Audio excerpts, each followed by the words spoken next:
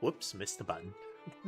Hello everyone, I'm newtmechanist, and today at this point, we are going to be continuing to play PowerWash Simulator. Let me turn that a little bit down. We missed yesterday, so we're starting a little early. Technically, we're starting on time. This is when I want to start on the weekends, but it's early at the moment for the rest of the schedule. Let's check in with the kitties real quick, though. Let's see. I think Molly is looking in one of the litter boxes right now. No, that's Sky. They are, every now and then they peek to decide which one they want to use. We have a very small portion of Sammy visible in the on the table there, and Mason getting a snack. So it looks like visibility is going to be low at the moment. But we'll see. We'll see. Ember's on my shoulder.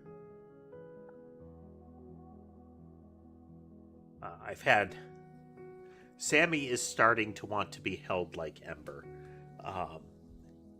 And she is way more particular. Like, you have to put a lot more effort into holding her properly. If for no other reason than she is musclier than Ember. She is a denser cat. And just noticeably bigger, you know. At least half an inch taller at the shoulder, you know. Sky taking a swing at somebody. Okay. Sky has darted into a cardboard tube and is striking at Molly from within. He is not concealed at all, as might be apparent. Full-on scuffle. But let's switch over here. We'll put this on the play area. I really need to change that button name. It still says window. Alright, though. Where were we? Well, we're gonna find out. Ember. You need to make up your mind, dear. Here, come down here. Come down here. No. Oh. This isn't what I want.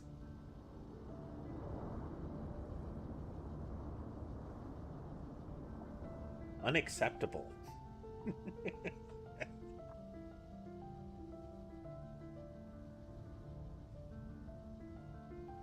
I got a cat. She doesn't like backing up. They have a lot less perception about where they're moving. Even if they could turn and look, they don't have, like, their whiskers to tell them if they can safely fit, that kind of stuff. So they like to move forward, and that can result in the this is the worst way to cross this pathway, but it's ahead of them, so they go in that way. But alright, let's see. We were in the middle of one. We were in the middle of the farm. Okay, that's what we were doing. We still have the silo to do and a good portion of the barn, as is apparent. So let's get to it.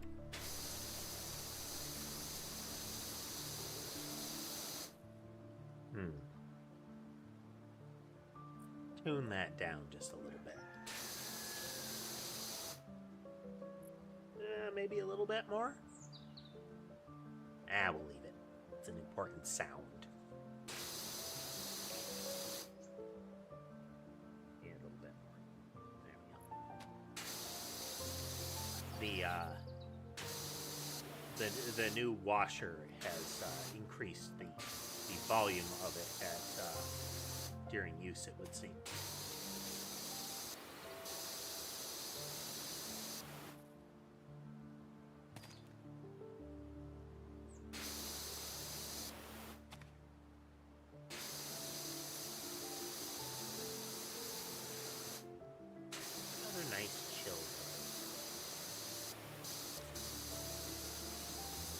with luck, we can get a lot of progress. I do want to get those coding streams rolling again, but as I said, our current goal is,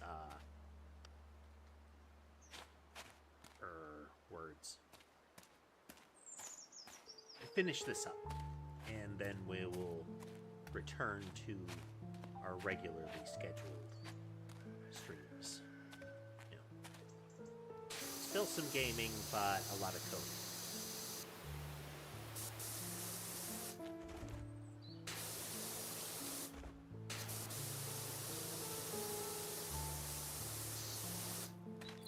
I wonder if it's considered safe to pressure wash like the top of a gutter. Will that damage it? Seems like you'd be putting a lot more load on it than normal. I guess we can walk on these, so they've got to be more durable than normal.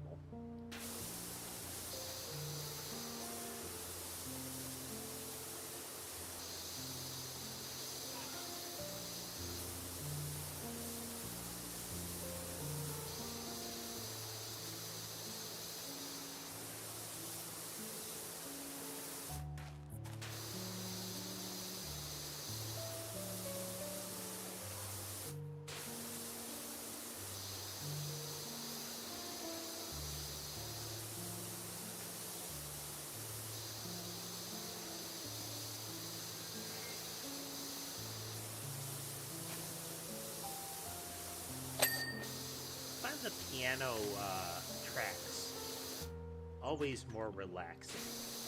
For me, strings are able to be a lot more sad than piano. Hate to break it to you, Cuddy, but don't think it was Pete, mate. Oh, who stole the gem? According to the press release, the merman was guarded 24/7 by a state-of-the-art security force. No way an average Joe could do it. Remember, the way the mayor referred to this state-of-the-art security force was as if it was a singular individual. What about someone with access to Sponge Valley Tech? Blake Thrust? Except he disappeared, though? And hello, Taz. Welcome. Yeah, we're back to the barn. Hoping to get a lot of progress. Made sure that we'd set aside time for the full stream schedule that we were aiming for before circumstances changed. Wow, there's some like projectile glop here. This is like buildup that maybe you could get from like lawnmower spray, but this impacted the wall. This was done. It didn't happen.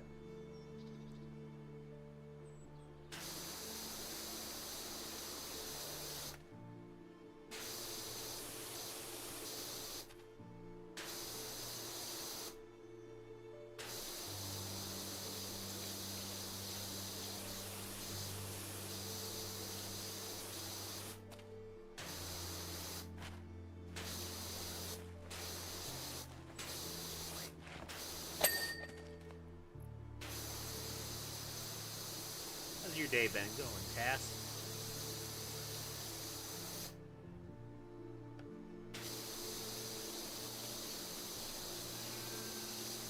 I mean, based on the condition of the gas station, maybe they stopped to eat at the gas station, and that was the result. Let's see if the kitties have gone to ground here.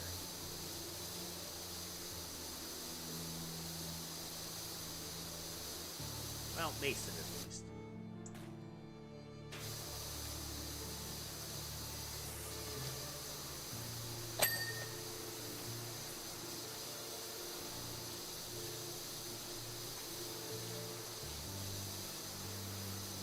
We've got that whole silo to deal with.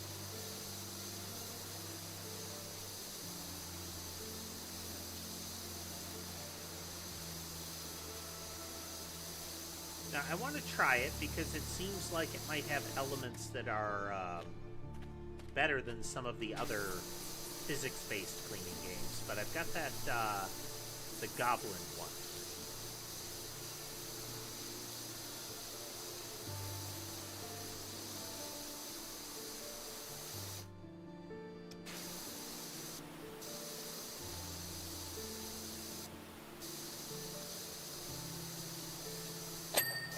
Yeah, goblin cleanup crew. Something like that. Or like you have to feed the giblets to mimics without getting too close to them, or you mop up goo with, like, slimes.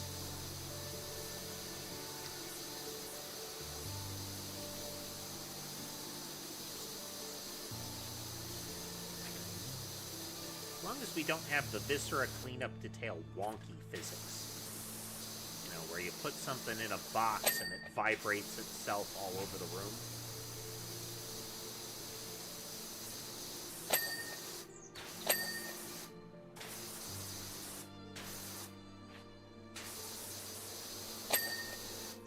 But we'll see. Potential and all.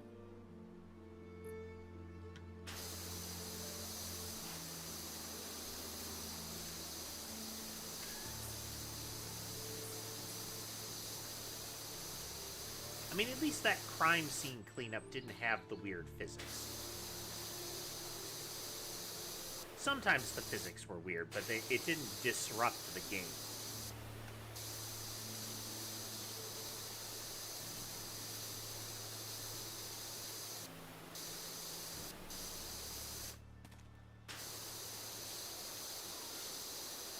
I believe crime scene cleanup has some extra content that they added as well.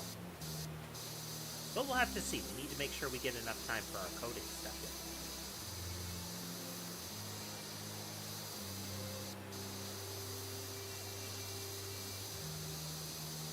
Crime scene cleanup did have some building stuff, but I don't think it culminated. You know, it didn't wrap up, so...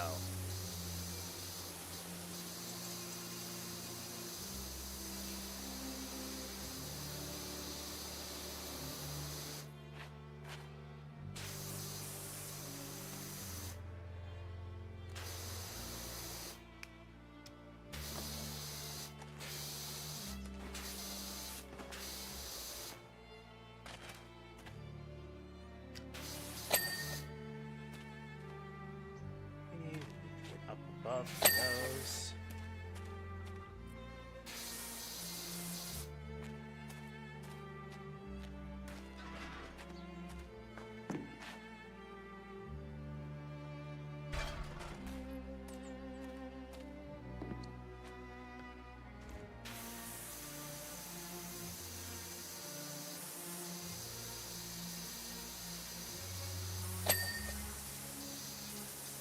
Crime scene cleanup did have the vibe that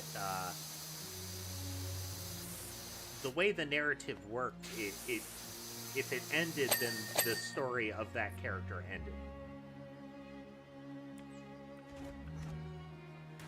Hey there, Pope. Welcome back.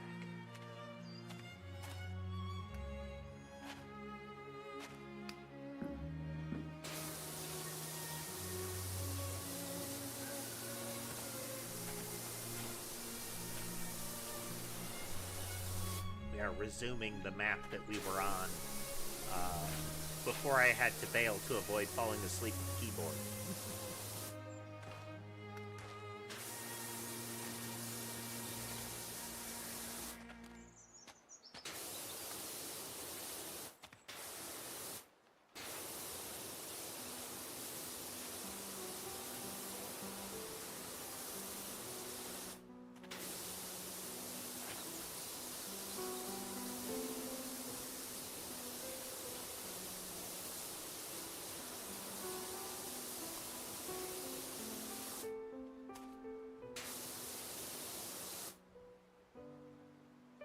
Matter, Sky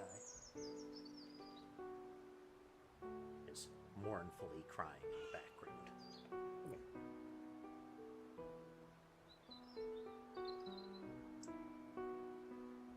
I'll lean over and give him some back scratches.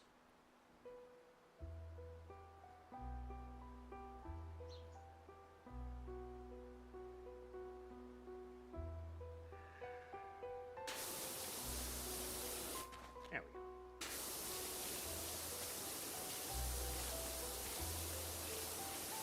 Well, these times I wouldn't mind getting the cat fishing pole set up again.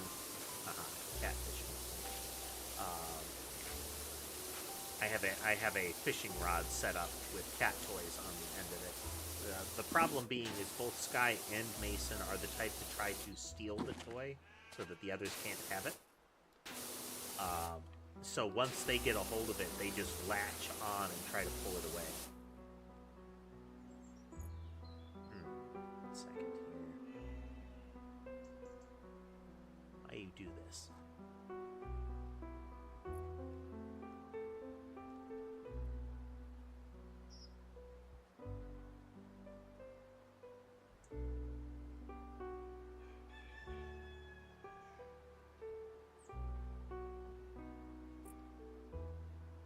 Alright, just a second.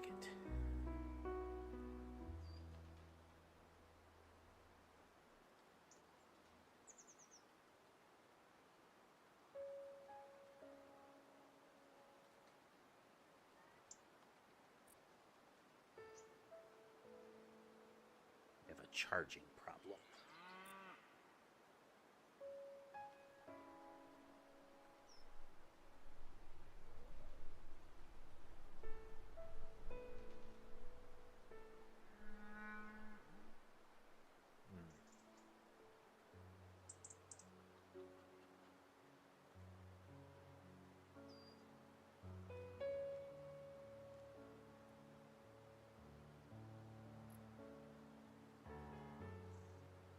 There we go.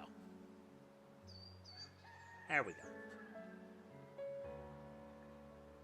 Camera was running low on battery, and that would mess with tracking. And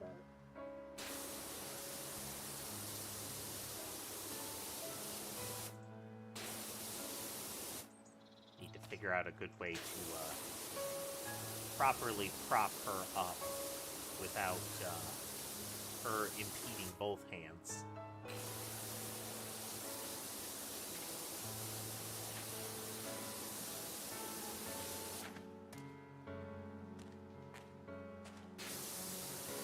We don't throw ourselves off the edge again.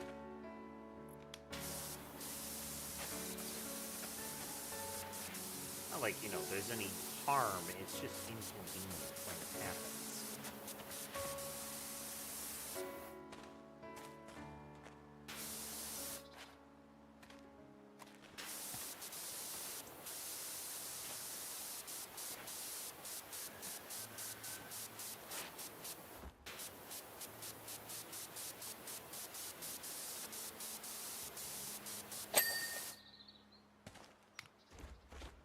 Same last time though,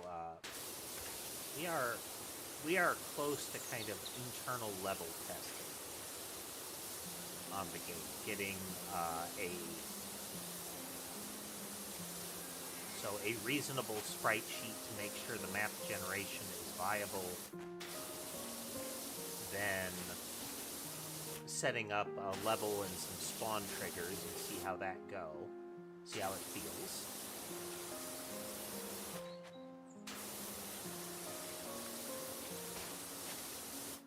I do like that the current model I'm working on, as far as how level structure is, also opens the door to one of the things I wanted to do, and that's rig it up so there is a play it passively on the stream kind of thing,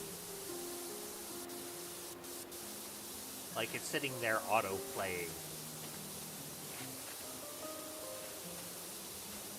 Wire it into some streaming APIs.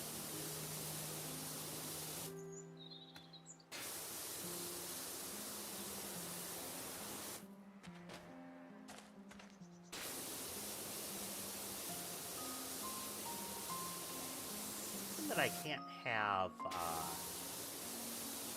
again, people can't be trusted. That I can't have the text of chat on screensavers. That I'd still like some indication to folks that chat is happening in the different streams so that they can see where the chat is happening.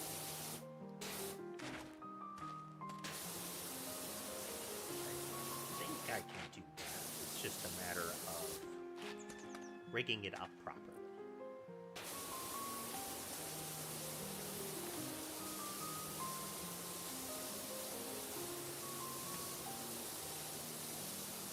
I'm slowly moving on getting video creation going again. Part of the process is I've been not doing it for too long, and I've lost some of my settings when switching over to the new computer, so it's a lot slower. But I do plan on having some shorts sometime this coming week. Ideally some basic channel stuff as well as some work on the thing.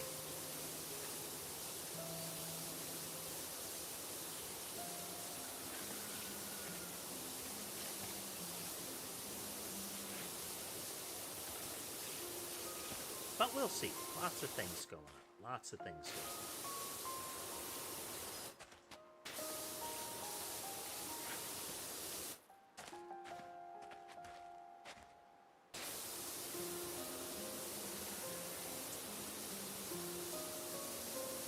Hey there, Rapid Fire. Welcome.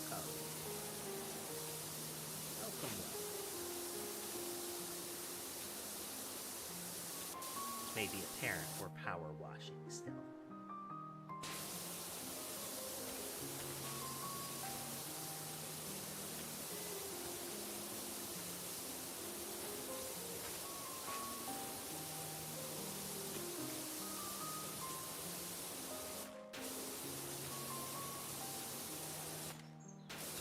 Play this until we're done with the content that is available at release.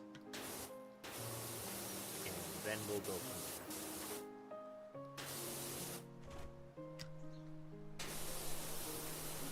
I need to get some coding going. Yeah. How is everyone doing today? You had a good weekend. I play on PC, Rapid Fire. My gaming platform of choice. In no small part due to the fact that gamepads destroy my wrists.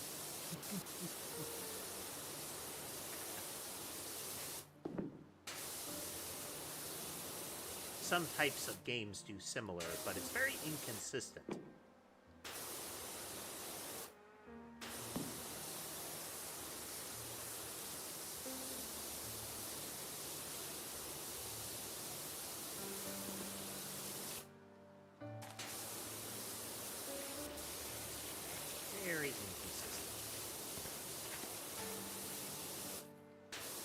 But anything that needs me to do gamepad will inevitably reach a point where I get full-on, like, claw going. Honestly, guys, I don't care who stole them, only who gets them back. They were priceless, not to mention scientifically inexplicable. We still have no idea how they work.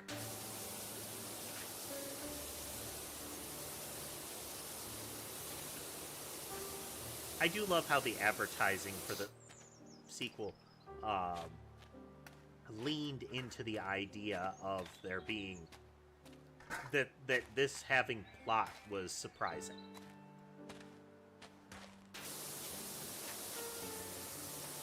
Like them riffing on the fact that there is lore in this game is part of the ad reel.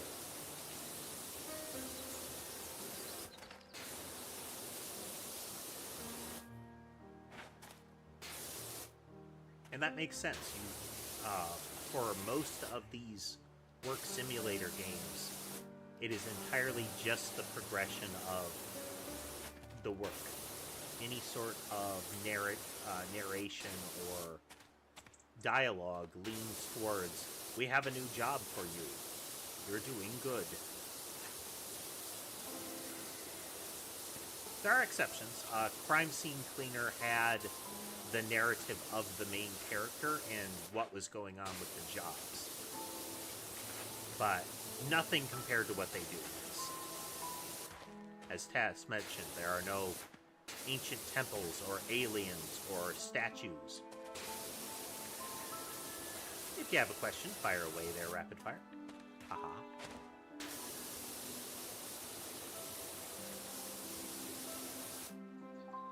Do I stream full time? No.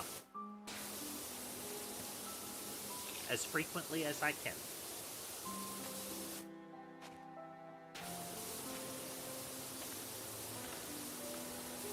Various circumstances prevent it. But not for want of doing so. Or want to do so.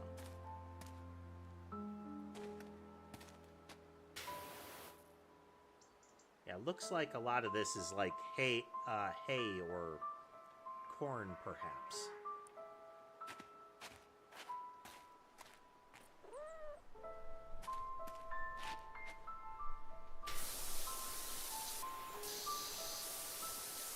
Definitely gonna need to climb around on this one.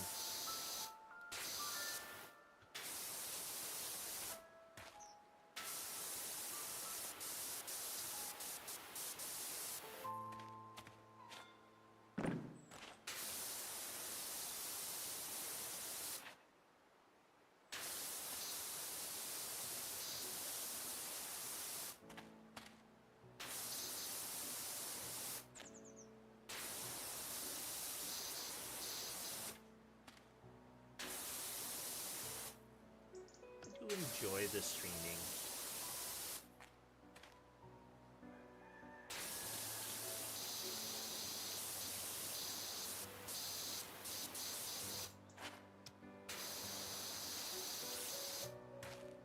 There are other things that must be done.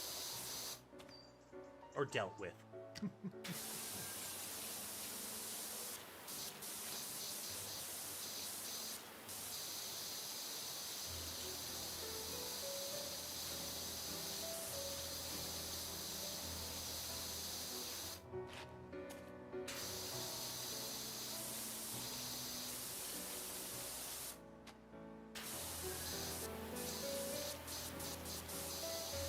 But even outside of, like,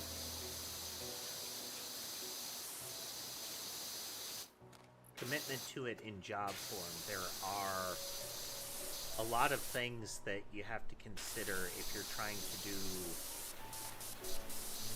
to progress, you know.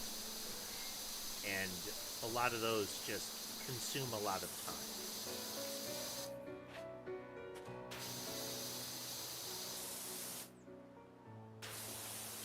Making sure that there is video content,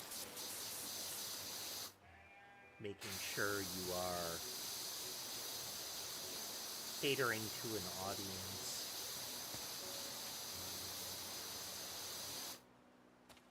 Those kind of things can take time.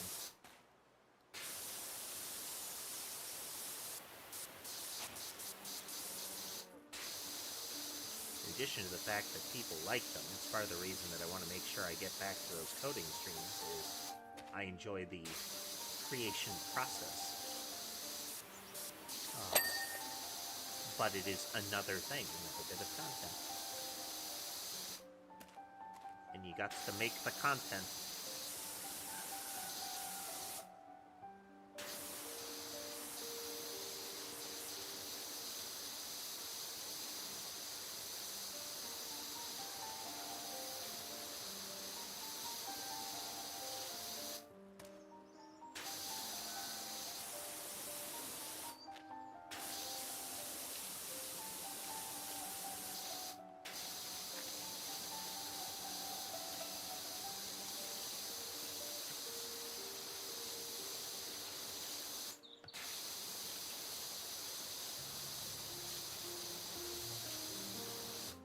Would I like to make enough money on streaming to do full-time? Yes.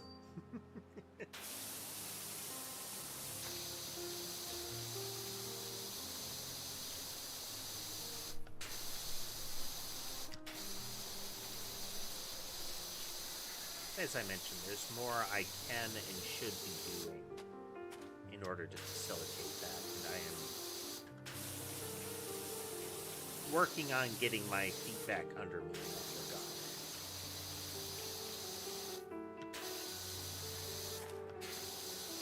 Losing some momentum is part of those other obligations.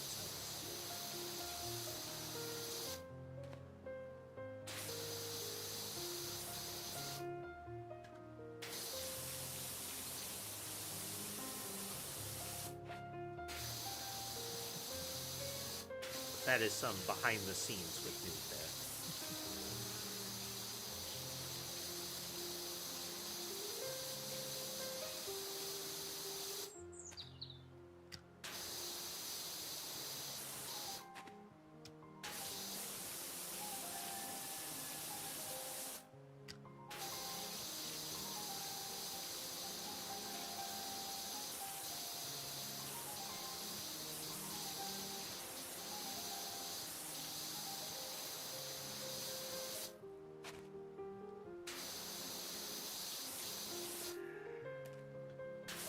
Things I want to figure out how I want to do it is getting some potentially members only code summary streams, you know?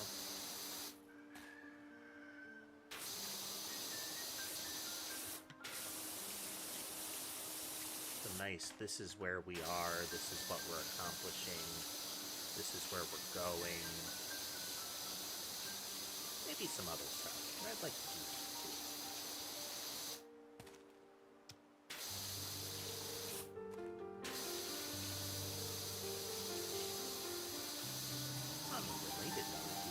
Support the channel, you can do so through likes, comments, subscribes, as well as platform-specific membership-like options such as subscriptions, memberships, bits.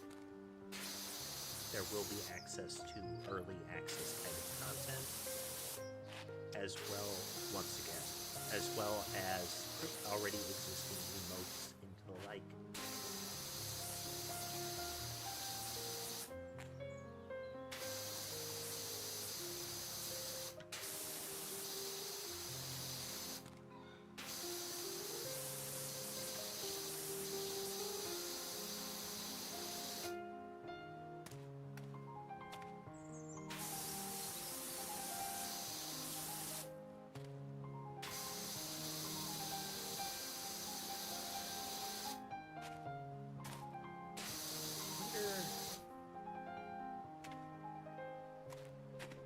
Okay, yeah, we have an extra tall platform for this.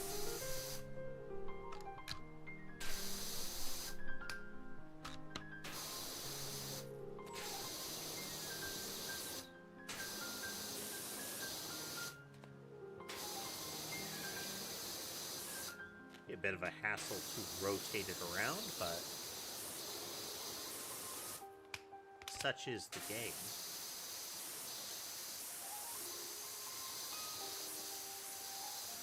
Wow. Greater pressure on this one lets us get way higher than I thought we would.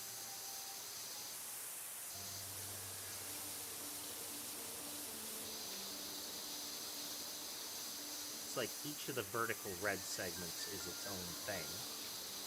This is good.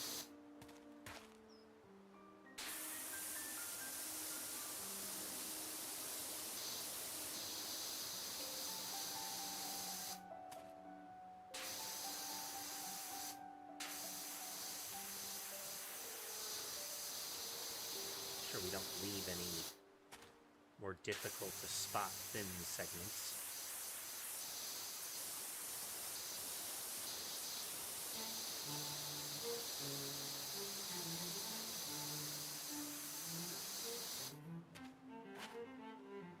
That's another thing that we need to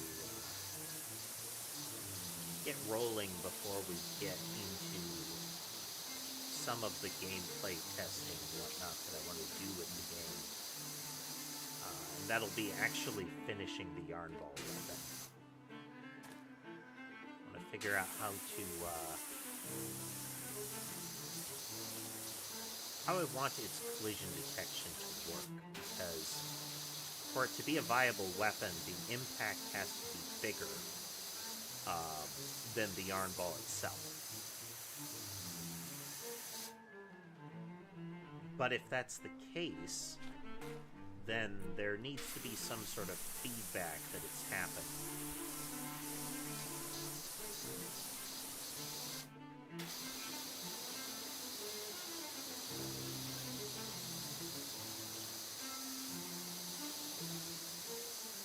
I don't really have a structure in place for that.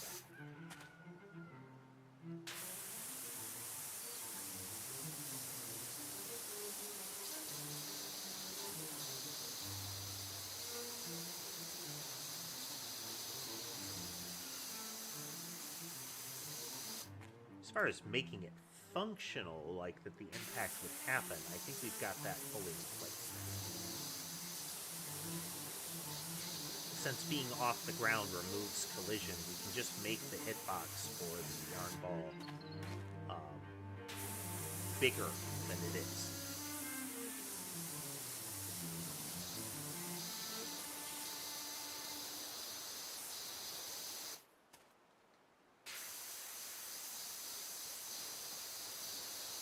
Be interesting to see how many of the things on the barn we missed. And which ones.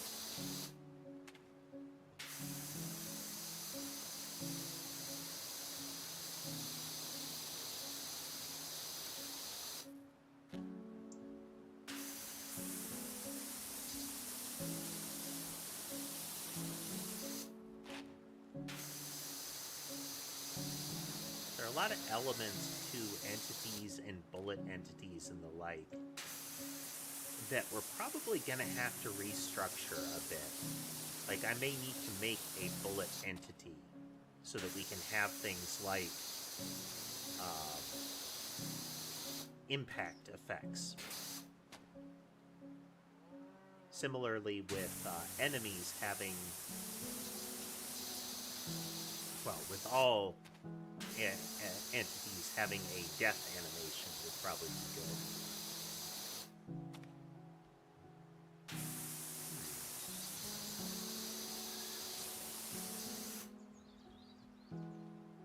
I wonder if that's something that we can just wire into the animation sprite sheet or the bullets and entities. Add a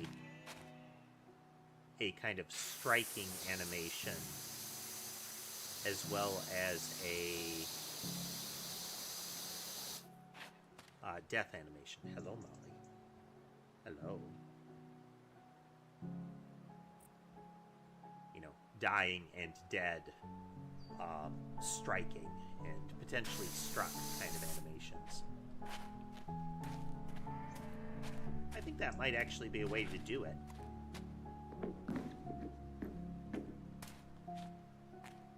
Potentially fiddly, but I think that's probably the way to do it.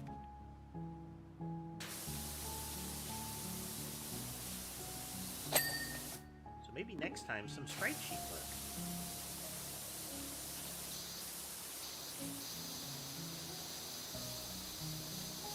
And then wiring those in.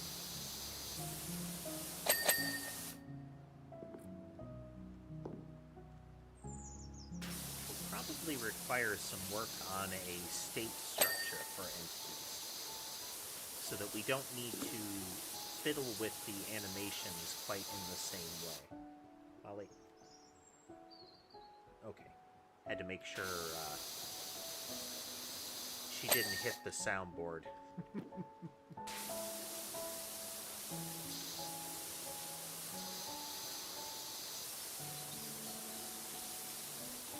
Molly is a clumsy kitty when it comes to the soundboard, and she tends to kick knobs and dials.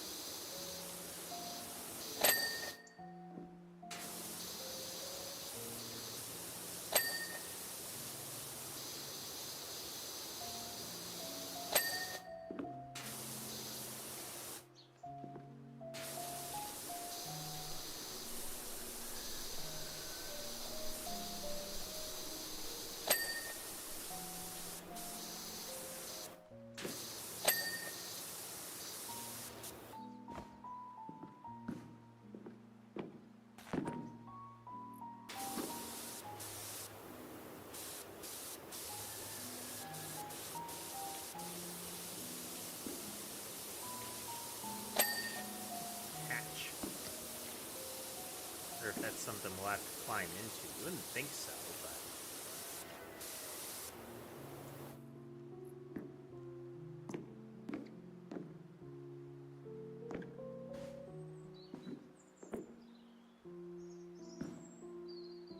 doesn't seem like it.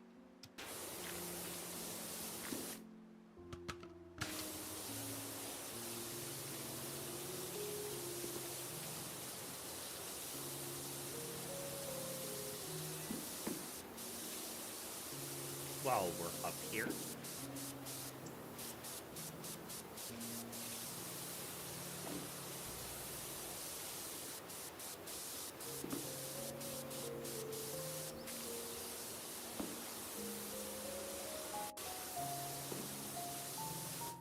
Unrelated, but I still hold out hope that they're going to fix up the technical issues with Monster Hunter Wilds. I still think gameplay-wise, it's one of the best. It's one of, if not the best one.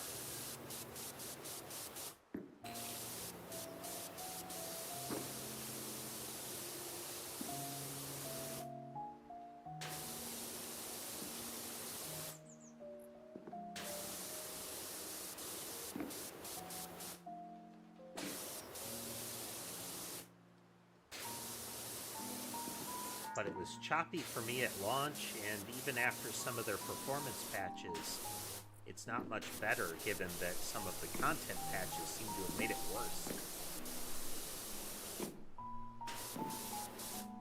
They say they're aware of it, but they're not making much as far as inroads to fix it, you know?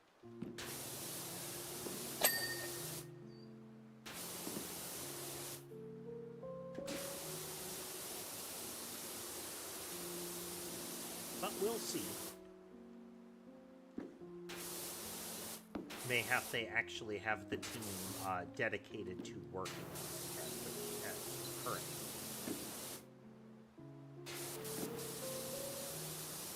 Breath will not be held.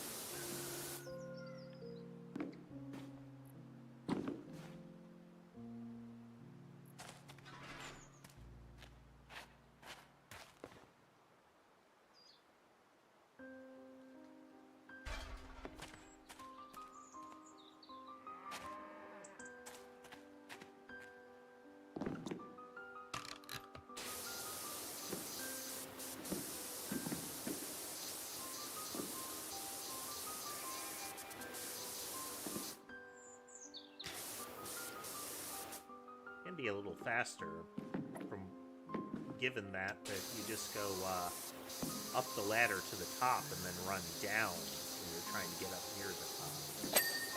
Ladder is very fast compared to trying to loop the steps.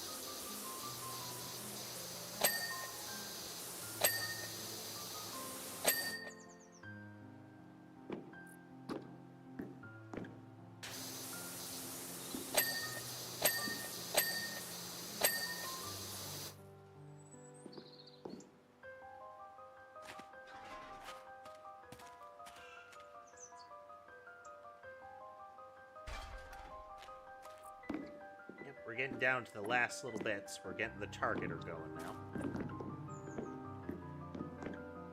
I say it's probably faster to climb the ladder because it's slow to run up the loop like that, and I immediately run up the loop like that.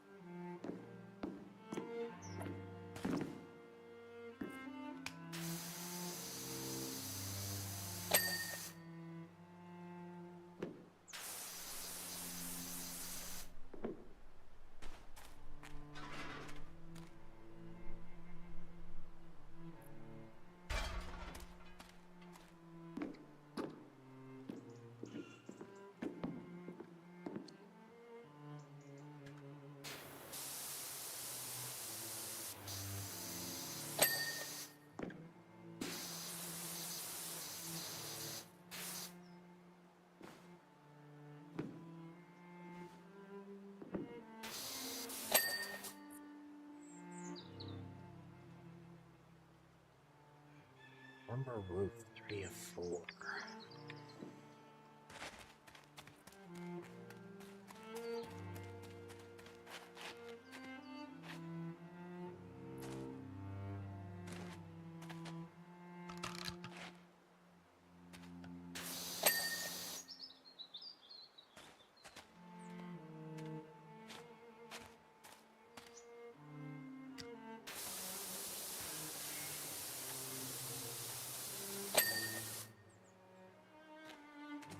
Gutters.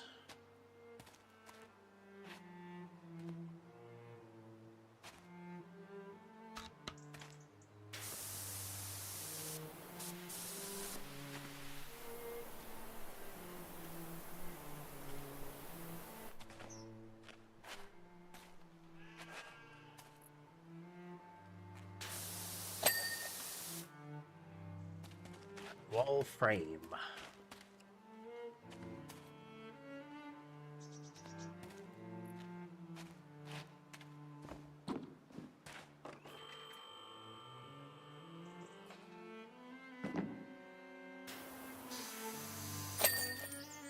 Nice. All right, let's see that replay.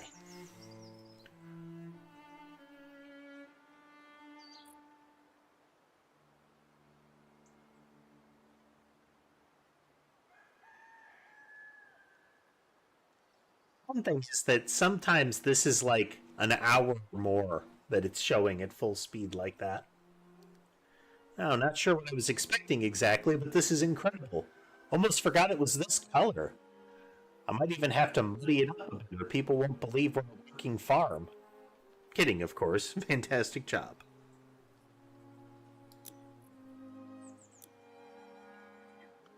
Already impressed. Not everyone can follow coordinates, you know.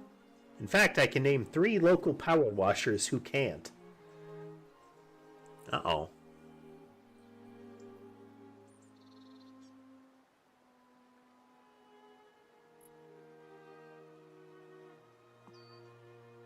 Let's fix that.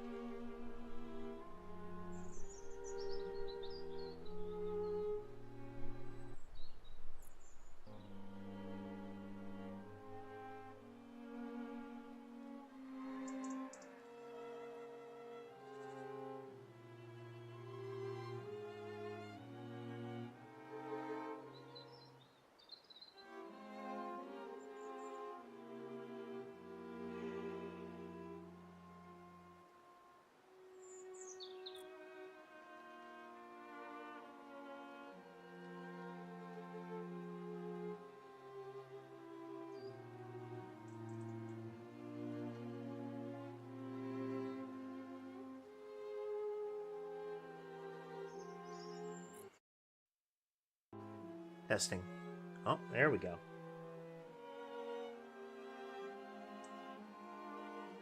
There we go.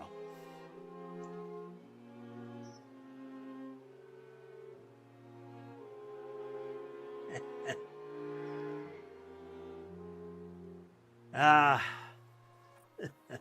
Hey there, Dods.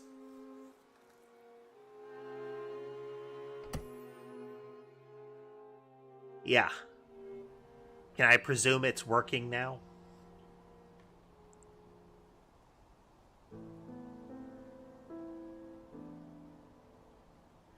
Really need to rewire the microphone at the bare minimum.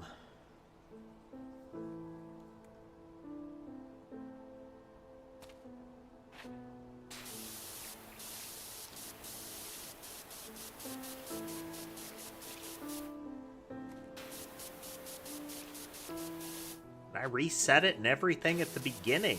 Like, before the stream, it was all working again.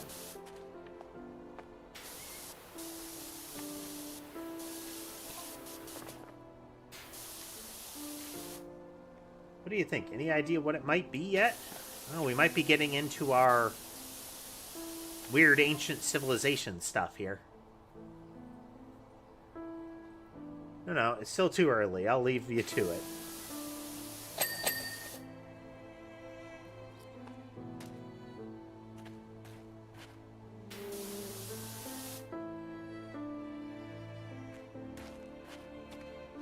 Find the kitties here.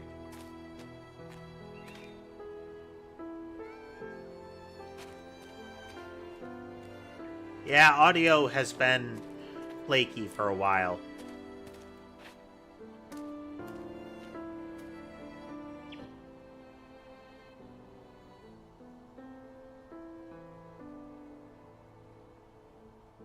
Readjust the volume. The sacred rites of percussive maintenance reset some of the dials.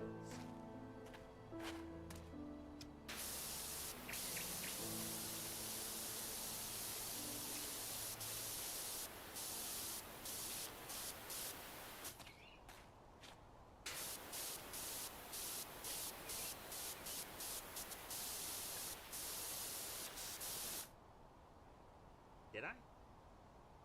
Ah, microphone's real low.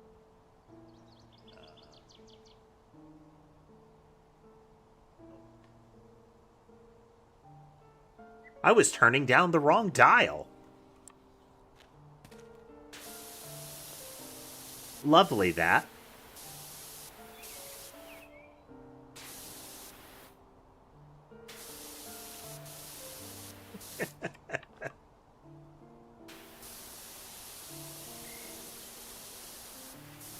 Dear, dear, dear.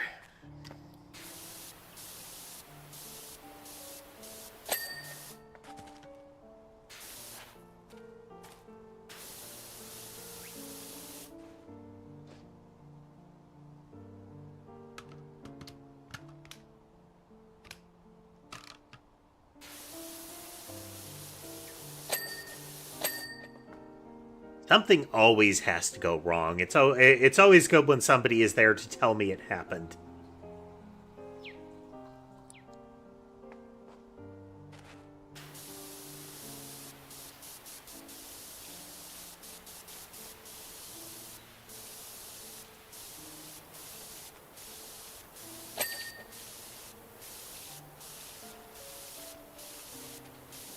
Said before, there's layers of audio that goes into making this work.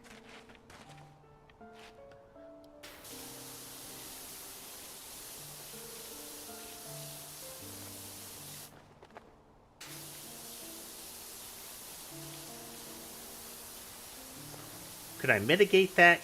Yes, but there's some things that I then lose the ability to do.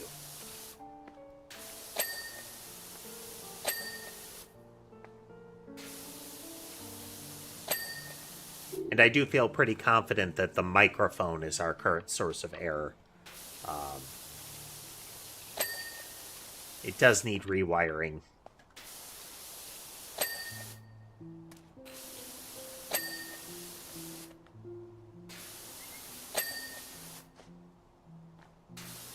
Cabling may have gotten slightly damaged.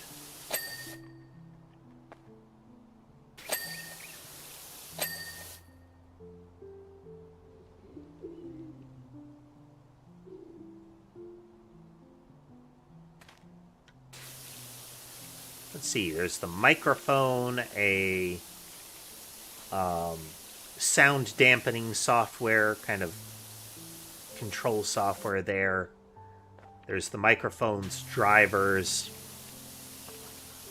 There's kind of the audio mixing system.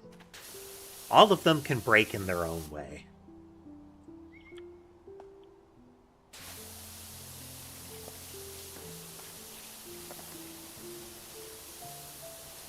The mixing system is more to get all of the audio where it needs to go and in its various channels.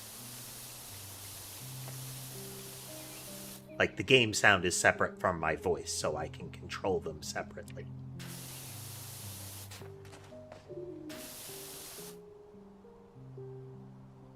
Some sort of animal in the near area here.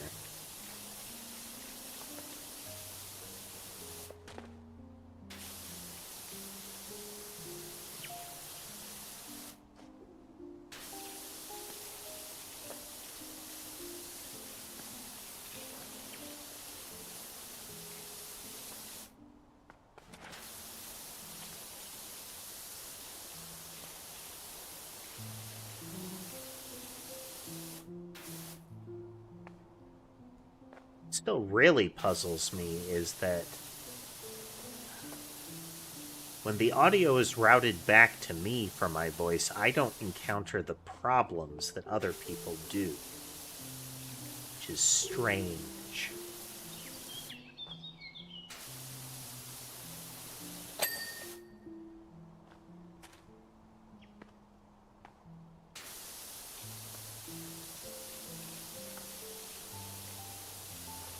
I would say, well, maybe OBS is messing it up, but no, it happens on stream and on Discord, which are two are in effect at separate layers, you know?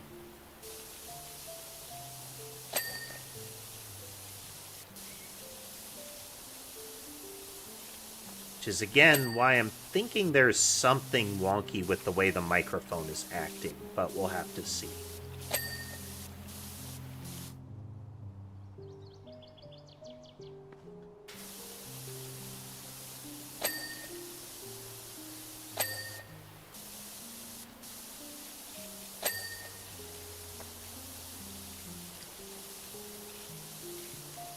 Might have to try starting and, like, running and then once again turning off Logitech's needlessly invasive software.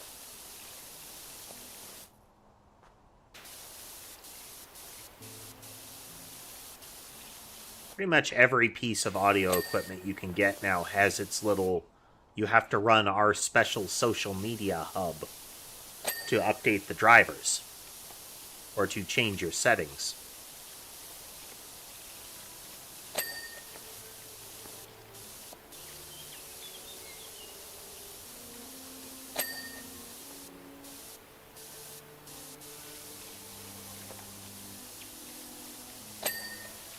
Yeah.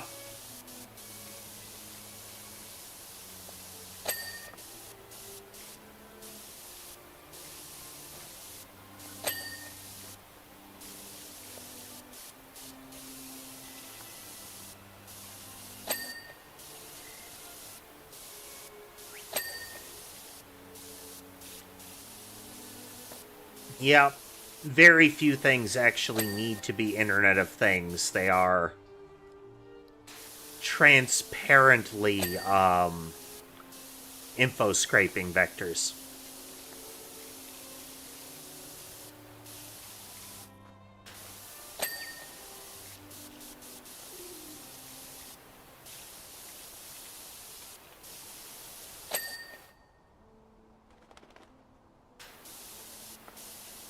Apparently Amazon is doing that too, Dodds. They're testing having the little video Alexa things play advertisements, and as part of mentioning that they were working on that, they mentioned things like they were testing it based on the distance that people are from the device, which means the device can tell how close you are to it.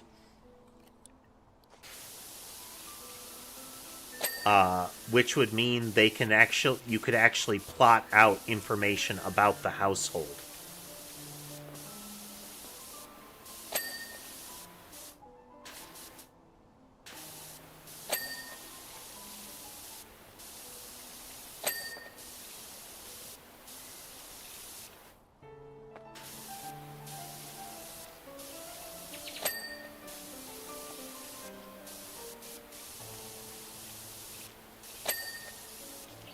Very Southwest US vibes that I'm getting from this structure.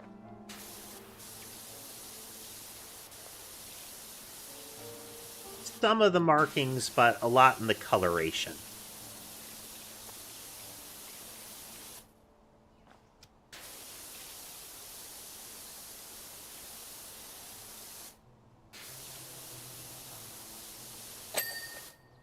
Yeah, it's this kind of pale orange and turquoise that's doing it, I think.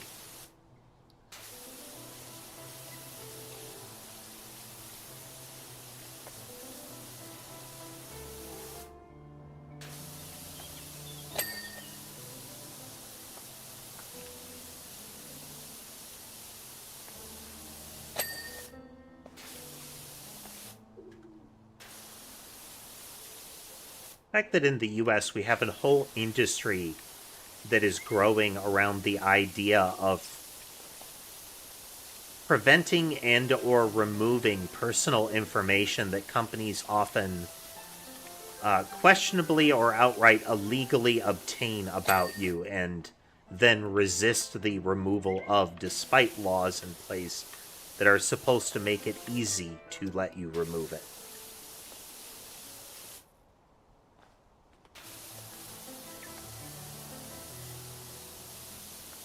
The best are the ones that make it hard to remove because then they turn around and say, "Oh, but it lets us improve the product for you. That's why you want us to keep selling your data."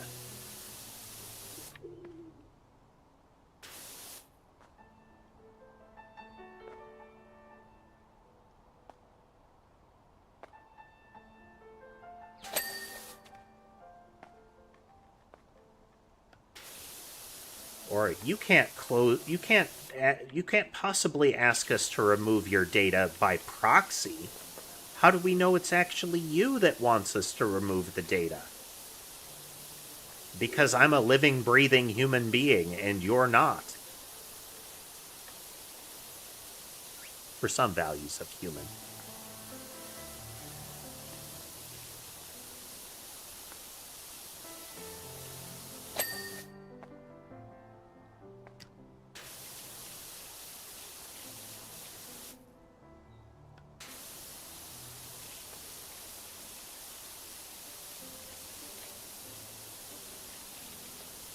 Yep. Though in the case of a lot of these, no, the product wasn't free. I shelled out for this refrigerator. With these particular features. That was the price.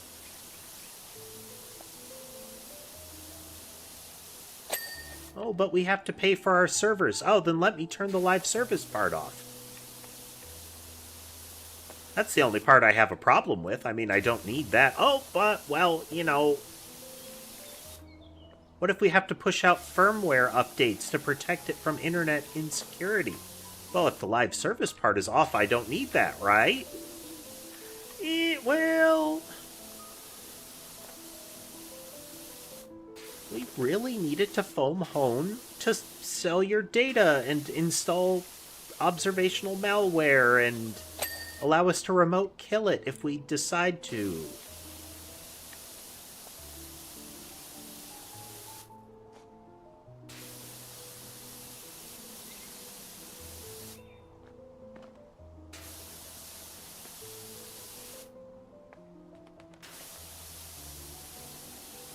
One can only hope that the EU continues to kick these tech corporations in the junk on the regular, because I don't think the US is going to do it anytime soon.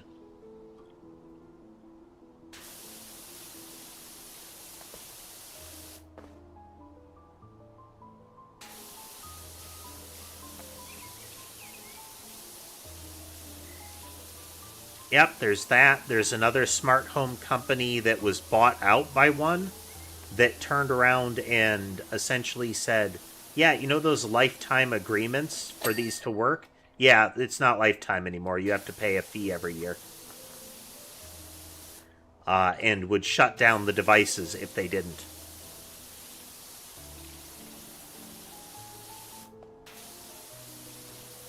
It is the lack of ownership after purchase paired with being able to hold it hostage.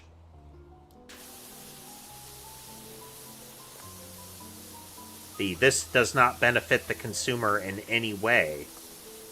It is clearly for you to be able to hold it hostage afterwards.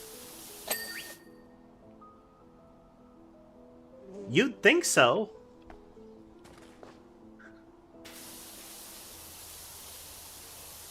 You'd think it would be illegal, but there are, like in the US, there are often laws in place that explicitly enable it.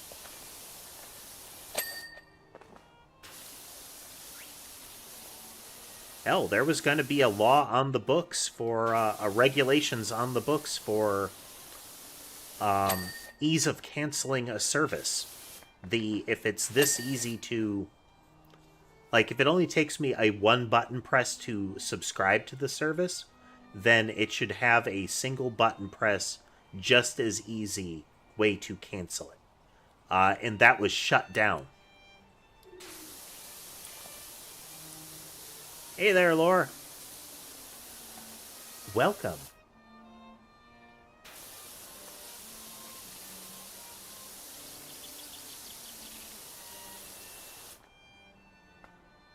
Yeah, I mean, the sad thing was, it was there. Like, that had been put into place, what would it be called? Kind of administratively. It wasn't as a law. But that policy was reversed almost as soon as the control of the administration changed.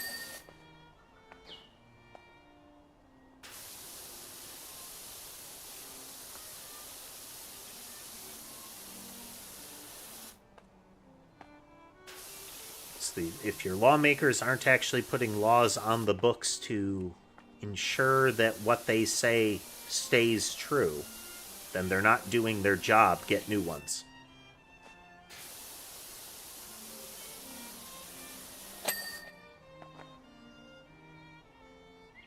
Like, right to repair is not supported by consumers. Straight up, is supported by consumers. It is only opposed by companies. And the reasoning that the companies give is super thin on the ground. Like, nobody actually cares for that.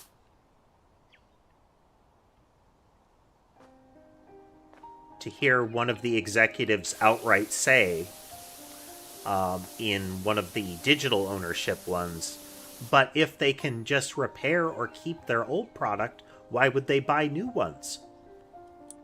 That's a question for you. What is it about your new product that interests me? Not much to them, is there? Not gonna lie, I was at least hoping for an odd sentence here and there. Still, two ideas spring immediately to mind. It is a hereto unfound stone structure in the middle of nowhere, and you were hoping for legible sentences. You have not yet studied it at all.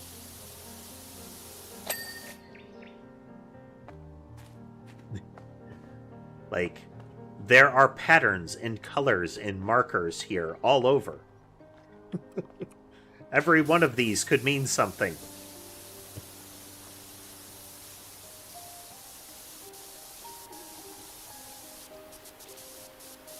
You like seeing there's cuneiform all over it and just saying there's just a bunch of arrows on it. It's meaningless.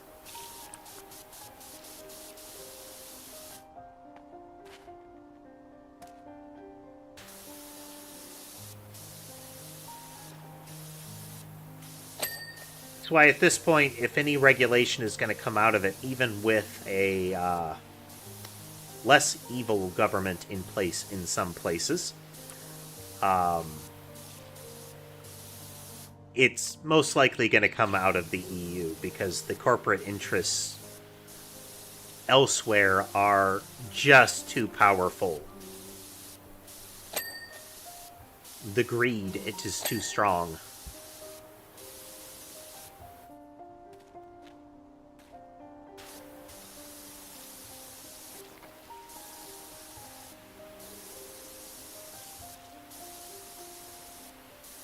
Like, there is regularly a sound from this direction.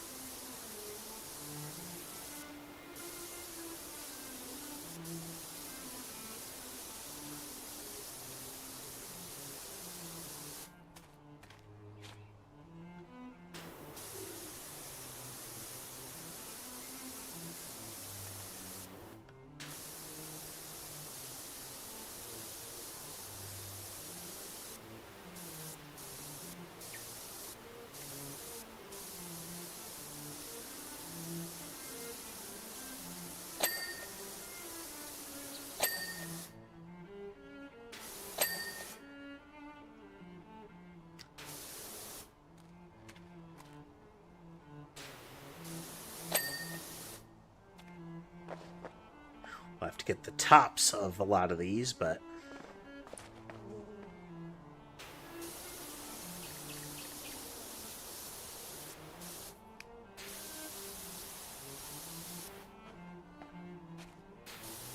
Right.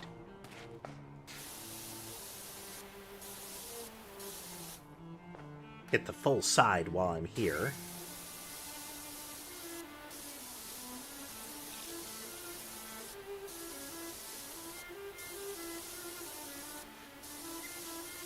Going to be Monday. Maybe this evening I'm going to start the process of readjusting the wiring, which will be an opportunity to replace the wires for my microphone here.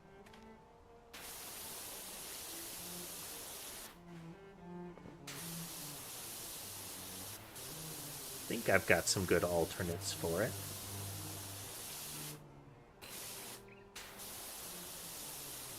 Sadly, many of the microphones that are easily available are still ones that use mini USB for reasons.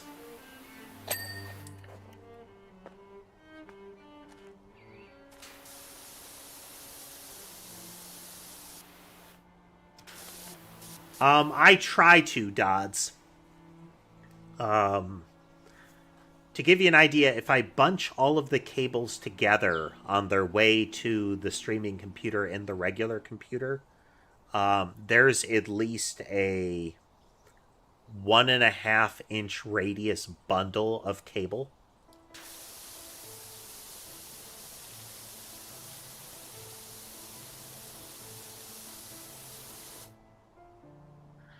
Maybe a little less, but it actually should probably be more than that.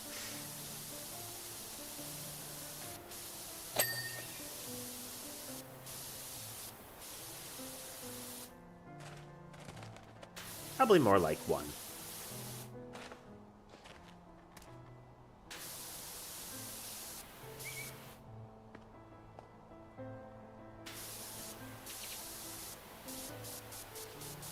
Now, for me, there's an added layer to the cable management, is cat defense. Any exposed, like, rubber coating on a wire, any wire like that is going to get destroyed fast. Sky and Molly are chewers. So it has to be braided nylon, but braided nylon isn't surefire because they can eventually damage it. Like, I've had some that I had to replace where the nylon is maimed free and the wires are just torn to bits inside it. So there's an extra layer of, like, neoprene wrappings around them. I don't think it's neoprene, but it feels like it, you know?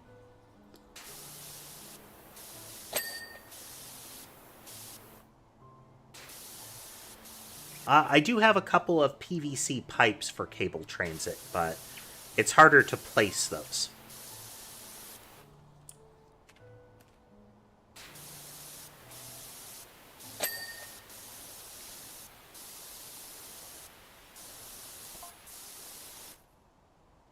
Looking at an ancient form of floor is lava. Folks would stand on the columns and try to knock one off their perches.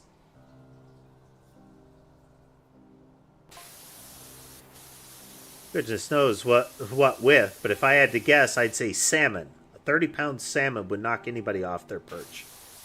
Okay, Park Ranger Adams, so your theory about what this is essentially ancient American gladiators, but instead of padded Q-tips, they used 30-pound salmon. That was off the top of your head.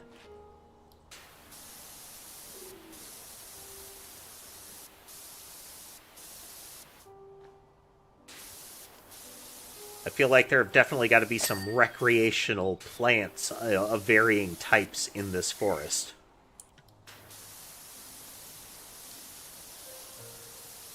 That man ain't right.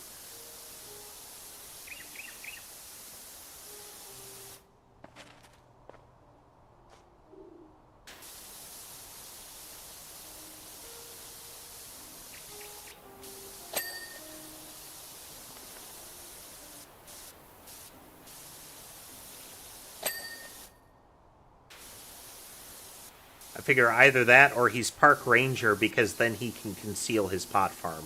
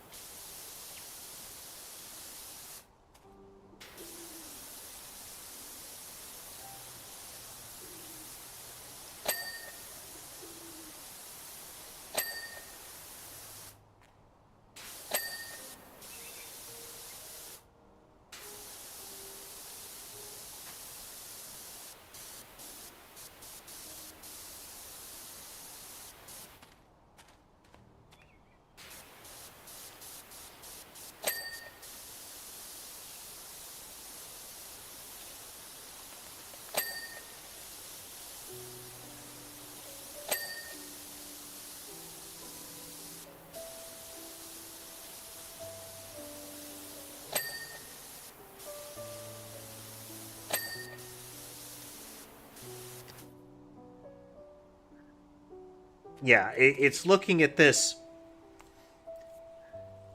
Unless they are, like, painted this color, which adds an extra question. One does not construct something like this of potentially non-native rock without very strong intent. And even if it is native rock just painted, that is paint that has survived the elements as well as whatever is coating it. And then power washing.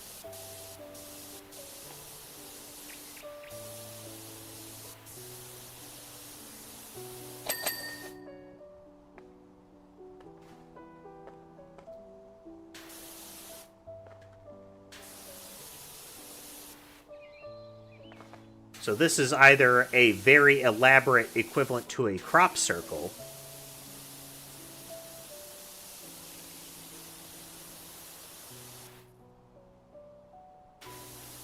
or there's definitely a lot to it, and we're about to get more merman statue stuff going on here.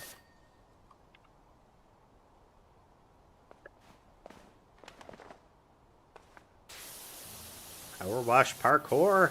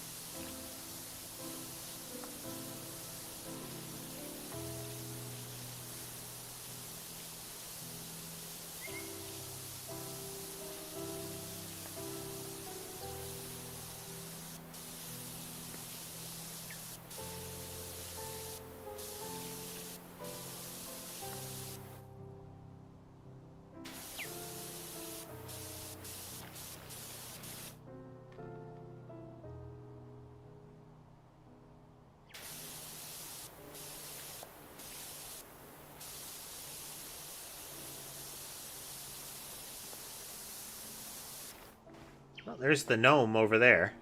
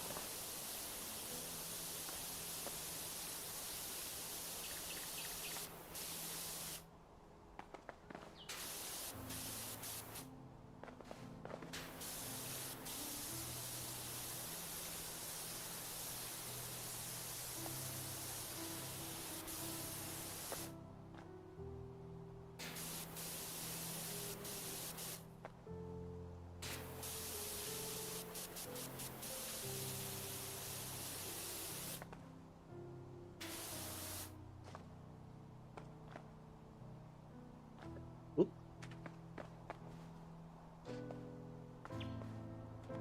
Fine, fine, fine.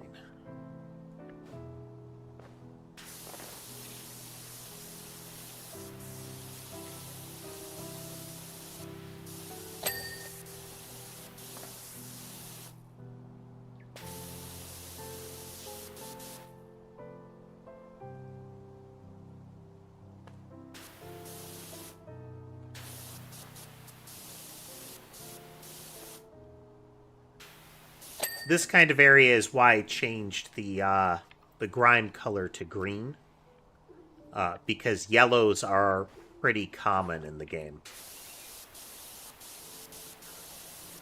But a virulent neon green? No, not common.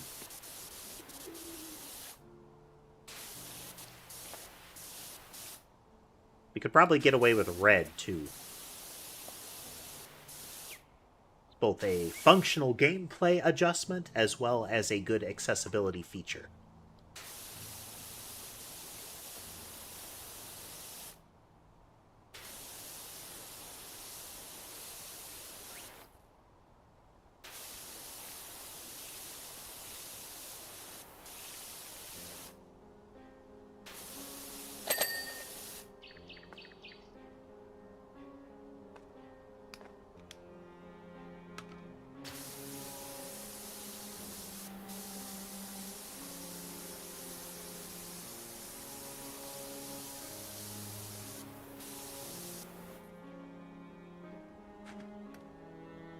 Halloween, not really a big thing around here. So, very chill.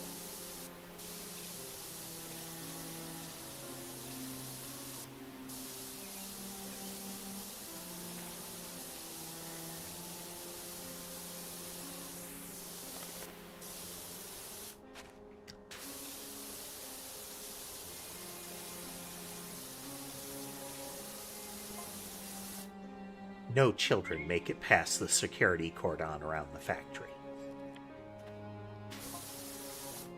Idea 2. It's a practice table for some kind of primitive parkour. Remember, these were merfolk, so presumably much more flexible than us. Their omega-3 levels must have been through the roof.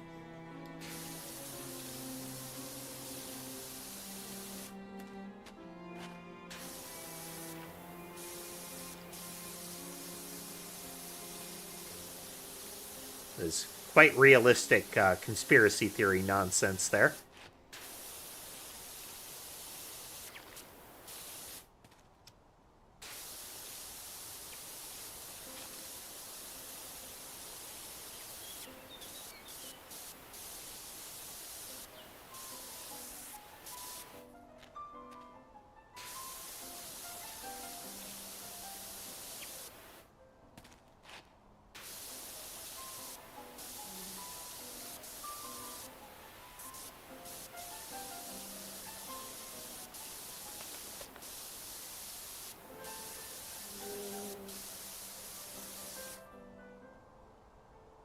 Weird. Wonder what that's going to end up being.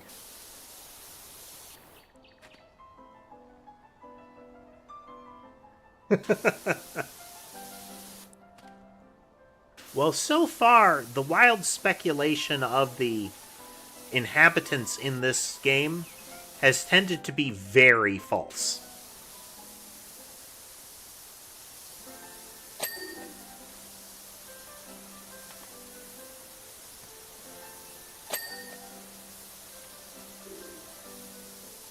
Like the old ladies with their haunted house that had angel glyphs inscribed on the walls, but it turned out it was just random graffiti.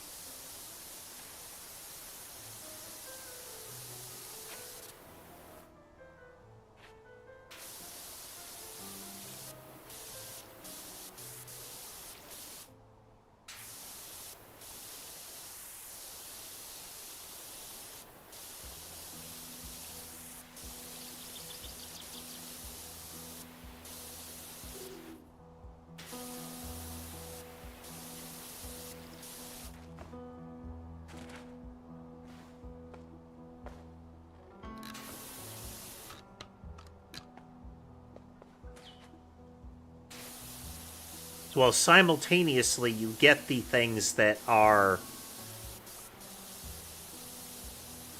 true, but the residents will be like, but that's, clearly fake.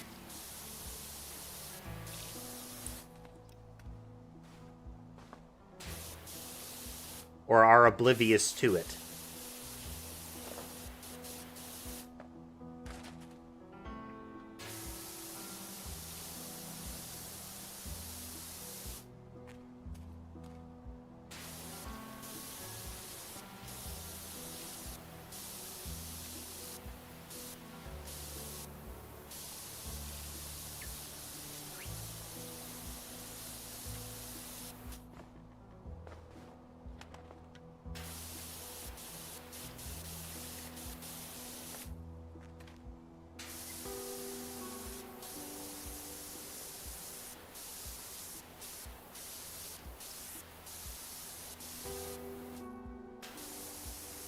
Your Invader Zim levels of obliviousness.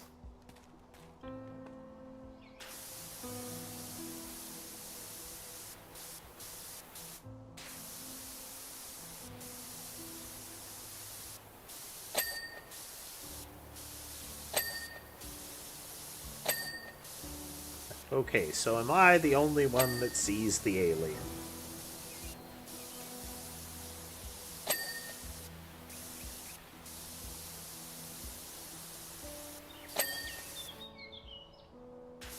Though, to be fair, that's generally a good thing, good kind of question to ask in those sort of circumstances. It's just a quick sanity check, you know?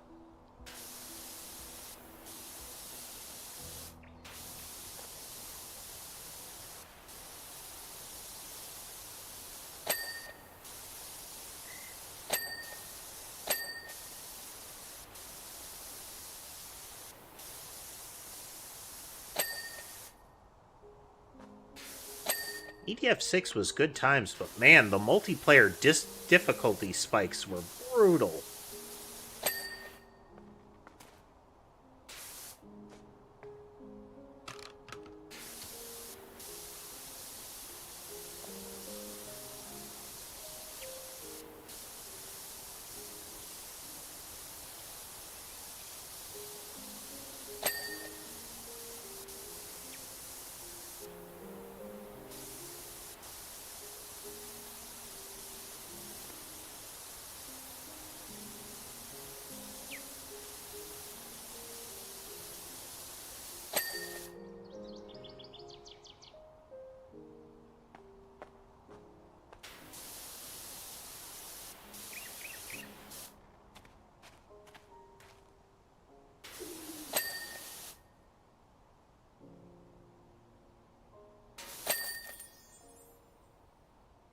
This is a quick one.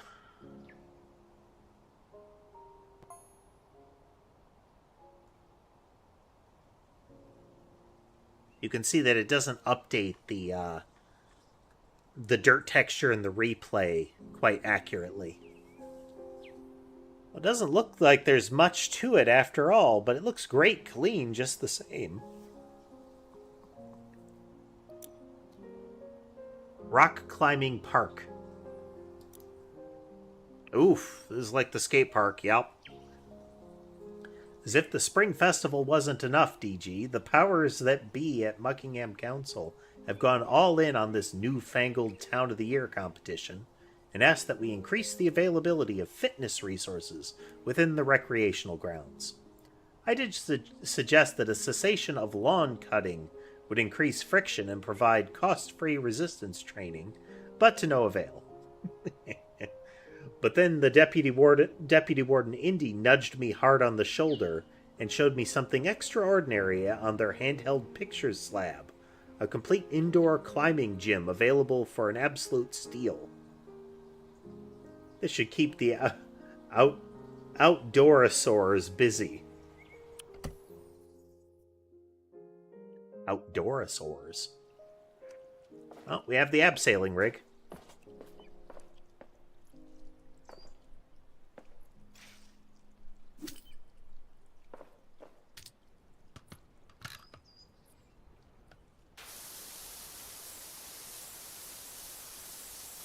Might as well make use of it while we've got it here.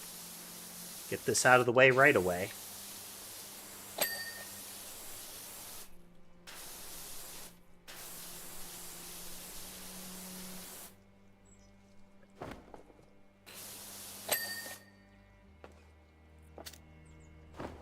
Get these lower rocks. This is the lowest part of the rig. Doesn't let us see the bottom of these rocks.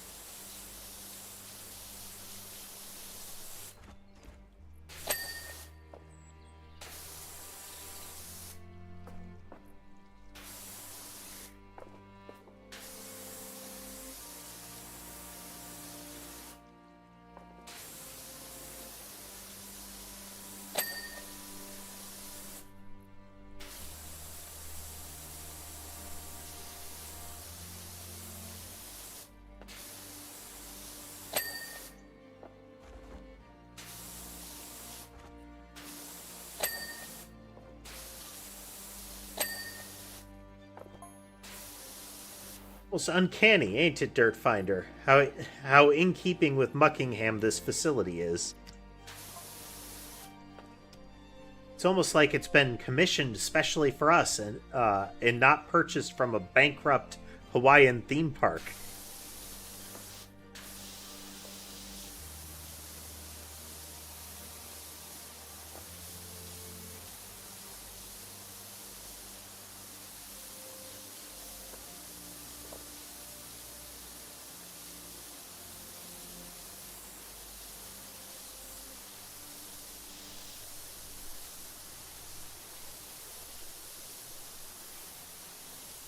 Watching climbing wall competitions can be very interesting, just to see the kind of movements that people can do, you know?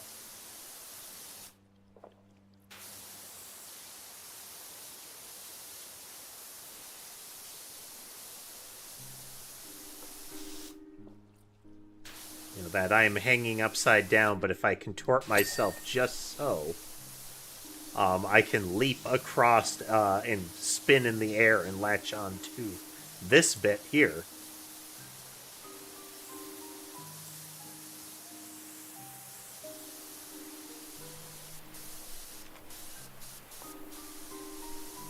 That's sort of, oh wow, if I tried to do that, my spine would explode, but cool.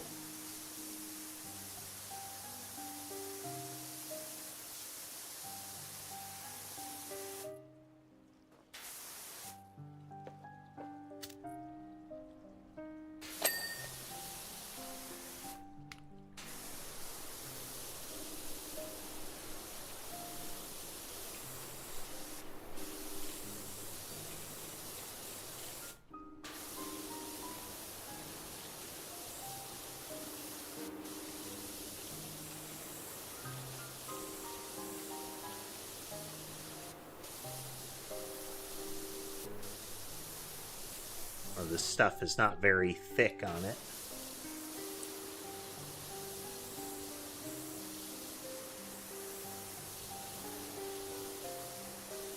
We're able to get quite a lot off with green at medium range, so...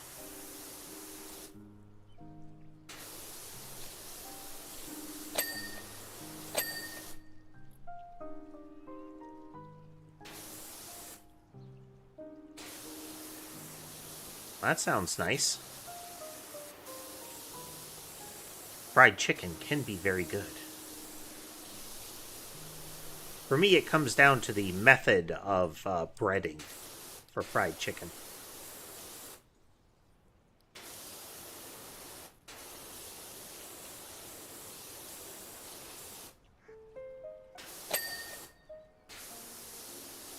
It affects so much about it, you know?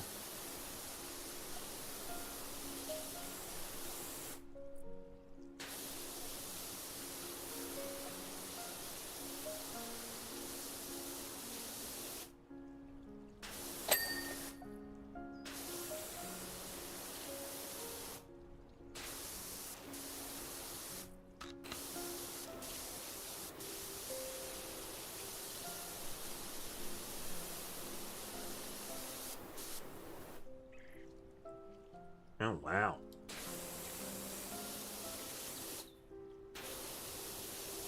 So all in fancy fried chicken. Nice.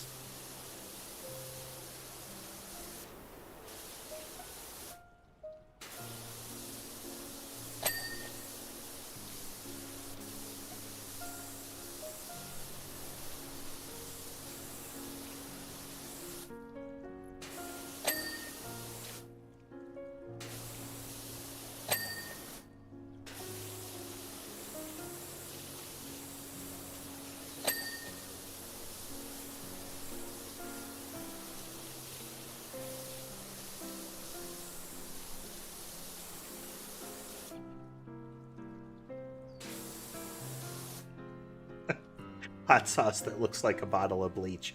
At least personally, most hot sauce might as well be a bottle of bleach to me. Doesn't taste good and isn't good for me.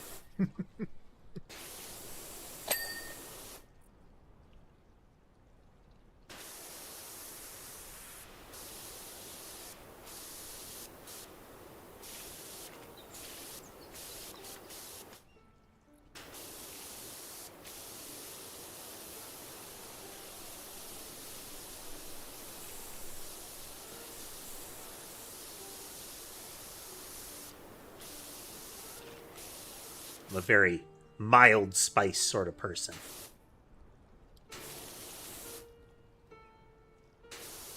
Like a little heat on the food, but it doesn't take much.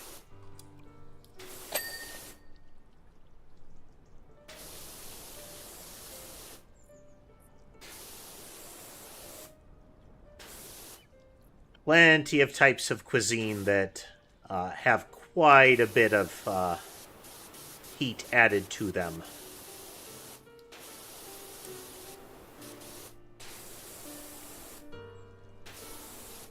Really don't mind the concept, but it also has to be one of those... It lends itself well to the meal, as opposed to just being a... And then we add lots of heat to it, you know?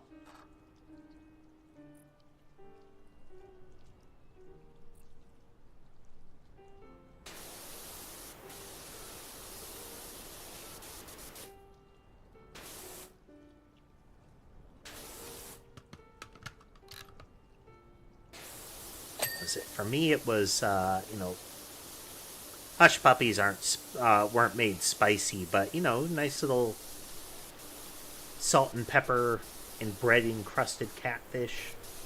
Maybe some hush puppies. That's good stuff. Haven't had that in a while.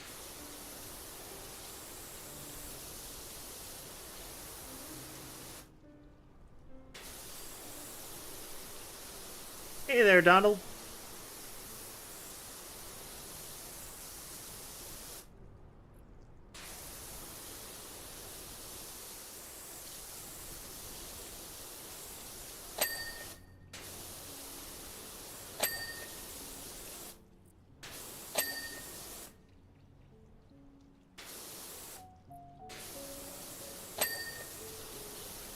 mean, food, like anything, is a craft, you know?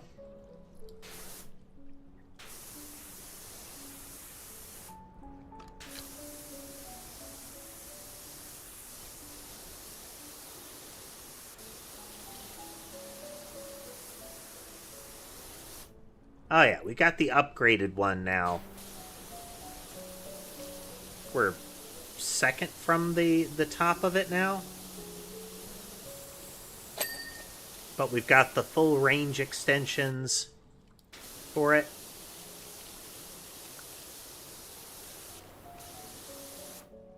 Next goal is, of course, the top tier one of this type.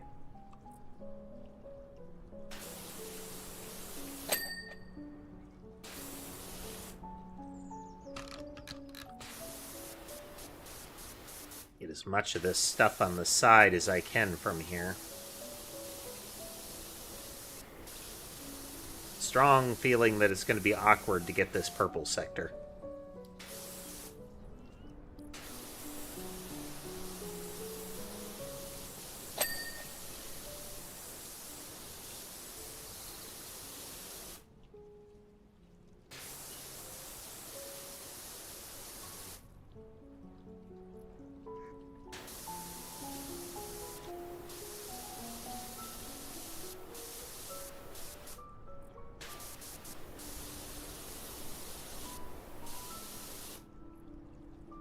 This is a new thing for the sequel. It is the abseiling rig. Got our little control buttons there. It's connected up to this doodad.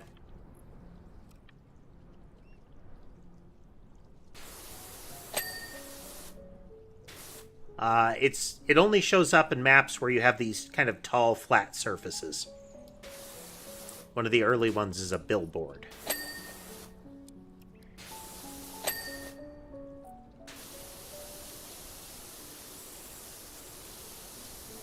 More likely you get just the ladders and scaffolds.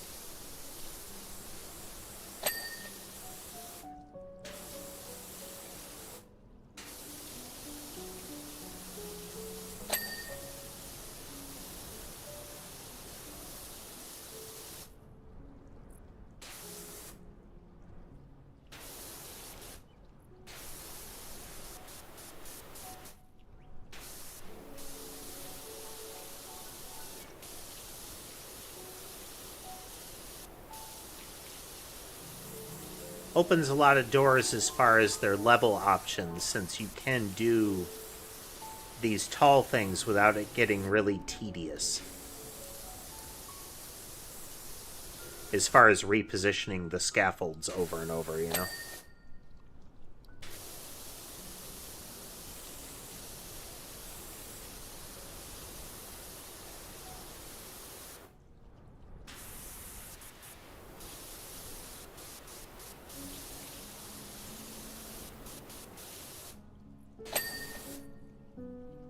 Go.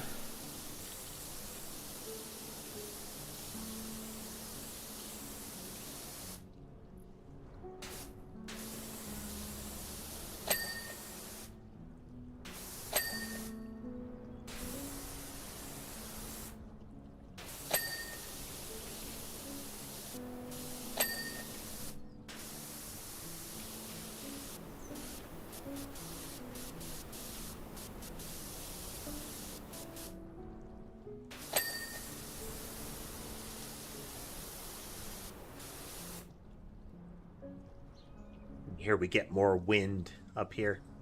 Let's see, we haven't been over there. This was the playset from the first game.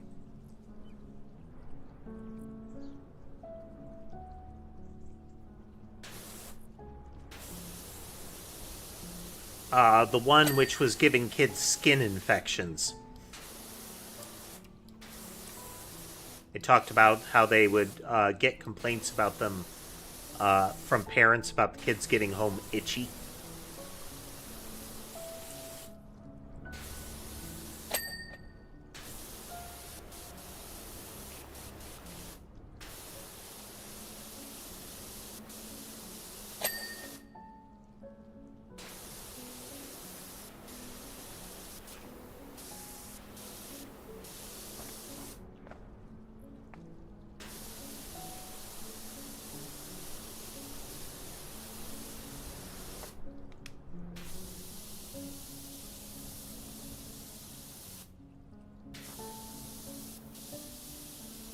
For those fans of Vertigo.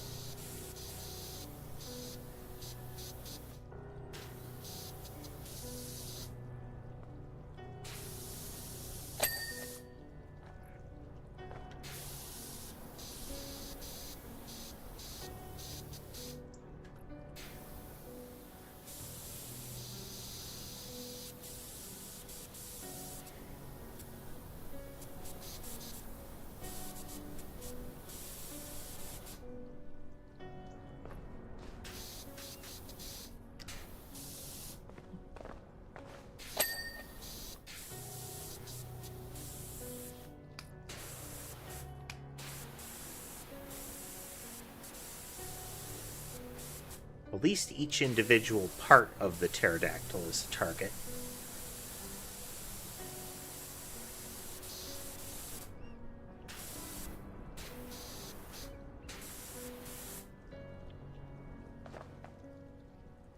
Yoink. Oh, okay, not one of those. I have just the basic stepladder around here somewhere.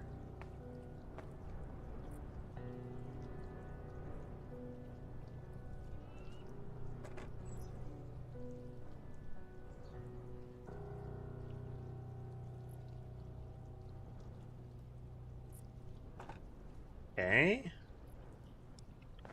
This one.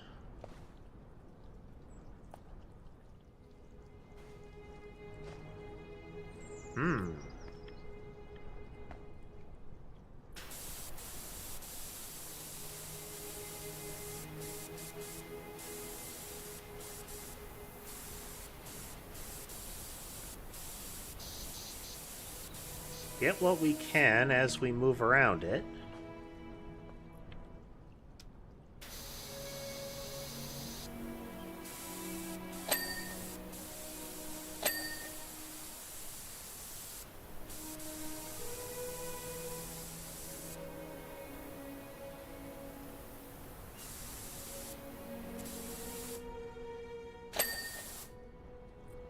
It seems pretty forgiving about how the dirt is laid out on the thing.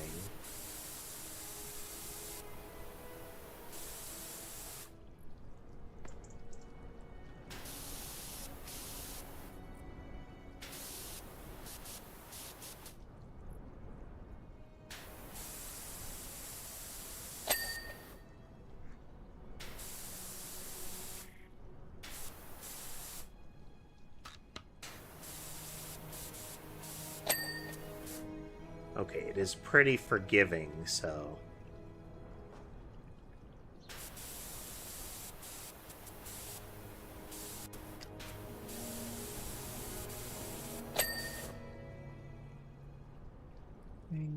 Leg, body, leg. Okay, I think we got that.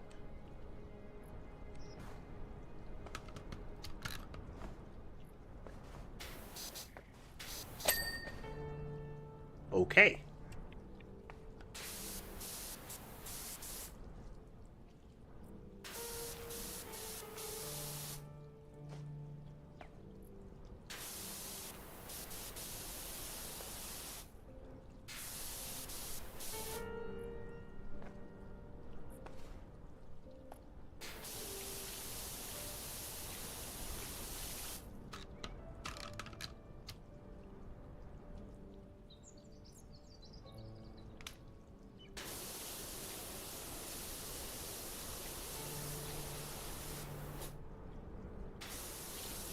I mean, I feel like I know why the place they bought this from went bankrupt, and that would be safety lawsuits.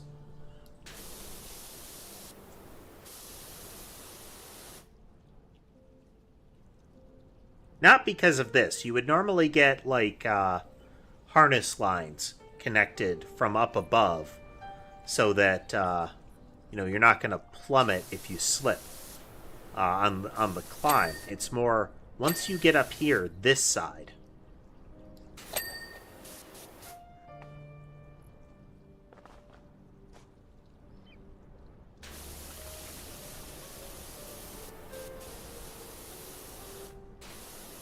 No railings up top and just this exposed, hit every platform on the way down structure.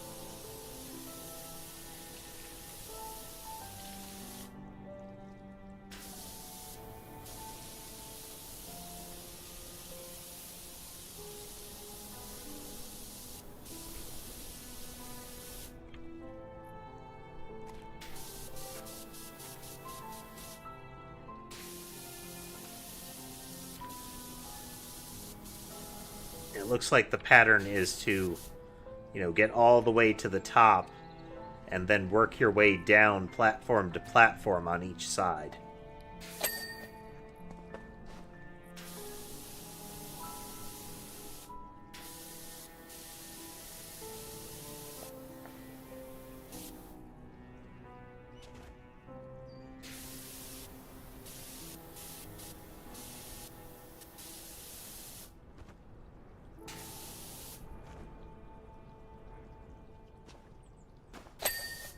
Whoop.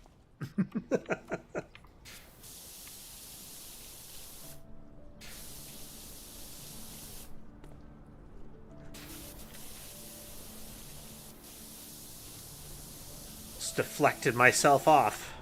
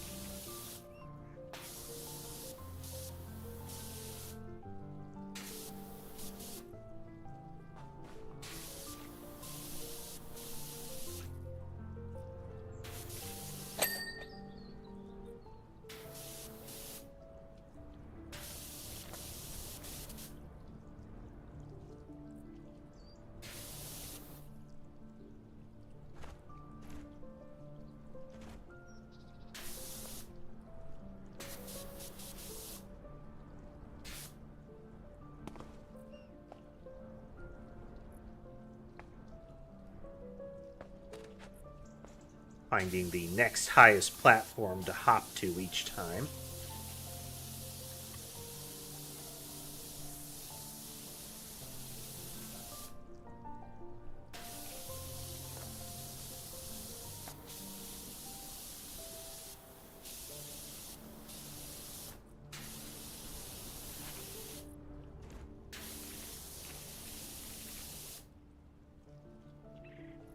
Move my arms a little bit. beach.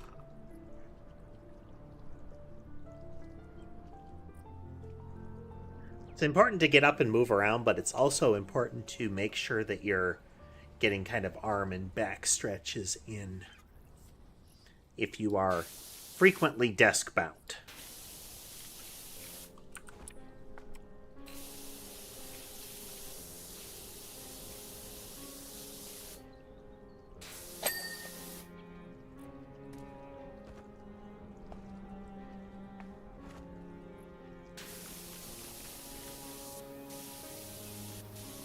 Can make a big difference in dealing with, if not preventing, repetitive stress injuries.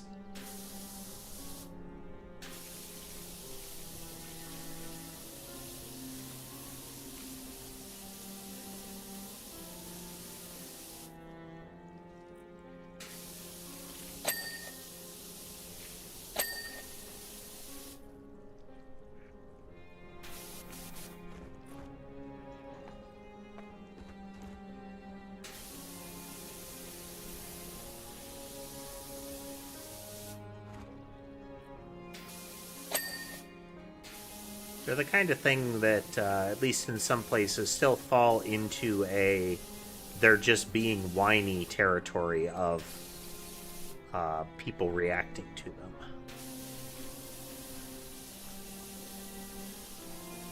You get full-on carpal tunnel developed, and it is not just whining. That hurts.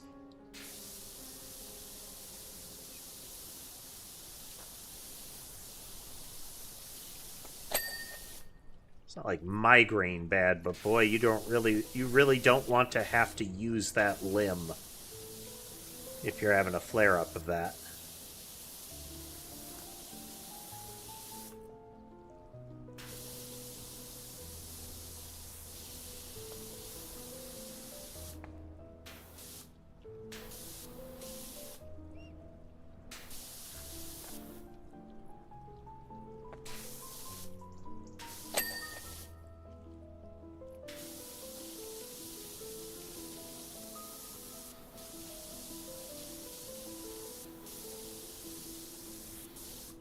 So the next time we get up to the top from the other side, over there, we will come down what is straight across from us.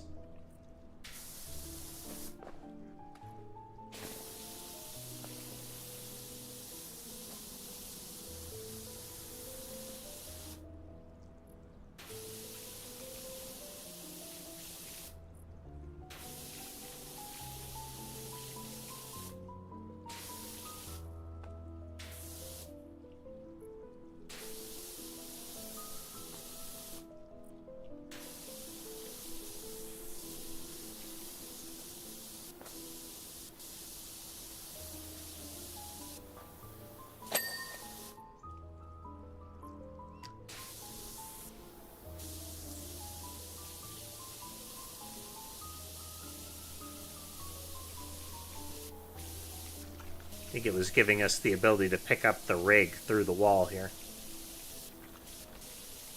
The abseiling rig is an odd thing as far as how it operates in the game.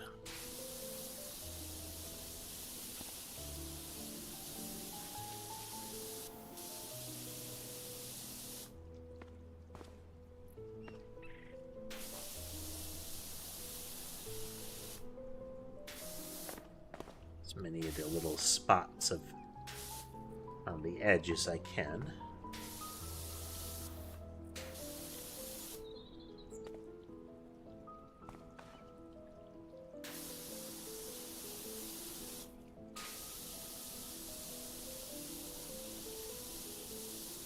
I mean, the mayor is still telegraphing as villain, but I have to wonder if they're going to have it be a bait and switch, you know? Hey there, Mr. Bob. Welcome.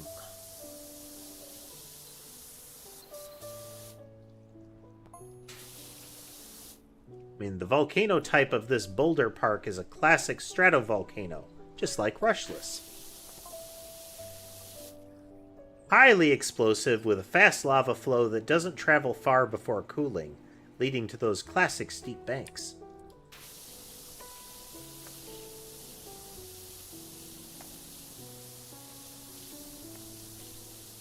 Look at that. Free geology lessons. This is an educational stream.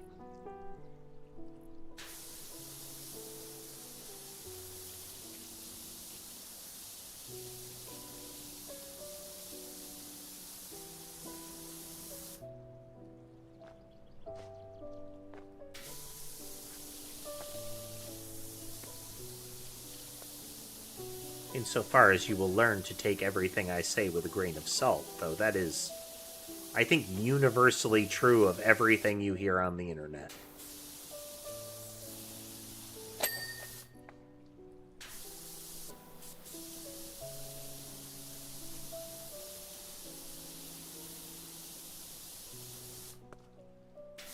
Listen, learn, and remain skeptical. Still making a game. PowerWash Simulator 2 released, and we have pivoted to play this to completion before we resume the project.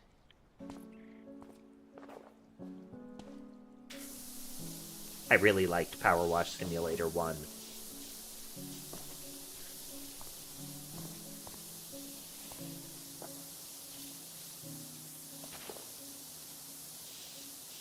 And when you are not obligated to do so, it can be a good thing to step back from a project and give it a little time to kind of percolate in your mind.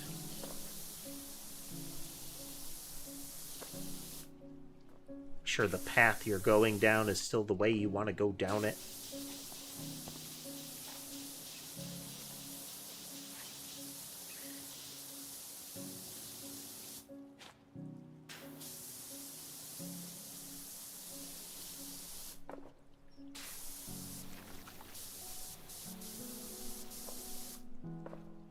But in this case, I still have an idea of how I'm, I like the design direction I'm currently moving in for the game. We're just playing PowerWash. We will be getting back to it soon enough.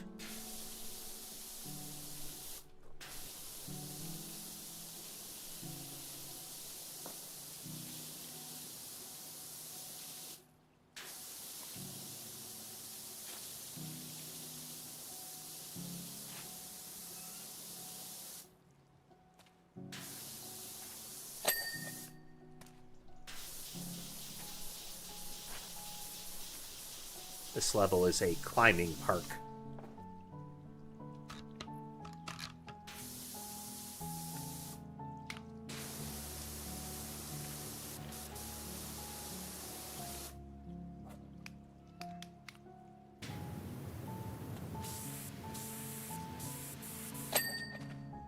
Missed one.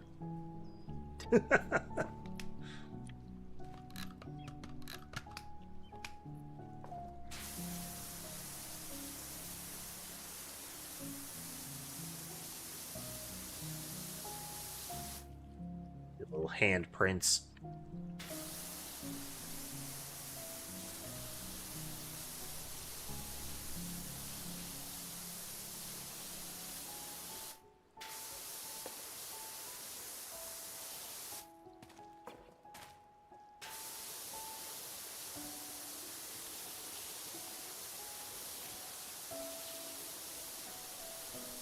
Off stream, I've been playing Outer Worlds. I love the setting of Outer Worlds. A very, I don't know, 50s-ish, maybe earlier corporate dystopia.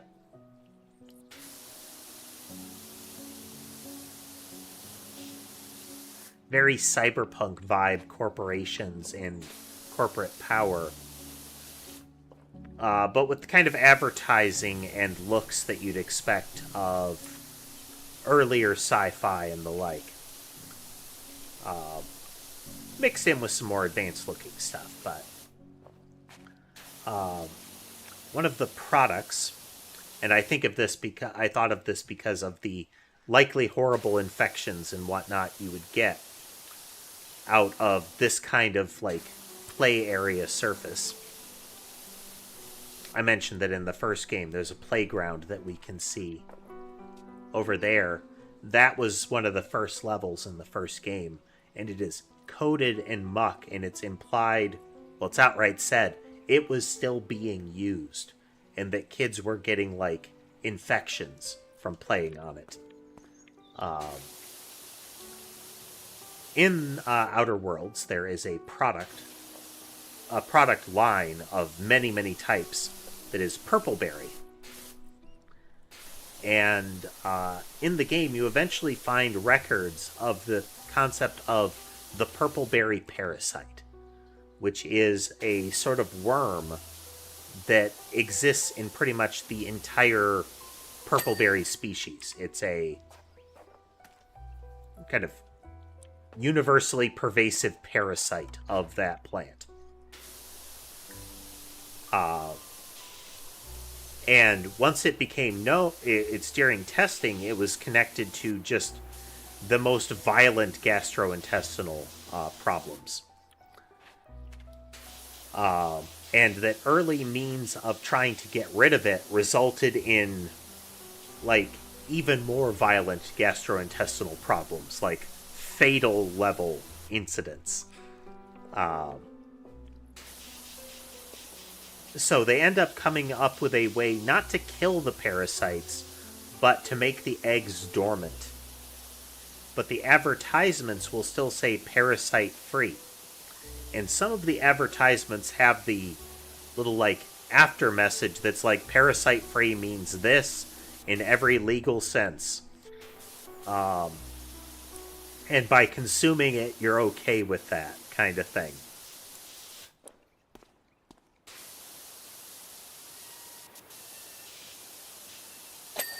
But it's that marker of, we know this is a problem. We found out this is a problem. We still know it's a problem. And we know that our solution is not sufficient to solve the problem. But we'll still sell it to you anyway.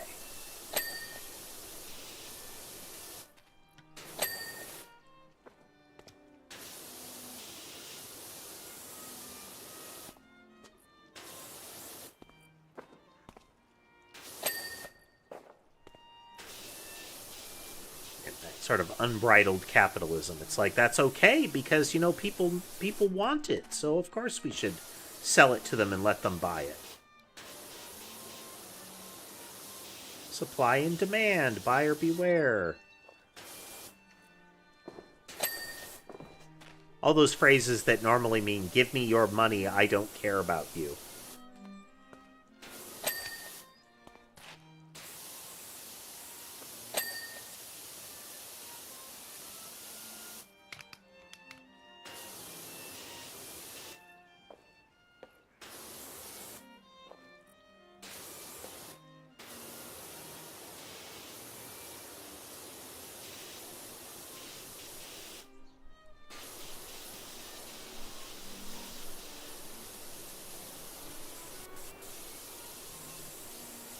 Prior message was purely hypothetical and does not reflect the full views of the Catbot Corporation.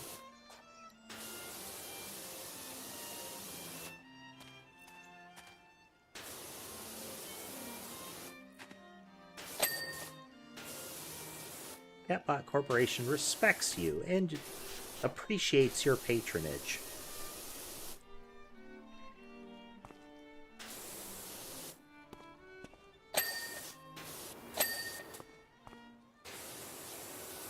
Corporation would also like to remind you of its new and exciting line of Nyanite products.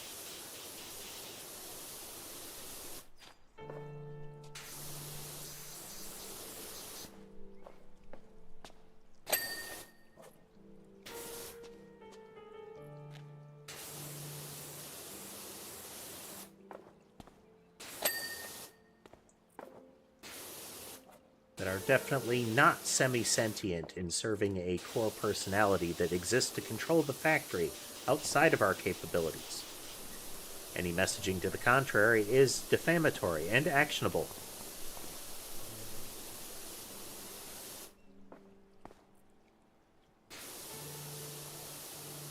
I really am working on some that sort of messaging. It's part of the thing.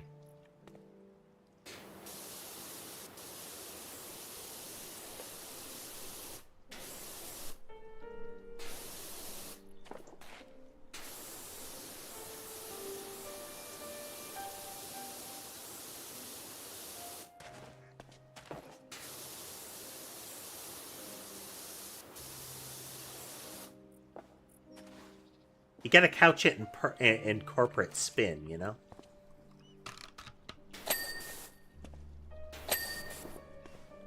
That we definitely didn't plan this, but we're gonna make it sound like it's a good thing.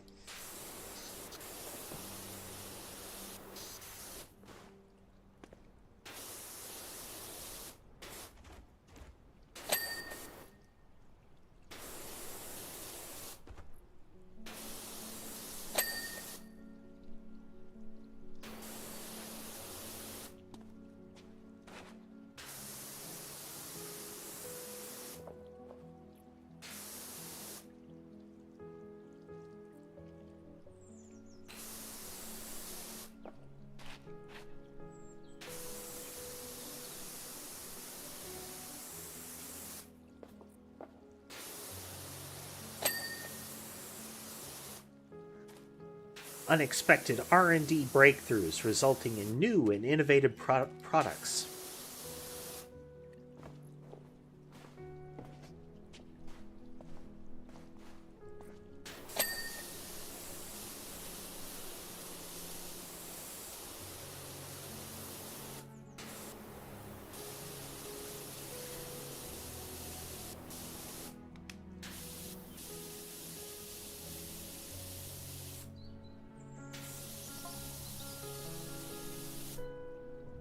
Whereas Hawaii, as you know, is full of shield volcanoes. They have a slow flow rate and are less explosive, leading to gentle slopes that cover a wider area. Frankly, if I saw this at a Hawaiian theme park, I'd demand a refund.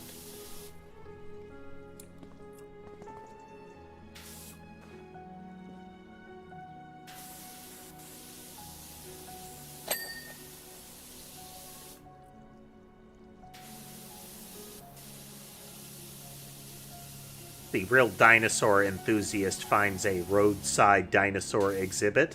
You know, this isn't accurate. This isn't accurate at all.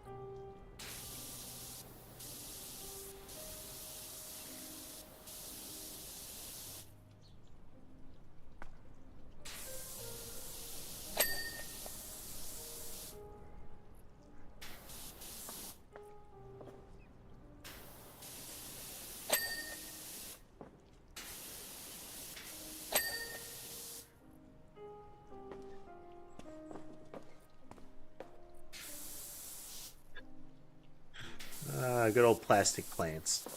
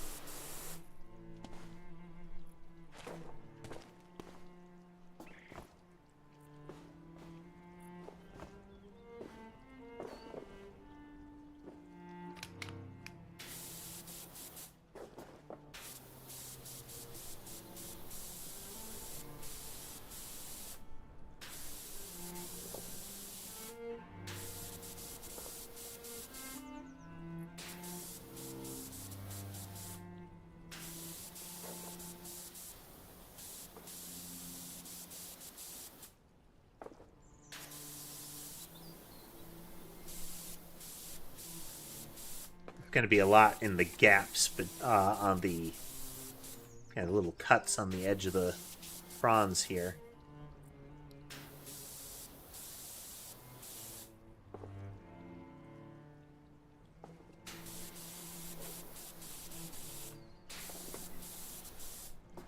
We have to get from multiple angles.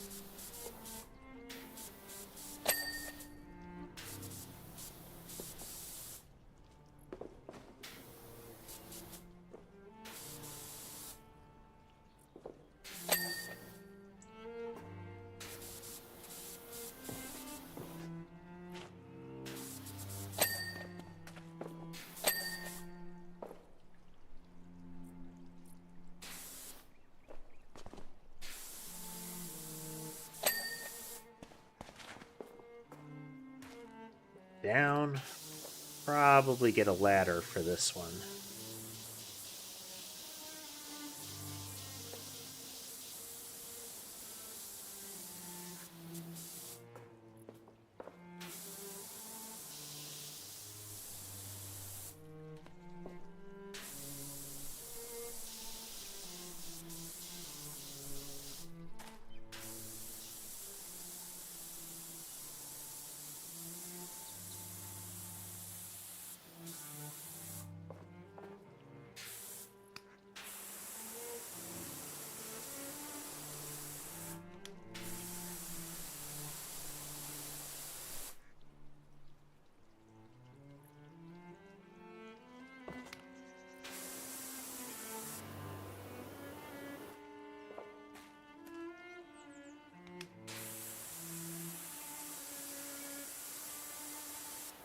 It's all comfy, so I figured I'd switch over there.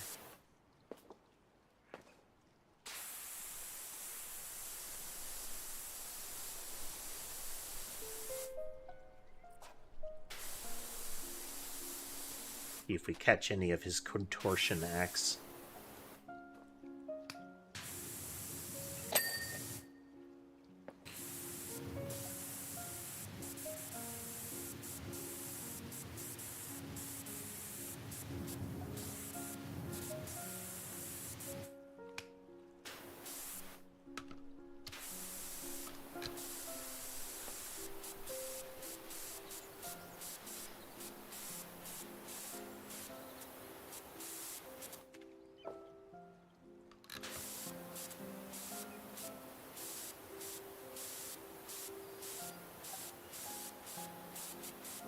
It is still fun watching the cats learn from each other. Both the presence of another one in the social dynamic, but just watching them kind of take on behaviors that they observe getting positive results. Especially in their interactions with me. So I mentioned it before, but a lot of the vocalization that you hear out of a cat is not for their communication with each other, since most of that is like body language and similar. They will still vocalize, but that tends to be like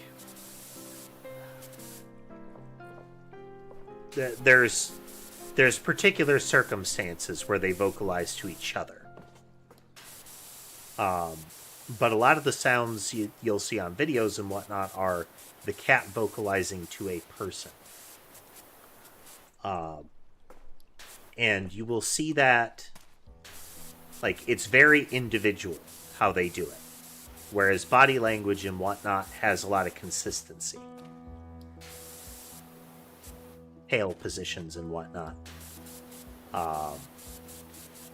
But it's watching how, like, after Molly, Mason started vocalizing more and, like, reaching up to paw at me to get attention when he previously didn't. Those kind of things. More recently, Sammy adopting some of Ember's behavior of trying to, like, instead of just sit on my lap, to try to crawl up towards my shoulder.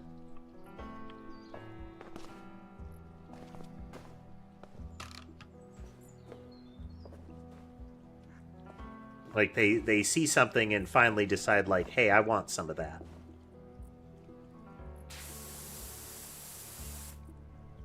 Yeah, we're gonna get a ladder for that one.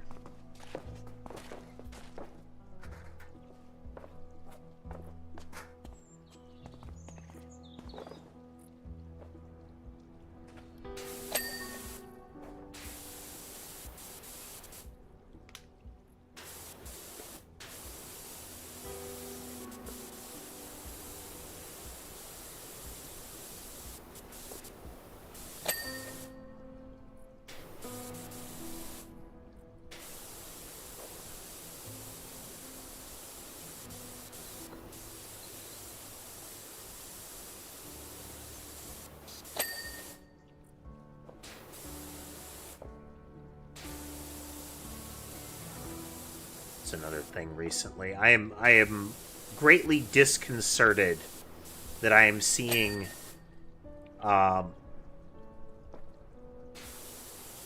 US tech startups and just tech companies in general talking about 996 in a very positive way.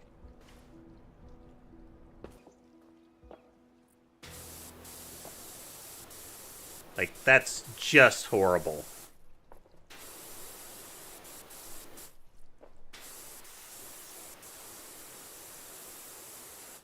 Like, you saw a trend that workers in China were actively pushing back against and trying to put an end to, and you thought, that's a good business model, we should be doing that.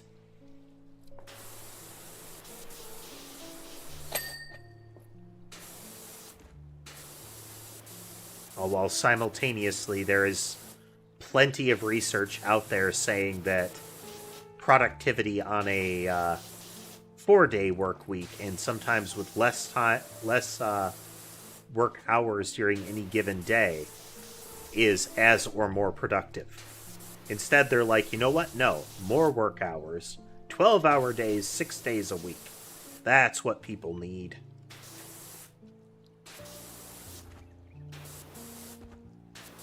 That's what's going to keep us competitive. Completely burning out our workforce.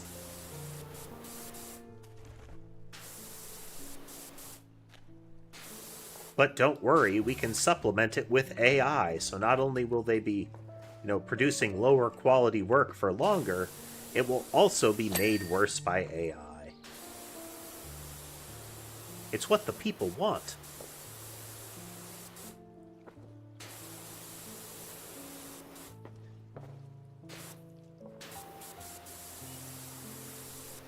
By people, we mean wealthy investors. We don't consider the workers people.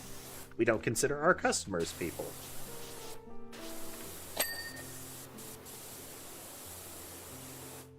They're just ambulatory sacks of money.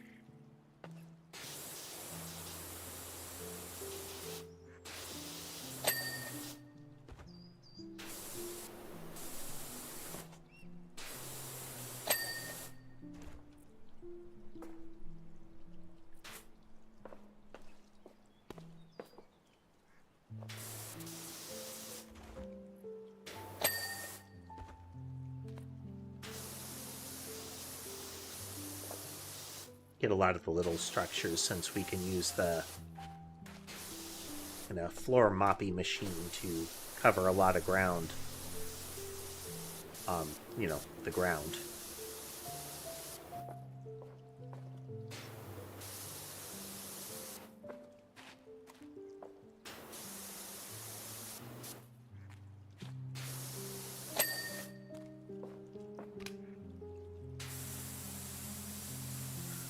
I actually got to see some folks playing it. There is another one of those junk retrieval games in the vein of like Lethal Company, Repo, that kind of thing.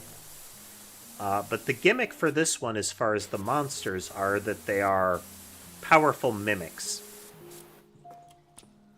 And what the game does is it will record audio that comes through the in-game voice, as well as movement behaviors and similar. And it will try to stitch them together in ways that allow the mimics to get close enough to you. If they do, they will kill you, and it creates a new mimic.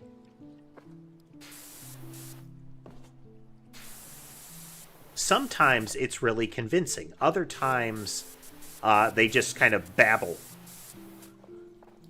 And it's a matter of catching them in that, like, inaccurate behavior that lets you know that's a mimic.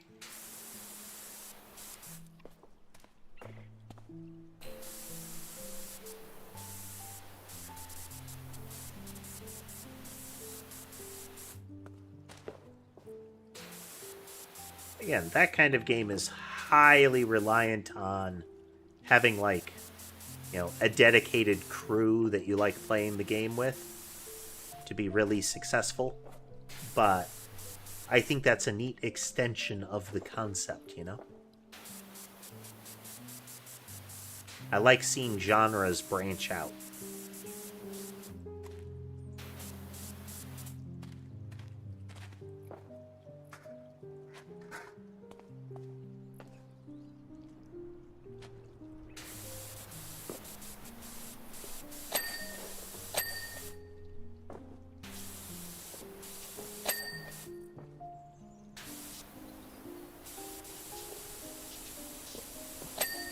Trying new things or just applying existing things to the concept and saying, what if we add this,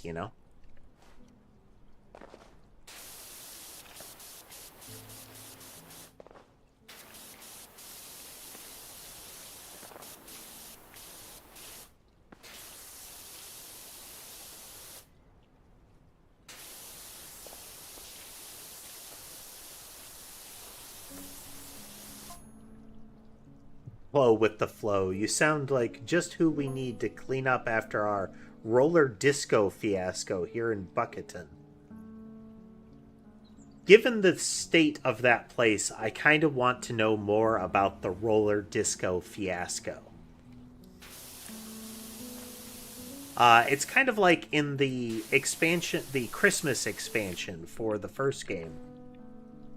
In Santa's Workshop, they reference, I believe, the eggnog incident. They don't go into details, but it's one of those, that's why we can't have nice things anymore, descriptions.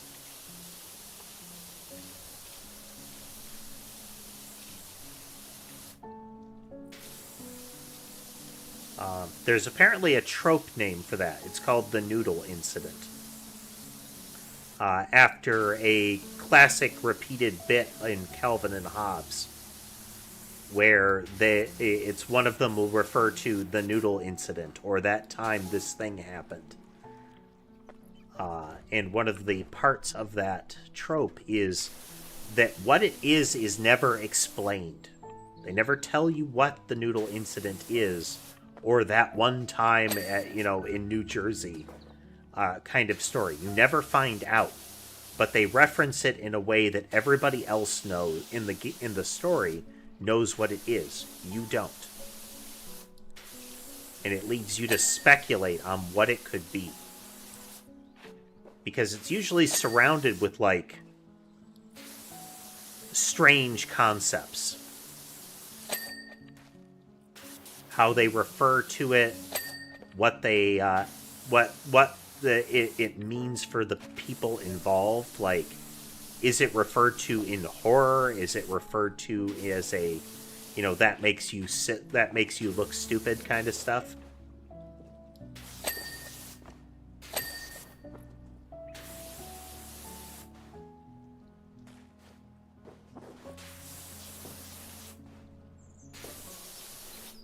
It's that, hey, you said you'd never mention that, or it was this one time. That wasn't my fault.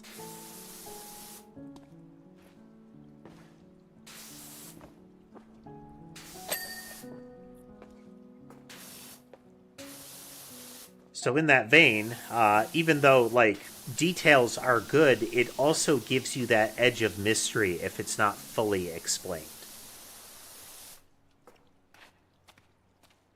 Like, we know the detail, we know how it went down, or, I'm sorry, the results of what happened, but we don't know the details of what happened.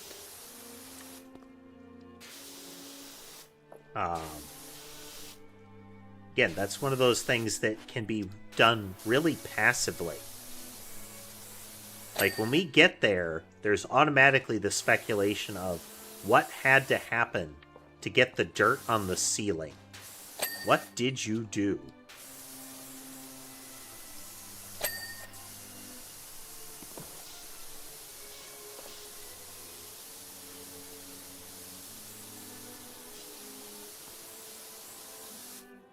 It was 2000s comedy called Daddy Daycare.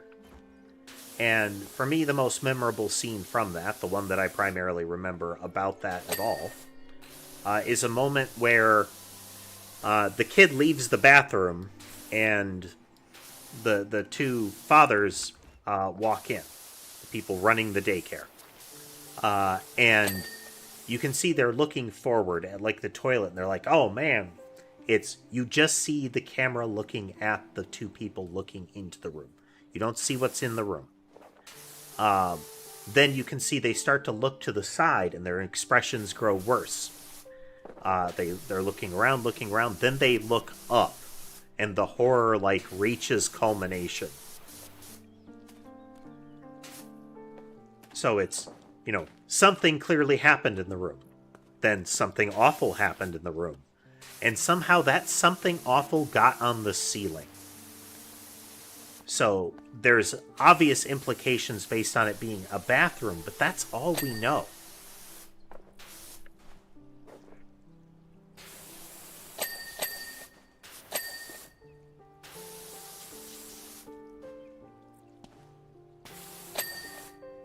You can do the same thing with horror content.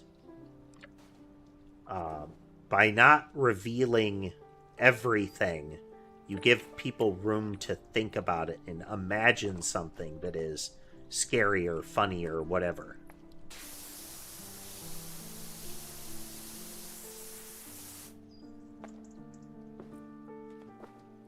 And sometimes that lets you get a result that is better than anything you could explicitly explain.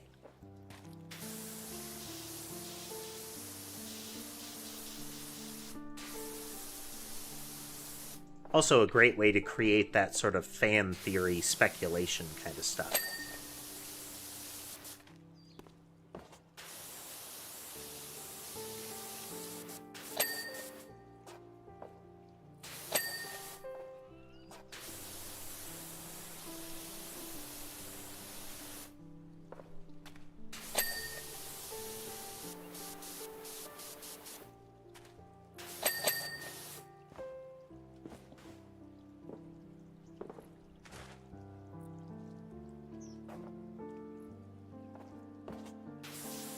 In the case of Calvin and Hobbes, where the noodle incident naming comes from, I believe that is one of those things that is explicitly stated by the author, is that no, there was never really any description of the noodle incident.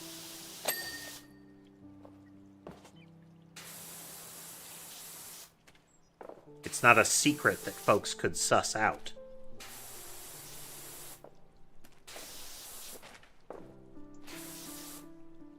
was another thing. It's why Watterson never allowed merchandise around Calvin and Hobbes to include things like stuffed animals of Hobbes.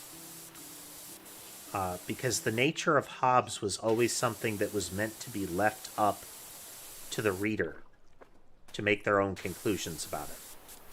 Whether Hobbes was a stuffed animal and Calvin imagined that it was that it would talk to him, or it was something that was, only animate in his presence. Was it did the parents know about this thing and just sort of brush it off?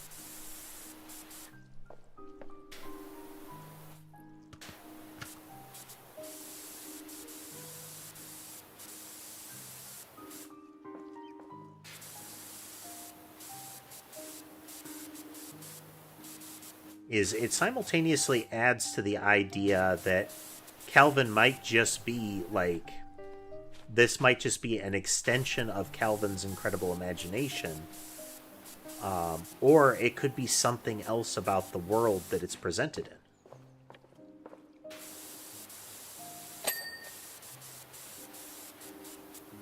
And you can do that in all kinds of genres.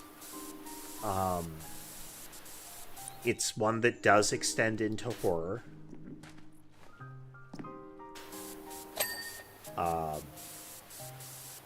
Into a lot of fiction. Unreliable narrator ties very well into that. What is actually going on kind of stuff.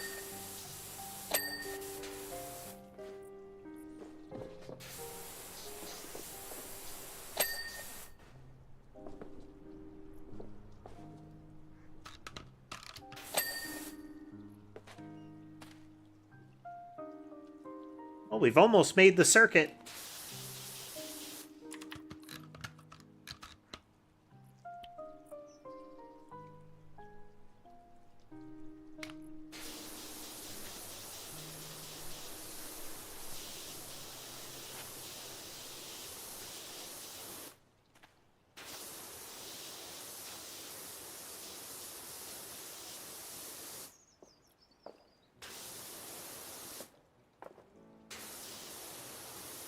Scale the opposite side of the big climbing wall.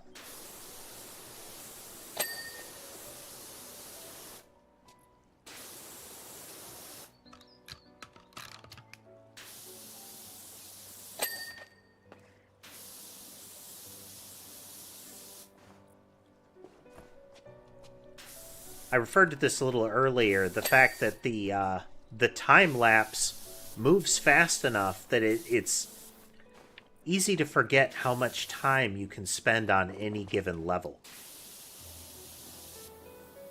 Even when it's not that you have to move slow because the muck is, really durable, some of these levels can take an hour or so.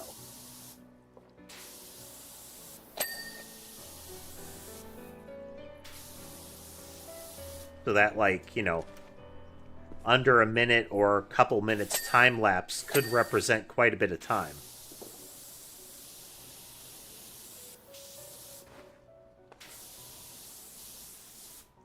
Watching a video about restoration of some old novelty kitchen appliances. It was a real old waffle maker that made waffles in the shape of hearts. And one of the things that they had to do was clean out all of the old grease that had accumulated inside of it. And they were showing the process, and I think it was something eventually there was a caption during the speed up. It was I'm just showing you 1/100th of the time I spent on this. On this part.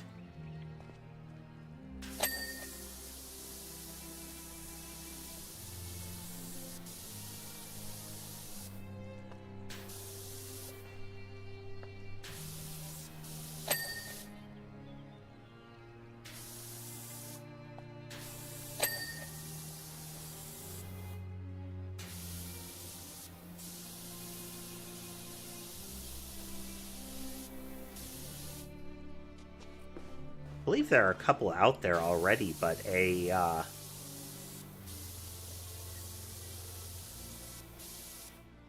the dismantle and assemble style simulator games are also interesting.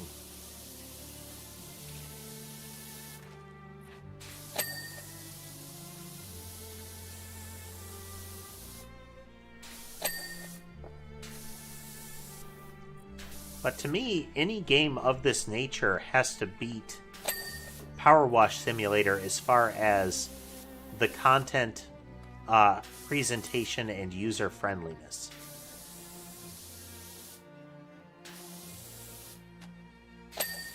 Like, one, if you're just doing like Unreal Engine default physics, or really any engine default physics interaction with the world, then a lot of times that's not going to feel good.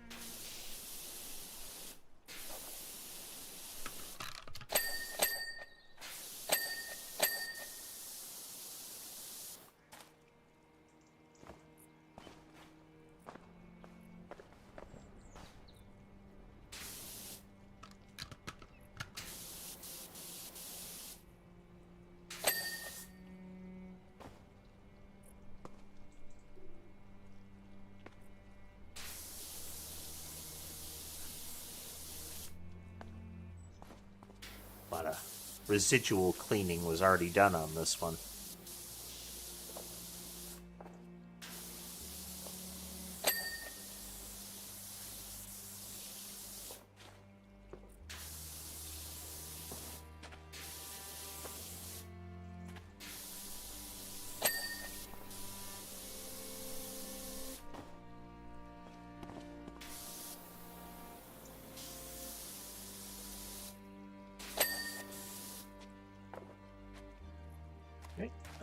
Let's get these over here too.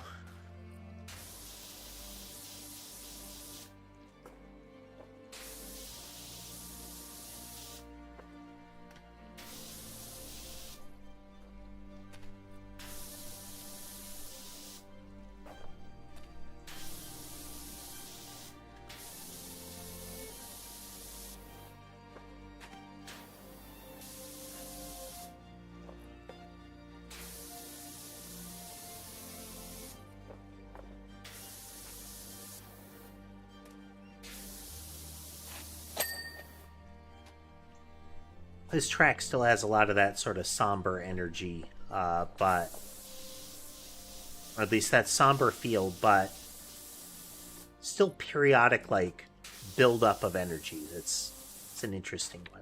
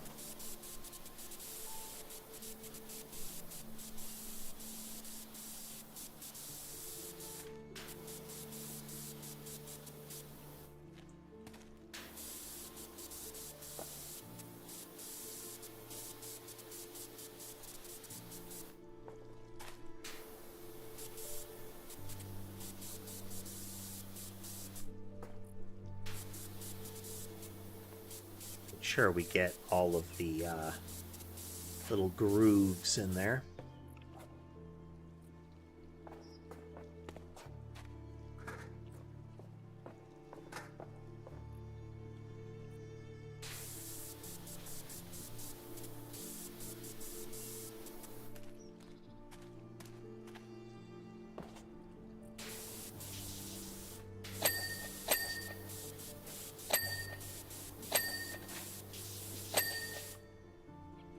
Nice. Okay.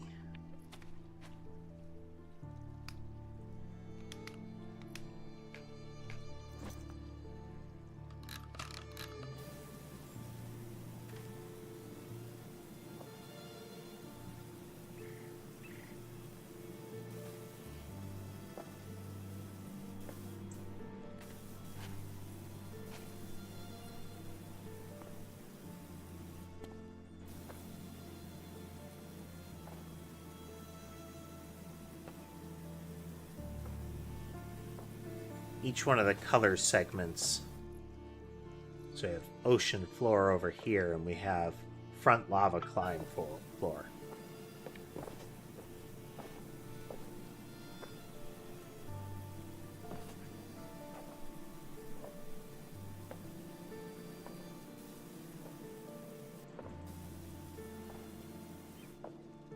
With a little bit of wobble in between the layers, the lava climb floor is a little higher.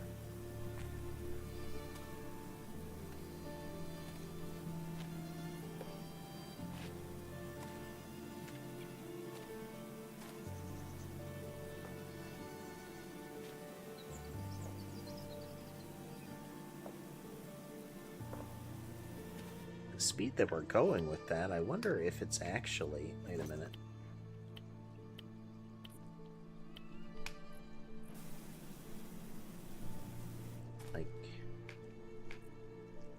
Actually, that's not any better, actually.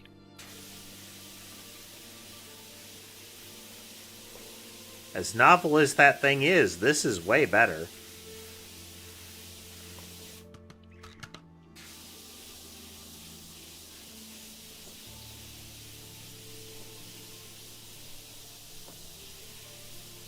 I suspect if this were thicker muck that it would make a difference.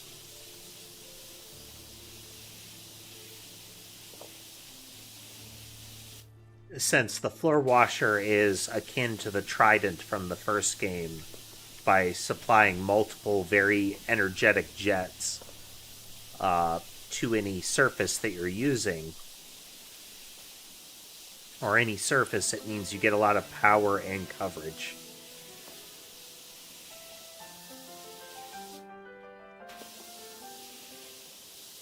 But this is a lot easier to control. And I'm getting similar coverage out of it.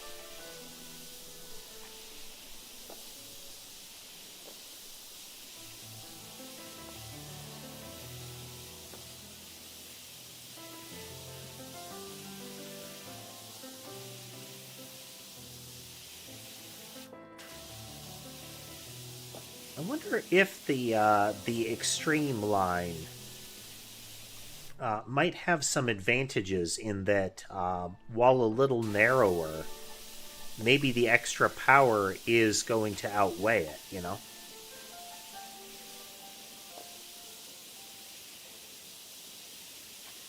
We'll have to see.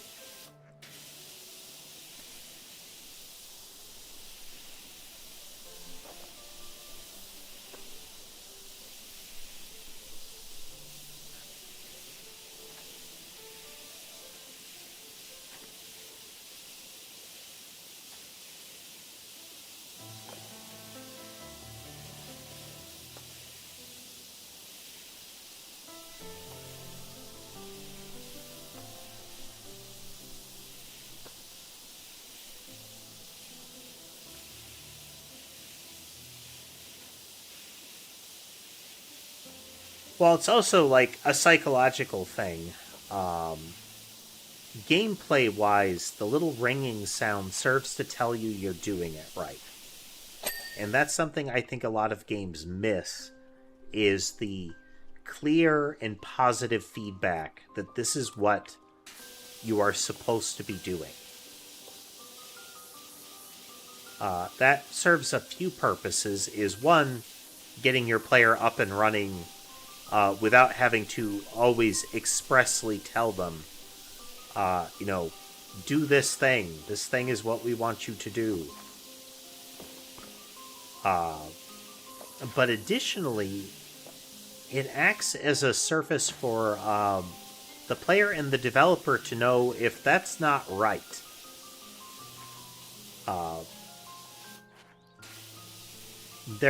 You'll almost certainly eventually encounter games that have inaccurate feedback, if not perverse incentives. Like, the game gives you the feedback, but it's on something that is bad for the game.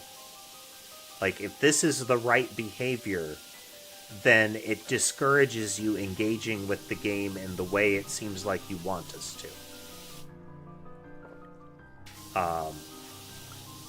In competitive games, KDA being visible is often one of those.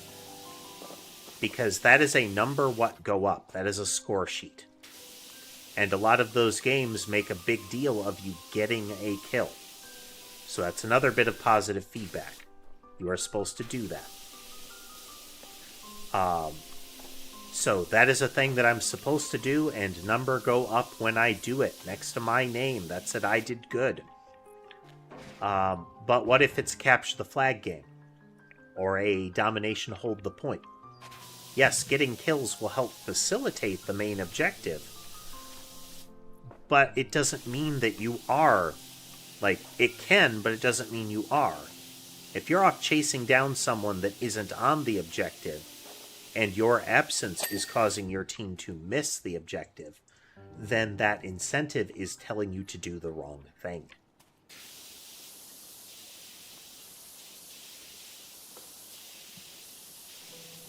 And from a game dev perspective, that means you're doing it wrong.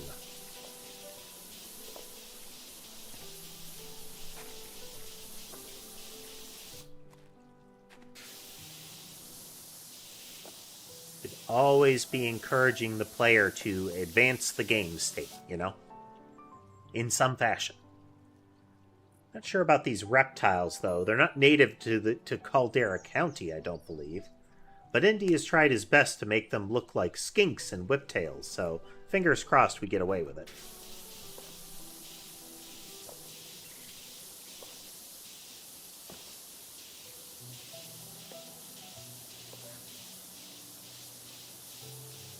I can see no modification at all to them, so I feel like Indy has failed.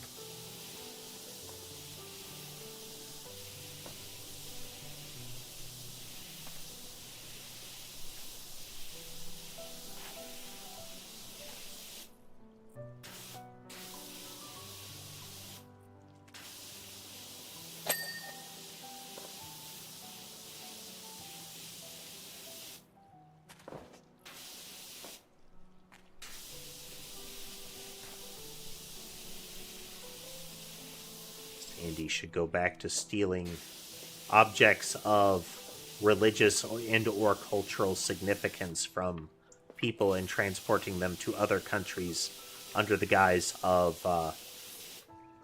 scholarship.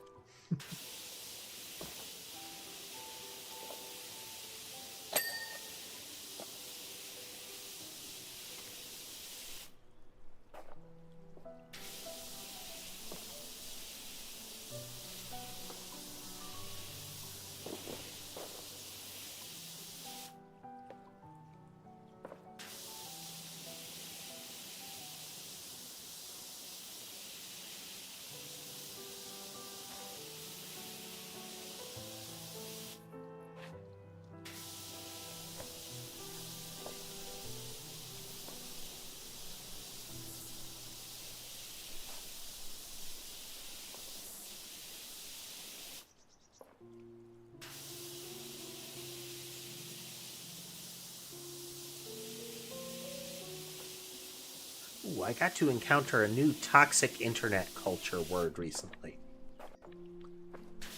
So, I had eventually become aware of the concept of, amongst some circles, the idea of soy or consuming soy being perceived as very negative.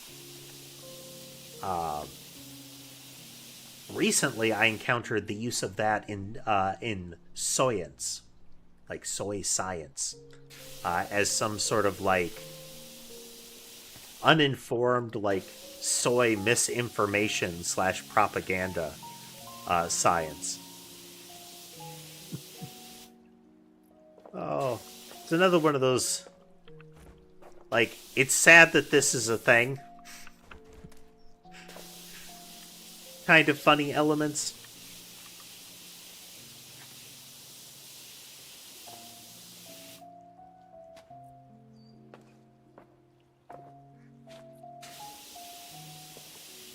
This word was being uttered by somebody who also used the term bacteria maxing while holding up a glass of what they referred to as unpasteurized fermented milk that was full of bacteria.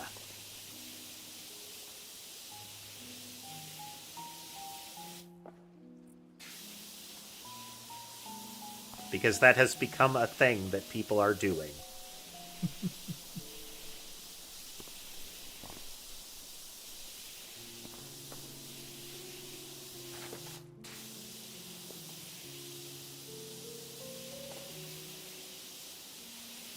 Just one of those weird elements. At least personally, I find it weird, but simultaneously, I know that it is going to be very common. Is hearing that, thing A is positive. And because thing A is positive, more of thing A is more positive. And if more of thing A is more positive, then all of the thing A is the most positive and the bestest thing to do. A healthy microbiome within your body is a good thing. Well, and the microbiome is made up of largely bacteria, right? Like mostly bacteria. Yup. Okay. So more bacteria in the body is good. Wait, no. Oh, so, okay. So if I make it so that my entire, gut microbiome is just pure bacteria at all times, every type of bacteria, then I have a really diverse and healthy microbiome. No, stop that.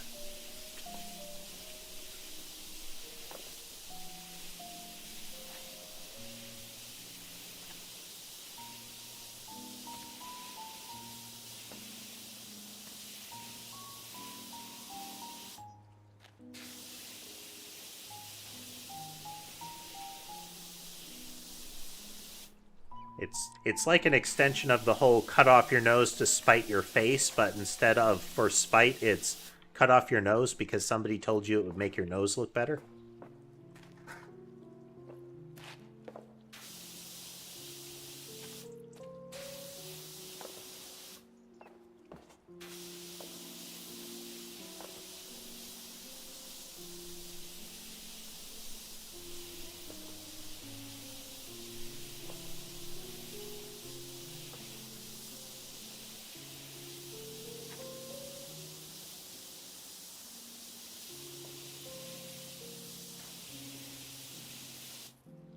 Just in general, though, the suffix maxing.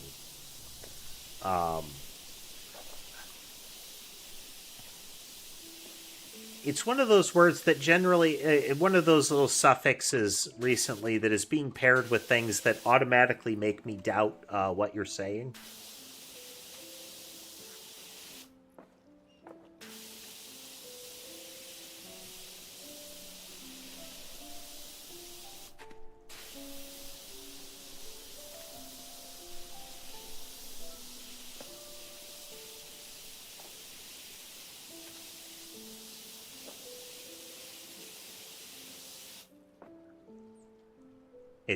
It has the sound of something that is shouted by people in backwards baseball caps selling you a supplement that they do not use themselves.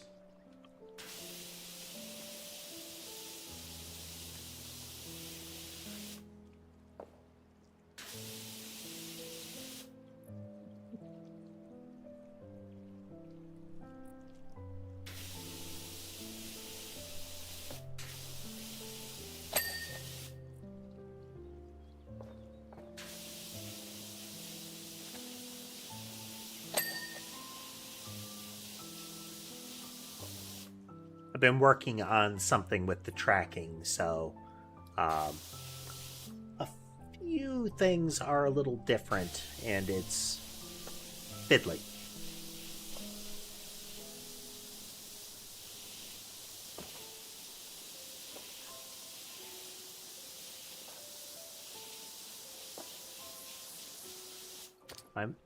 Oh, no.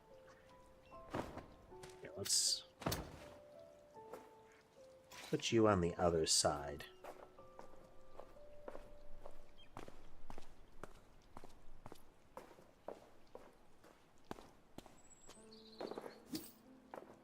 Generally, if I'm actively talking, this will happen more often.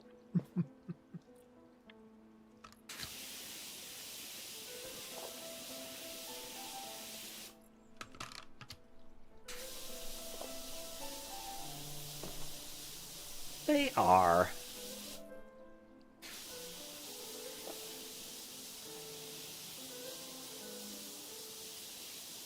For many of them, stream time is maximum nap time.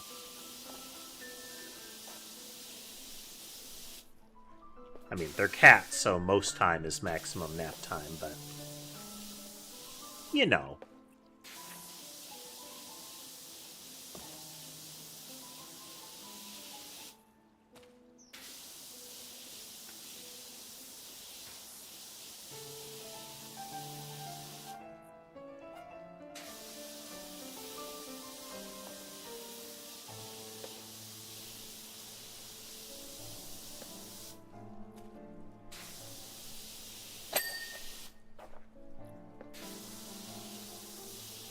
Thought I might have missed that the first time.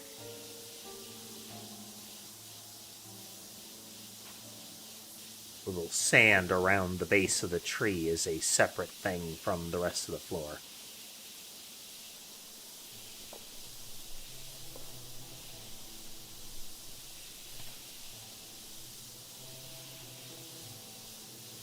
Every now and then you can see weird stuff in footprints and similar in this. Sometimes it will be explicitly called out in the kind of storytelling about the job that you're working on, sometimes not.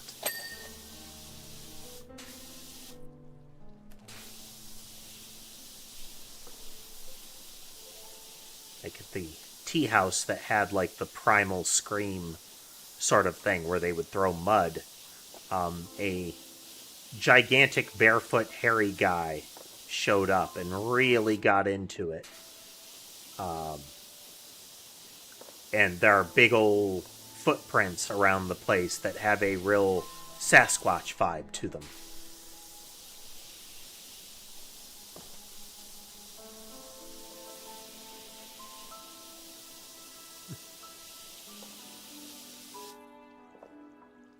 I've known folks with parrots before. They can be real nice, but not my kind of thing.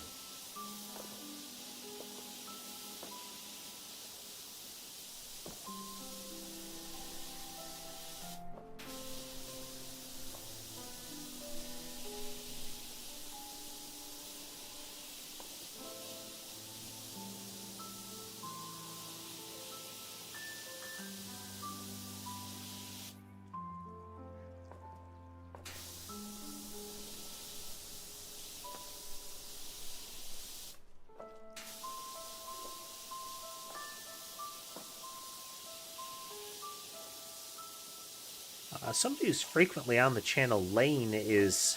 I think it's crows? Might be ravens. I can't recall which one. Whichever one's the really smart type.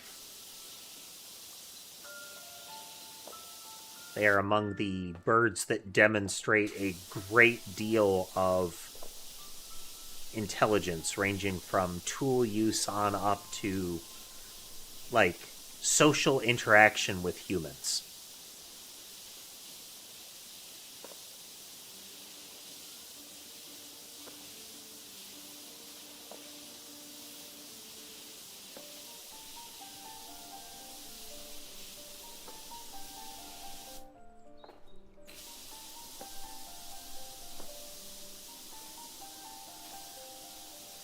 Like, they seem to demonstrate the ability to identify a particular person, whether that is in both positive and negative ways. Like, they will remember that person and they will communicate that to others. You know, this guy was a real jerk to us, so we treat him badly, kind of thing. But additionally, stuff like almost like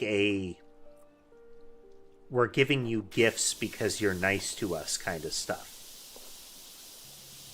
Like, occasionally people will find little trinkets and shiny things left out in the same areas that people leave food out for them.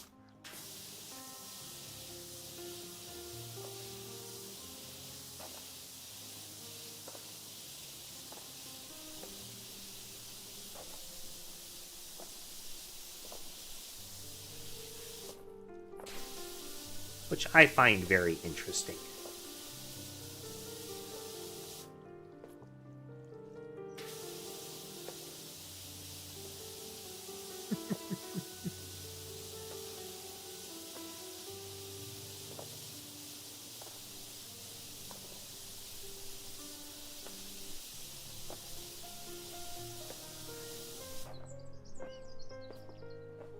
Even if they don't know precisely what they're doing, it is often very apparent when an animal is doing something because it's fun.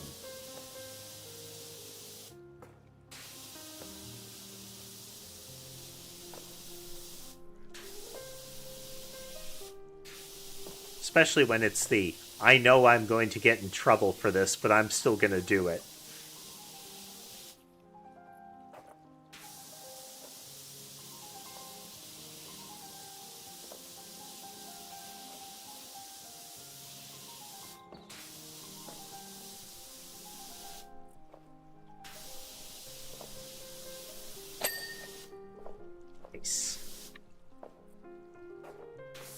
Just like last time, we want to get the lower rocks fully revealed.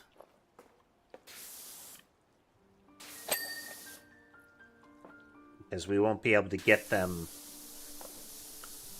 properly on the rig.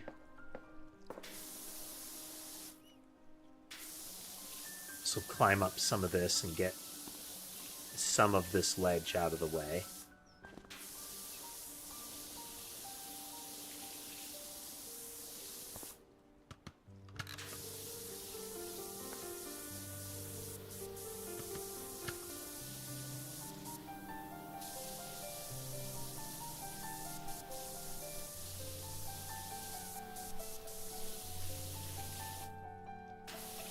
Or we can get of this from below, the less of it we have to deal with on our way down.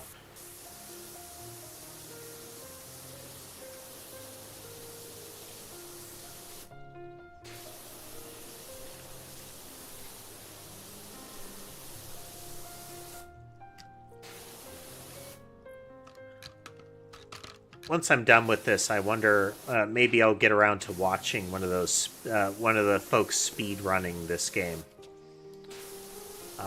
Because I'd like to see what their methodology is, how they're going about it. Because it does have that, like, these are the constraints on the gameplay kind of speed running. Not just, hey, I'm going to do just a live play, and I'm just going to play the game and record how long it took me. It's I'm actively trying to do this very fast kind of thing.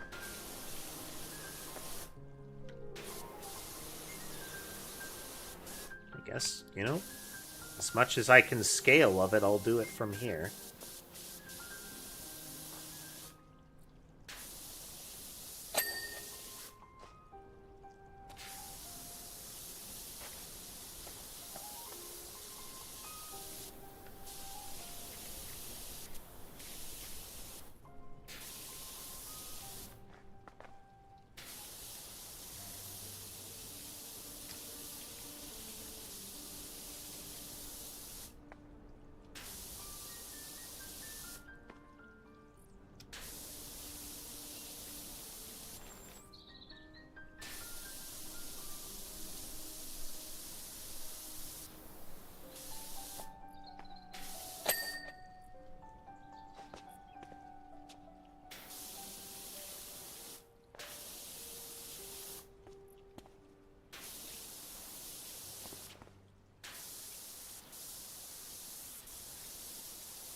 Didn't realize how viable some of the climb up might be.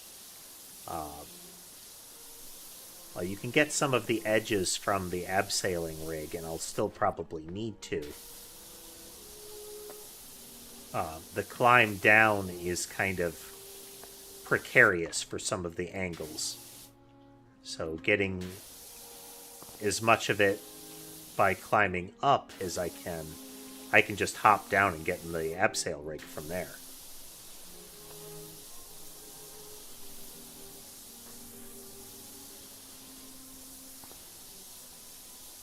It's one of those really obvious when you stop and think about it for just a moment kind of things.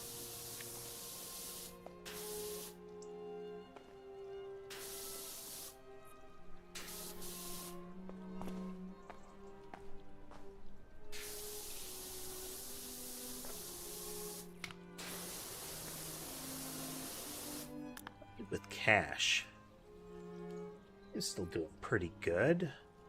We need to get to... we have to be within range of 10,000 to get to the last target.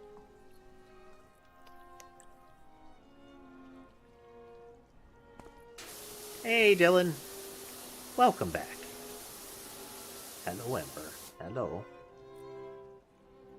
You come to warm yourself back up?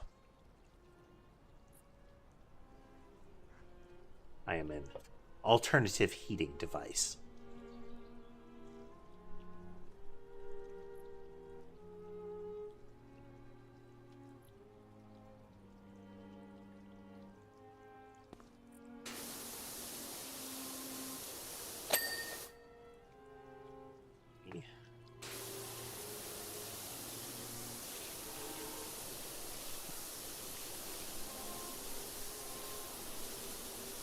Making all the progress.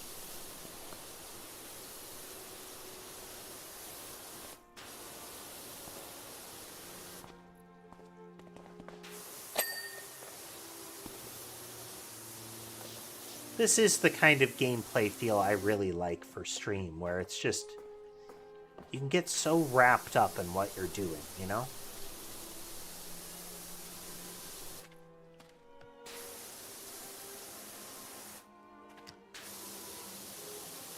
Playing the game, just watching the game, just chatting.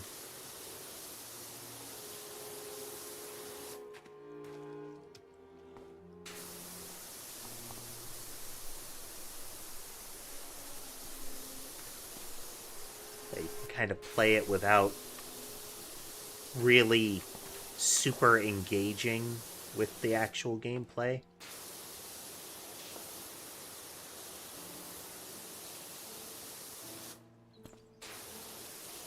It's not something that you're intently concentrating on. It's just sort of being done.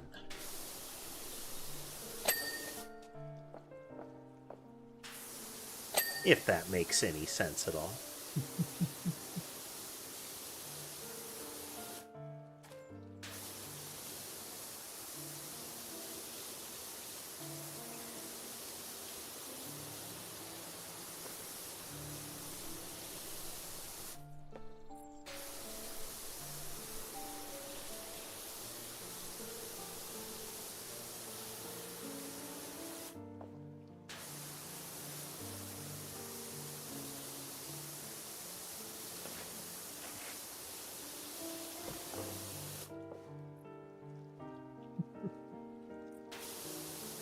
I feel that, Sticky Man. Sleep is a valuable commodity.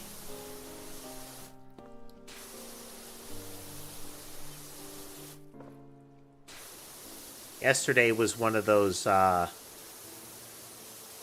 pull kind of nights where I was really tired and ready to sleep at a reasonable hour. Got to bed. Definitely got some sleep. Woke up like 3 hours into it.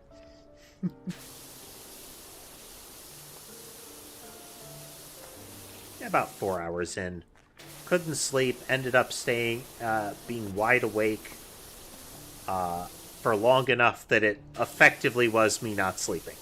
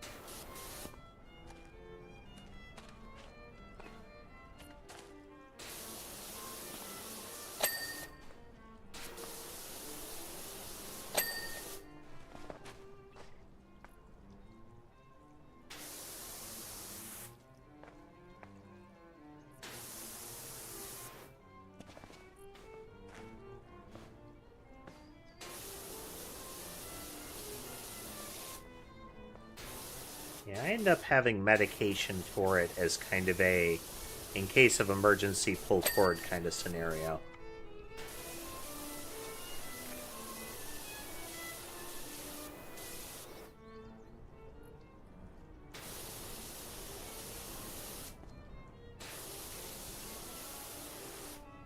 Nice.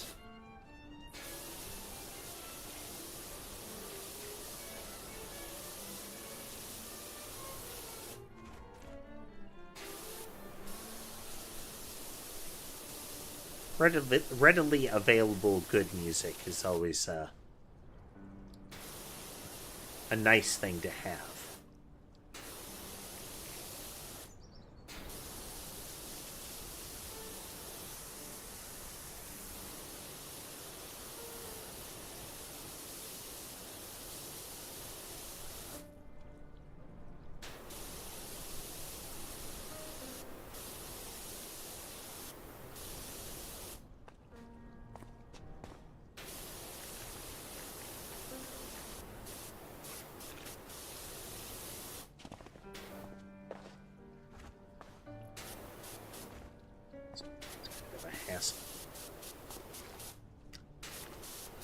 Craning my neck around trying to see around the corner in the game screen.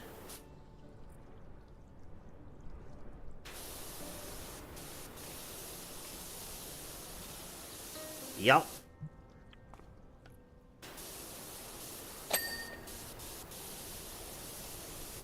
I mean, that's the big win there with having stuff, locally available.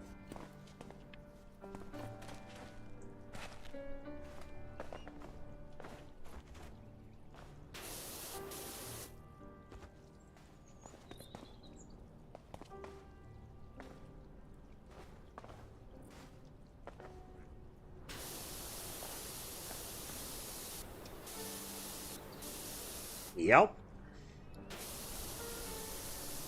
And that kind of calamity case is only going to get more likely until we have some action taken to say, if you are going to be a global data provider like this, you need better...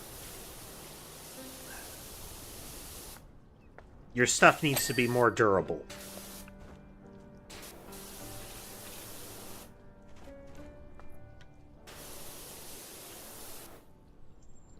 Can't be just like, oops, some core infrastructure is down.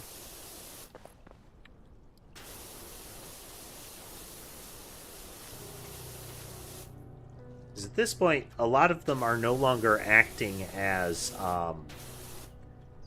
providers of an optional service, let's call it. They are providing core parts of the internet as we know it.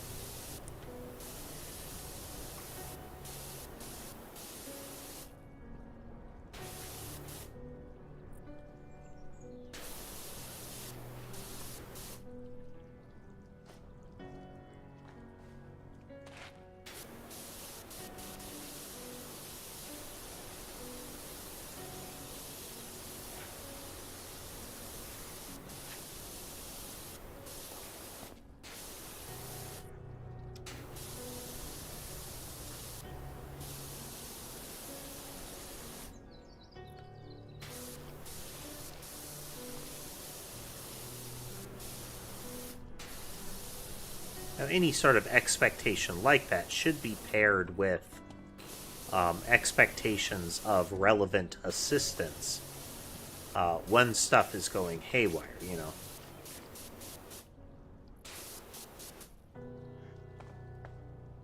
Since at that point, it also ceases to be a, like in the case of bad actors, it would cease to be a somebody's taking action against arbitrary company, and it becomes somebody is taking action against unimportant utility, you know?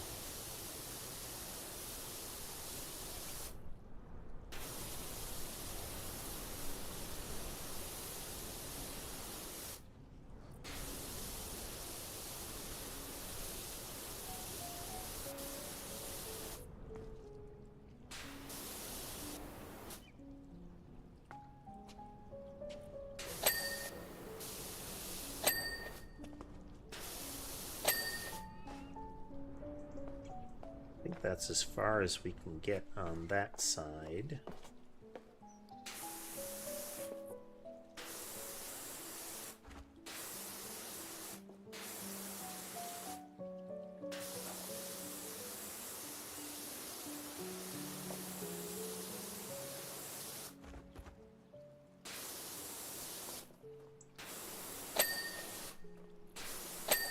Yeah, I think that's... Again, ideally, these places would be treated as and expected to act as essentially infrastructure. So, like, you are the equivalent of a water utility. But that, again, comes with an expectation from governments to treat them as that. So, you know... If you mess with this service provider, you are essentially ripping wires out of the country.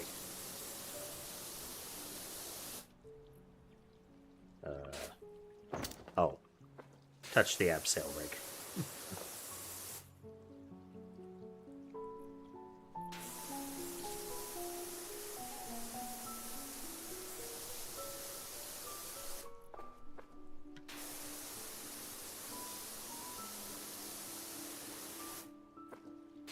So as maligned and corporate as they are, like, doing any sort of functional damage or availability damage to, say, like, AWS or Azure or something like that has a huge economic impact across a country, let alone multiple countries.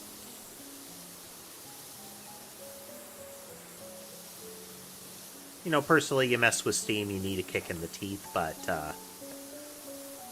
more the major kind of meta service providers.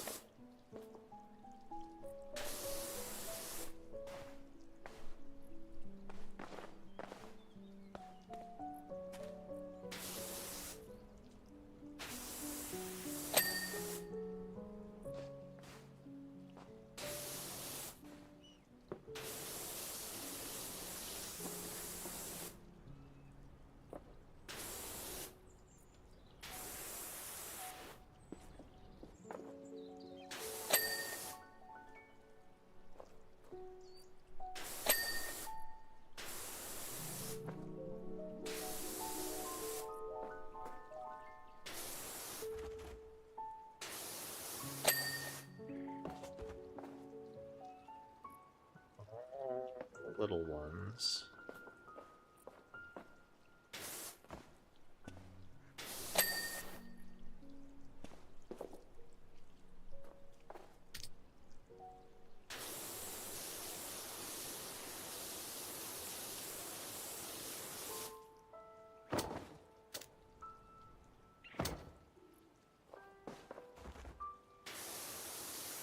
The abseiling rig is a cool add to the game, but the interaction with it is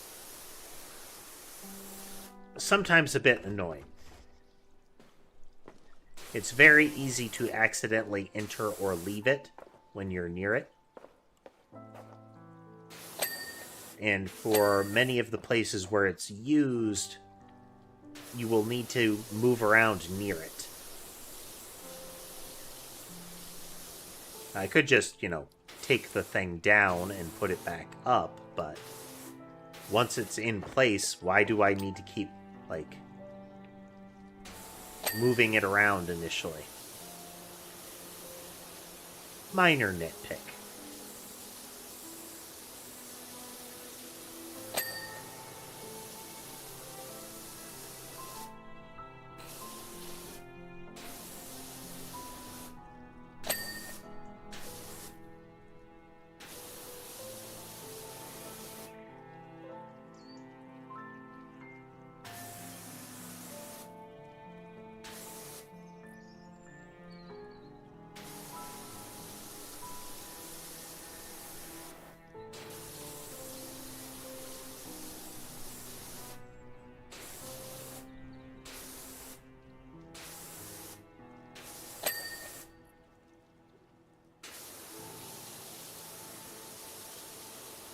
It's already guessing it's the last 10% then that the targeters kick in.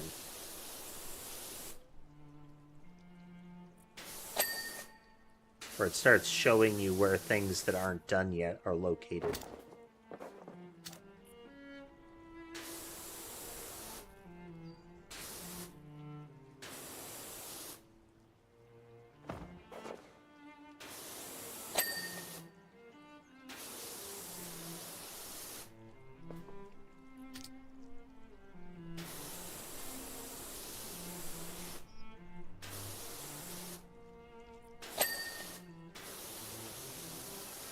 Is good, because if it indicates to us where some of the footholds that we missed are, we can move up and down more systematically.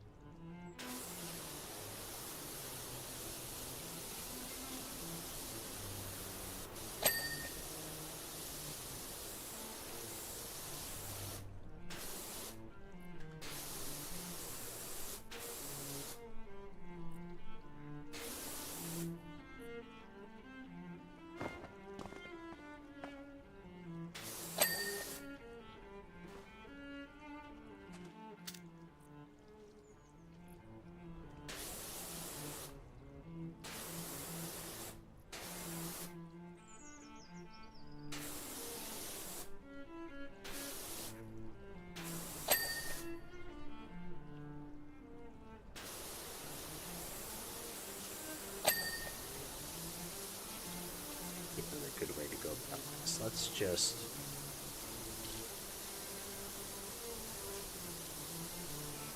mark off the entire side here.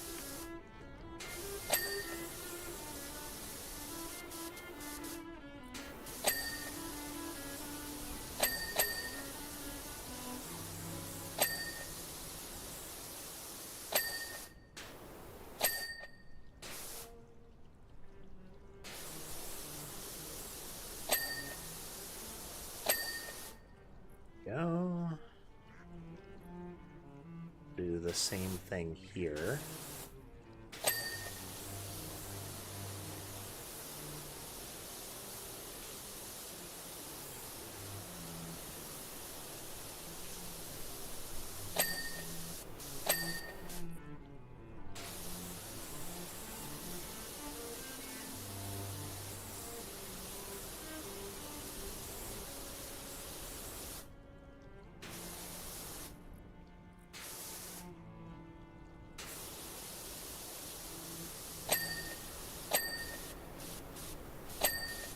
There we go.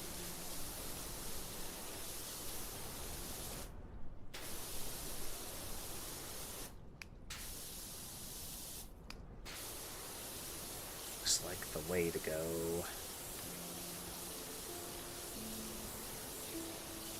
what I'll end up doing here is by clearing off the back plate of it, I can then just focus on whatever foothold has currently got a targeter on it, instead of trying to sweep back and forth and get each one as we go. I would have liked to get them that way. It feels better that way.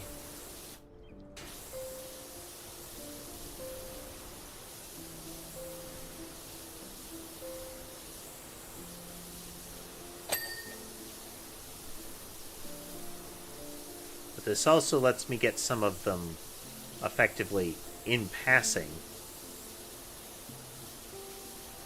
So then I can focus on just the little parts that were missed.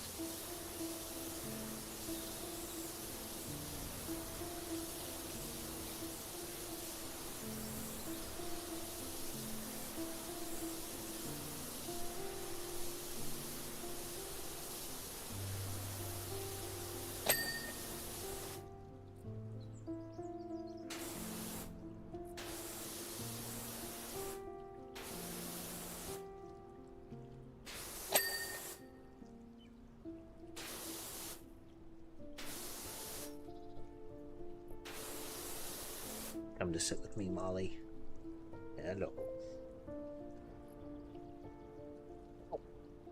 Just posture.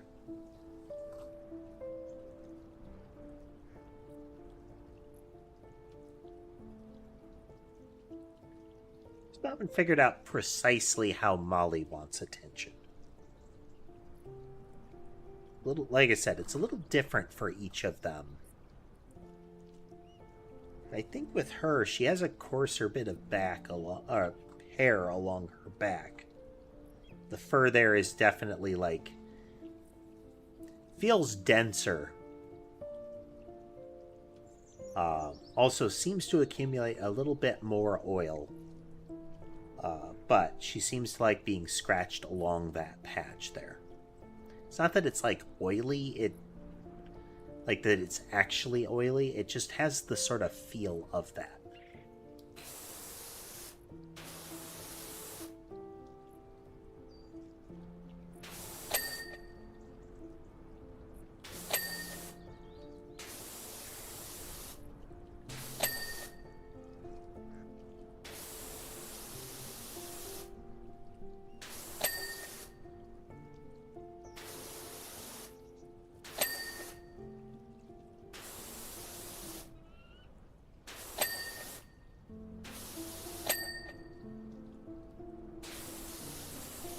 You also get back-to-back finish indicators, which can always be nice too.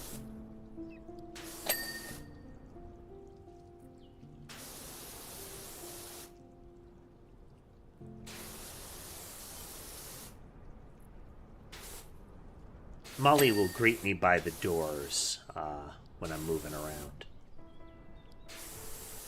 Sometimes, but not always, she will kind of cry at me when I get back, but she will do the whole rub against your legs thing, and then she will flop down and grab a foot.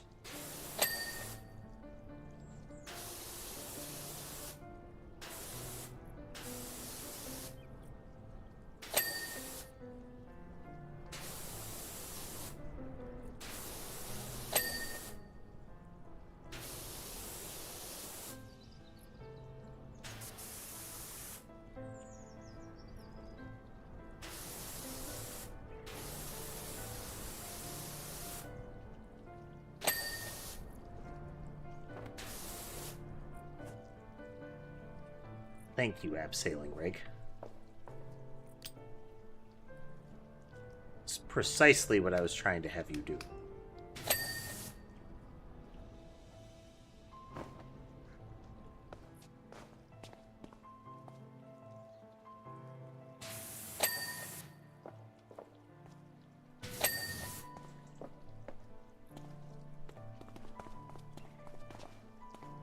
I suppose I should get this spot too.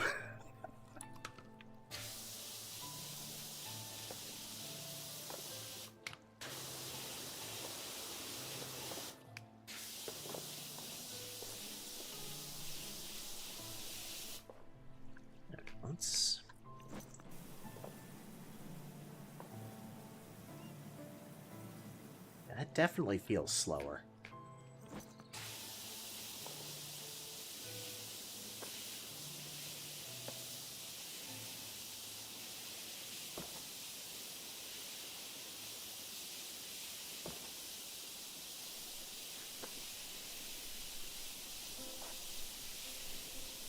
More of the same, Dodds. More of the same. It is that sort of game. We've actually been on the same level. Okay, no, you go this way, Molly. You go that way. There you go. Molly is definitely a move straightforward cat.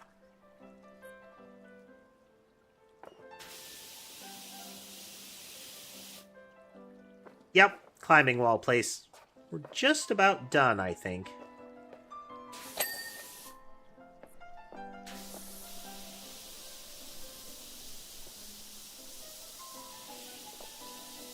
Large area here to cover, but I think it's the end of it.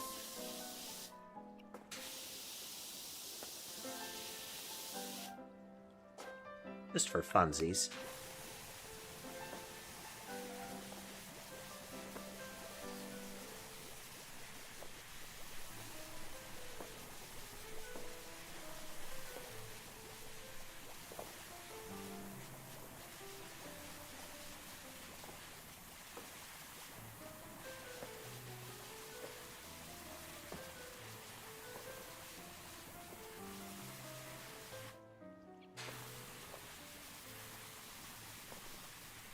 Soapy, soapy, soapy.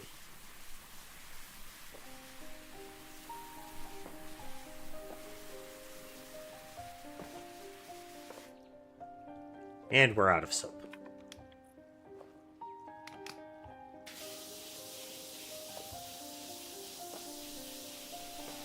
It's not dense dirt that we were dealing with, but it is... Soap essentially replaces the dirt that it hits with a super weak layer of stuff. So it still counts as stuff you need to remove, but pretty much any water impact removes it.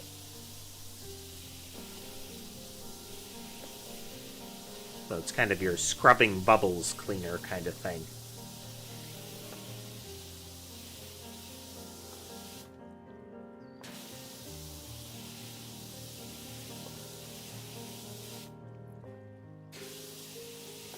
This little bit should have it fully cleaned.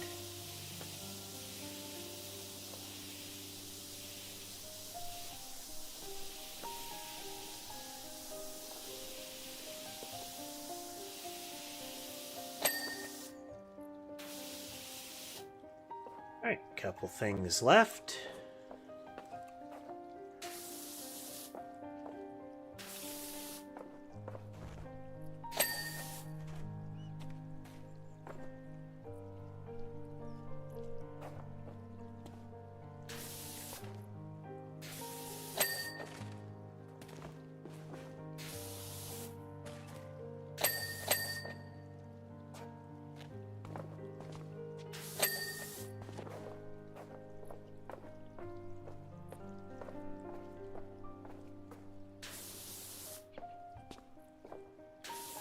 See, in the first game, this would have been a nightmare to find.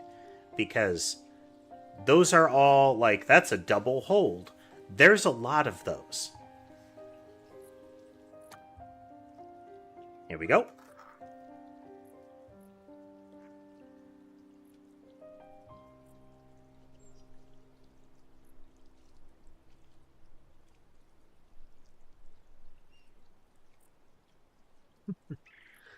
Truly was another outstanding effort. Where would we be without your ablutive skill set? Man, they have to bust out the thesaurus for a lot of this dialogue. We've already had a great many takers for it, though no one's made the summit. Perhaps they'll feel more confident once Indy's back with the crash mats from the abandoned health club. Heck, I might even have a climb myself. Indy challenged me to make it to the top, and, Well, they don't know it, but I was actually a bit of a mover and shaker back in the day, you know? Alright. The roller disco. And at least get this one started. Welcome to the town of Bucketon, home of the... Okay, they have a pronunciation here. Tak-at-dorger. So I'm thinking some sort of like taco hot dog combo, which isn't... I mean, we're in the vicinity, but there's the ot in there.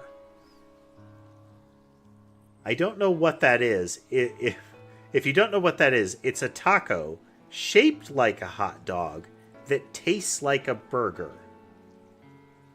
Traditionally served by a dog in lederhosen, but that's not relevant to its name or the taste, or this job for that matter. I feel like it might be. I feel like the sort of town that would make that like their local food dish is the kind of town that would, you know, cause some sort of like septic explosion in the disco as part of day-to-day operations. Or perhaps that's a side effect of the Tak-at-dorger.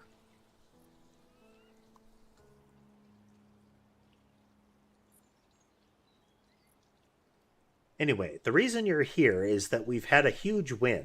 For years now, local enterprises have been forced to use our old roller disco as a makeshift premises, but an anonymous benefactor has come through with a substantial donation. It means we can roll everyone over into our brand new community hub and still have enough left over to clean this place up and restore it to its original purpose. Lace your boots, y'all. Bucketon's back on the map.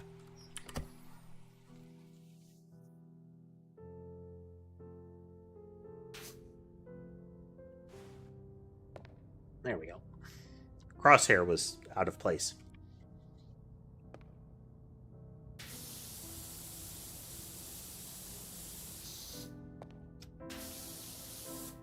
Yeah, with monies, we are still a ways out, but we should make sure that we're purchasing all of the cosmetics available because there is apparently a storage limit on that.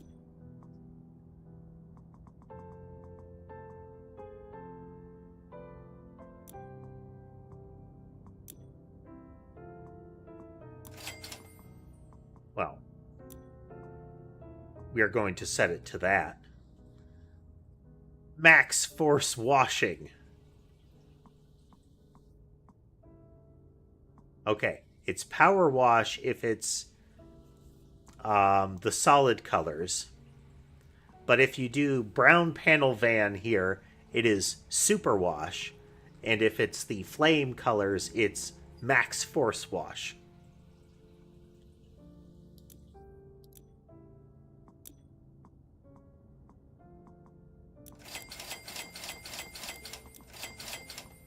Wow, that's an expensive shelf.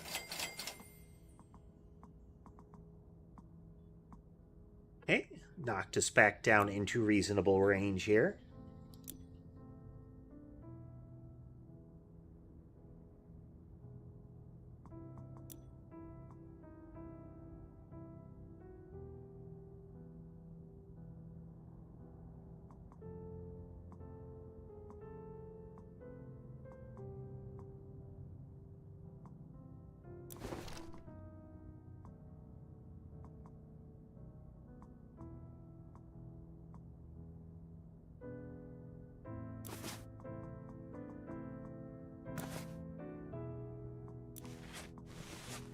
Yeah.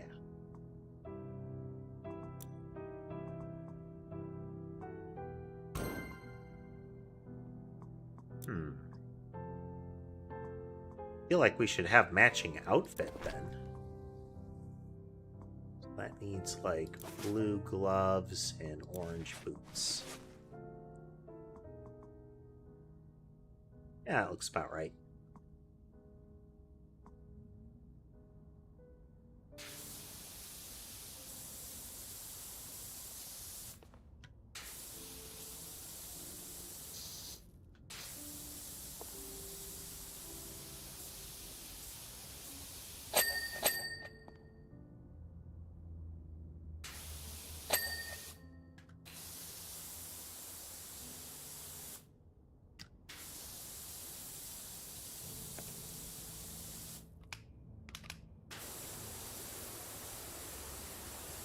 steady pass here.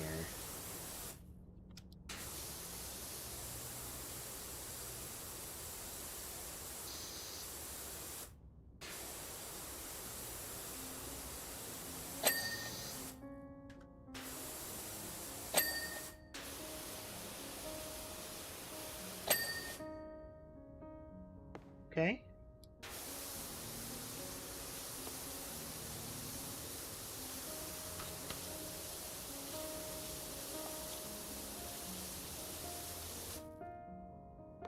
Guessing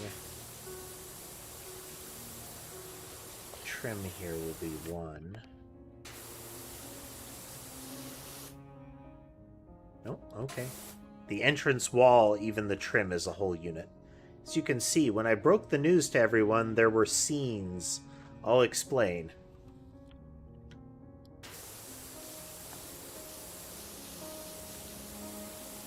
Tell us of what went down, sir.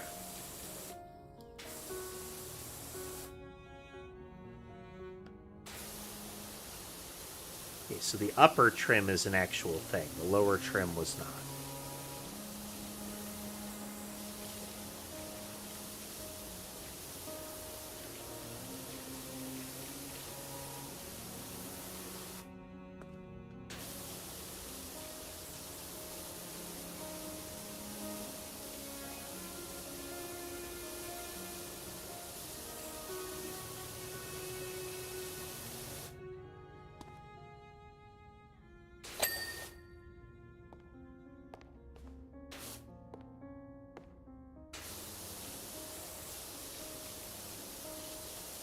Bring back the 80s.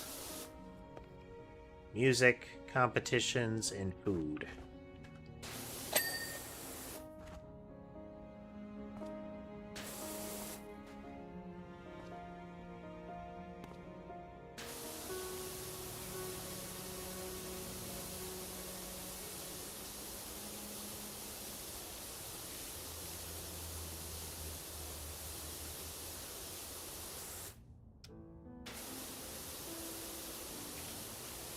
If you're dealing with late 70s, you would potentially still have called this kind of place a disco. Into the 80s, it was more likely to be a roller rink.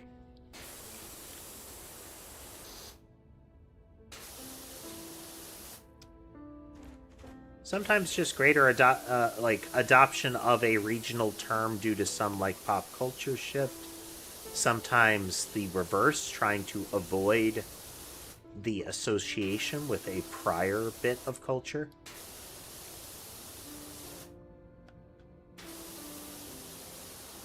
You know, we're something new and exciting, or no, we're not one of those things. It's like how Nintendo shifted their sales tactics post-video game crash to be sold as a family entertainment appliance like a VCR or a TV instead of as a video game console. That was in addition to other marketing that came after that.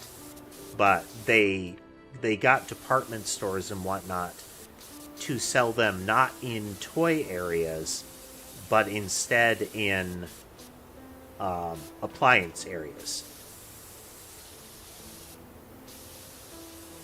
So in a place like Sears, it was, again, near televisions and whatnot. Now, once they got their foothold, they shifted back to kid and toy-oriented advertisement as well. And that unfortunate period right there is what brought us video games are for boys. And that's because toy shops, when they were getting that stuff placed, almost universally had the girls' aisle and the boys' aisle. And, your product has to be placed somewhere. So they had to make a decision, and they ended up settling on boys. But the early advertisements, before that happened, before it became a product for kids to be targeted with, the advertisements had it being used by the whole family. We saw a return to that with the Nintendo Wii. where it was focusing on this is a family thing. Everybody can get together and play this with each other. Use this as an activity with everybody. That was its original advertising, too.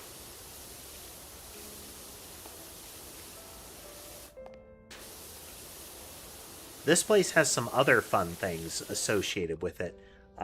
This is... I'm trying to recall which part of the 80s this would have been associated with. I know I recall this. This was the kind of thing that you saw in the... let's call it Americanizations of some early anime that got onto TV, like your early North American or American, more American, TV broadcasted anime. Things like Sailor Moon and whatnot were introduced in the period that animated series had to include educational content in order to be part of broadcasting for children. And Sailor Moon, in addition to having the really brutal make it for children, even if it wasn't initially, censorship and rewriting of anime. In addition to that, they had educational sequences grafted in, and you could tell when that kind of sequence was happening because they included hip, modern, kids-oriented graphics like this. When none of the rest of the show had that.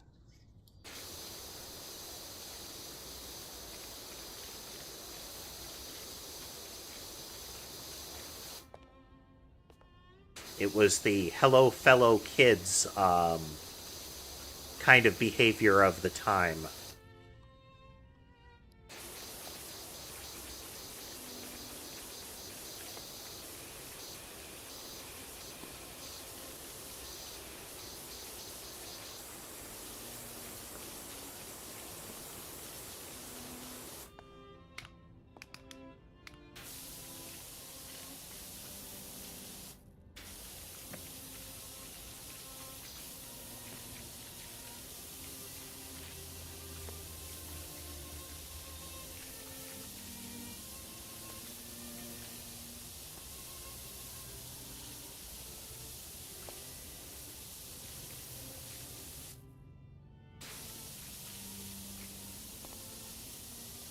No worries, Dodds. Plenty of folks do that.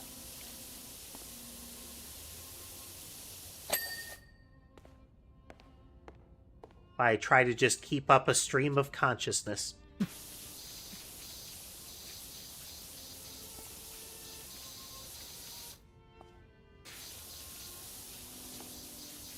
I'm prone to getting wrapped up in tirades about random things anyway.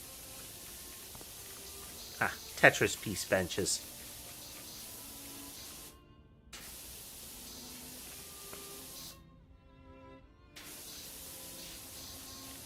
I mentioned it before, but there was a period of time early in, like, Nintendo... It was primarily during, like, the NES being the big popular culture in the console in the US. Like, the original Nintendo Entertainment System.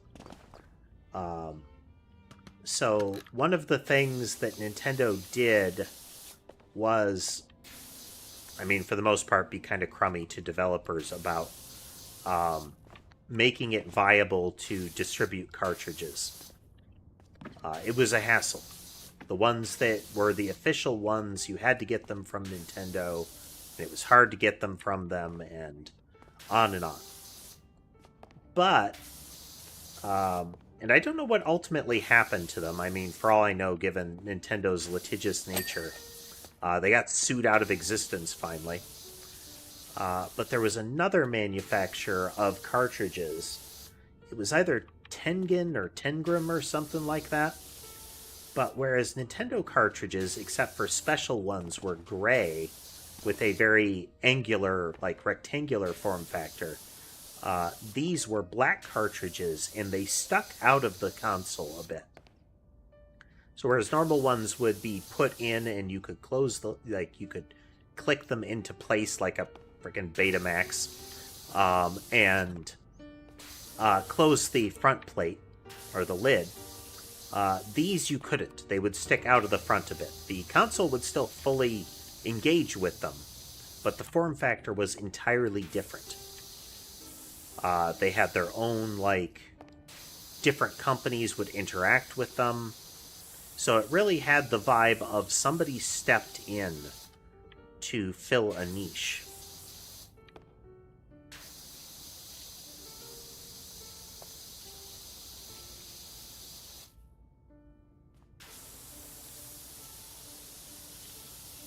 I think that's one of the big things that platforms like Steam have given rise to, is it's made...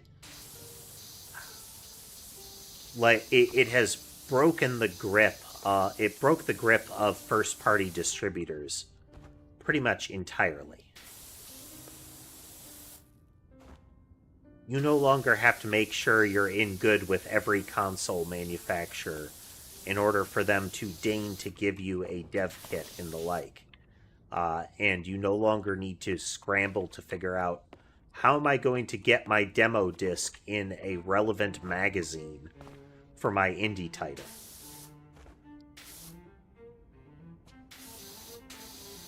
You can get it on Nintendo's eShop, or you can get it on, Steam or anything like that. Yeah, now we're... That move is another one of those, like, why did you do this? Why did you reveal yourself? Like...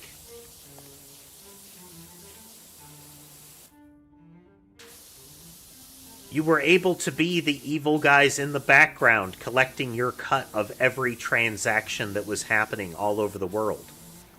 But you stepped out into the open. Why did you do that? You had nothing but loss ahead of you if you did that.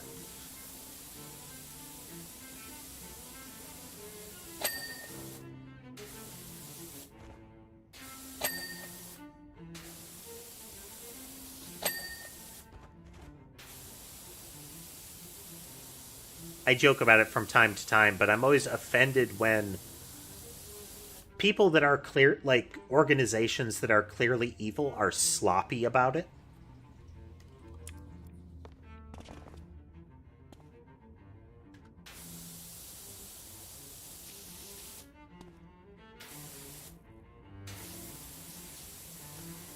Absolutely true, Dodds, but the thing is, they did it in order to look like... to step forward and look like they're doing the right thing, you know? Like, oh, we're standing up for a good cause. But why? Nobody cared. Nobody has cared.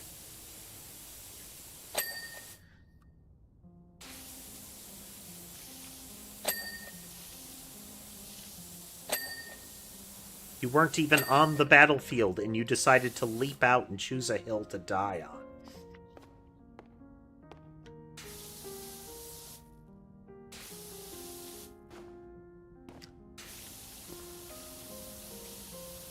Which in turn gave some of the companies that are beholden to them public leverage against them now.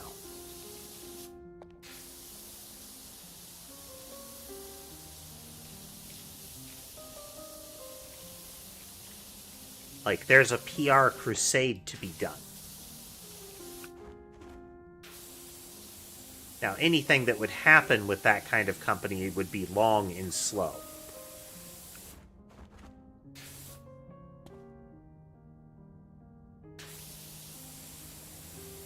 Yup.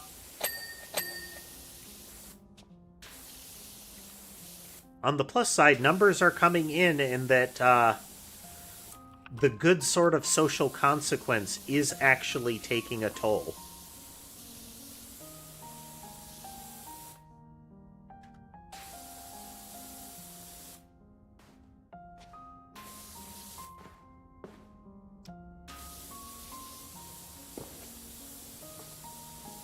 Like, bad actors attempting to cause some of the changes are not being as successful as the good actors, let's say.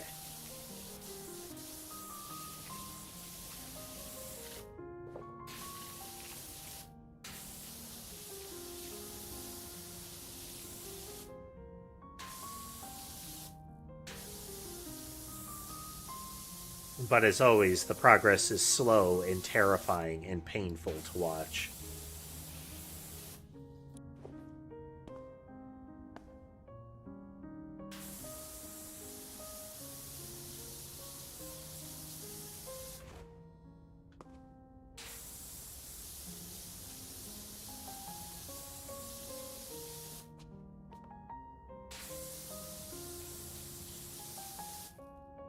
Let's see how much of this little opening area we can get done.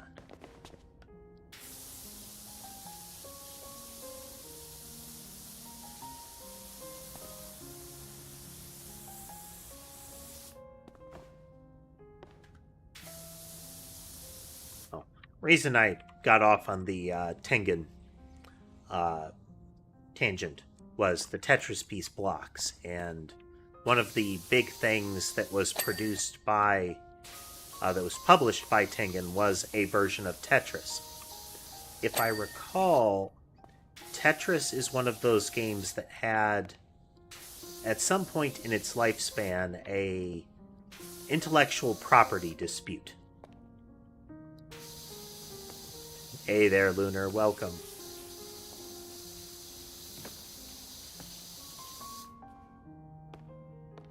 Like, you know, who owns the rights to the idea of the Tetris game? Well, to the Tetris game.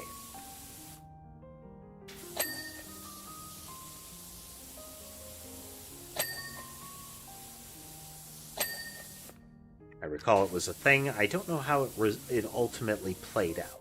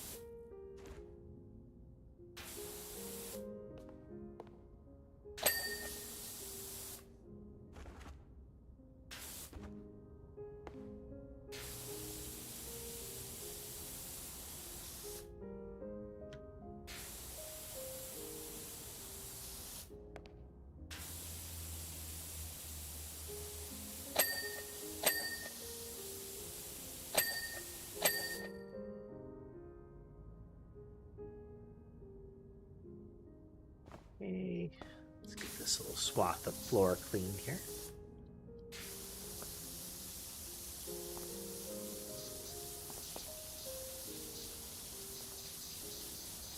I like with a lot of the stuff that I'll talk about in that fashion, it is stuff that I've gleaned from like random internet videos that I've seen, articles I've read, factoids that I remember, you know, personal experiences. But like a lot of them, some of these things are based on stuff that is, you know, accumulated knowledge that is at its basis wrong. So, you know, I learned a thing that is based on, you know, it's like when you learn a thing that you thought was a fact, but is actually like a well-established urban legend.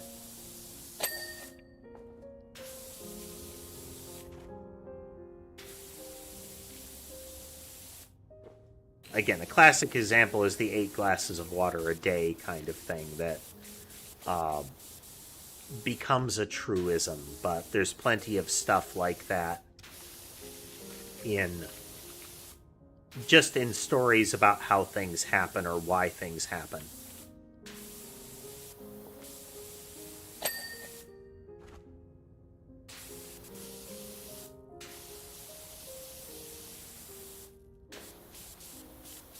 We mentioned it last time, the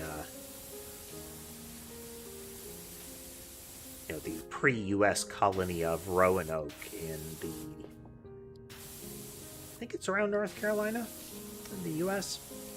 It's where it was, one of the pre-pilgrim colonies. And there is still, and likely will continue to be, legends about it as far as, like, the colony mysteriously disappeared with a cryptic message left behind. And it hasn't been a mystery for a long time. Where they went and why they left is known. But because that is like a embedded legend, it doesn't go away.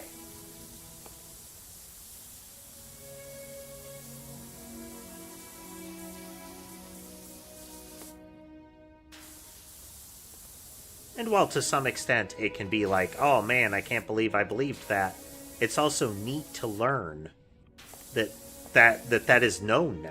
That is a thing that has been found out. Though in this case, apparently, some time ago, but...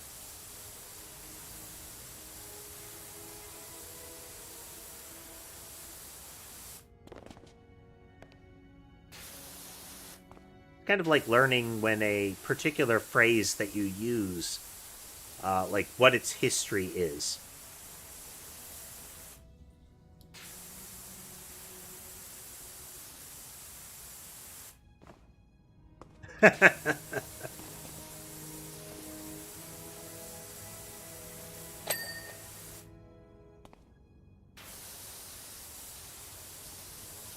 The History Channel is one of those weird downfalls. For me personally, it's right up there with the Sci-Fi Channel. They took a turn and never recovered.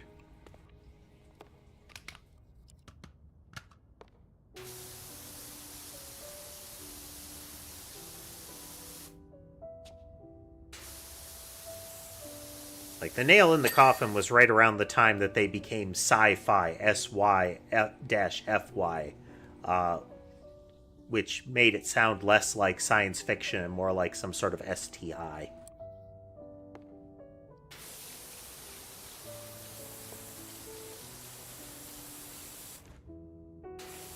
You know, less like I want to tune into sci-fi for television programming, and more like the doctor is going to regretfully inform you that you have contracted SIFI.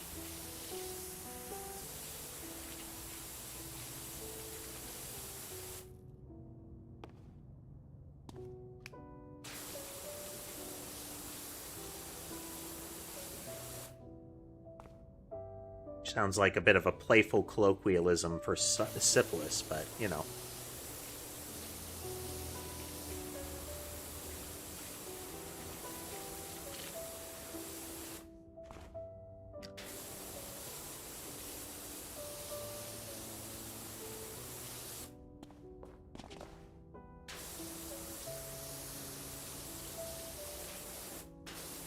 Yeah, it's a real problem in this area, so we try to call it something fun.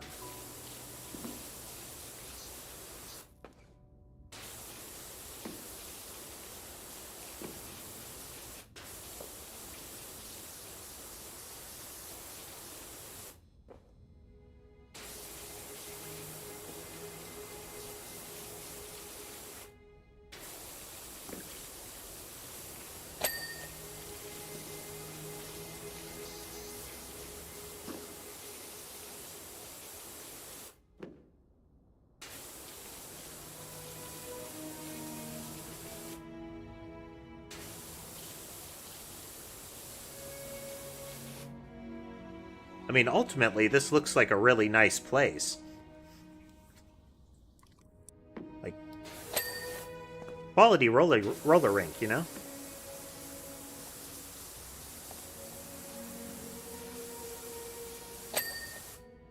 Not just one of those, we happen to own a warehouse, and converted it for that purpose.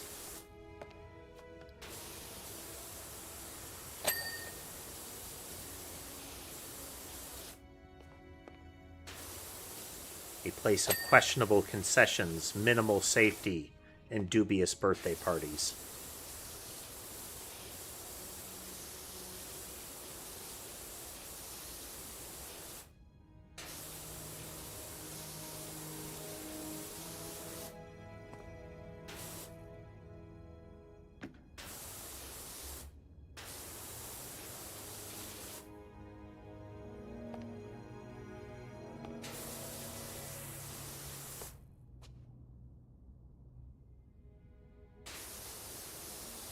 This whole strip is considered part of the counter.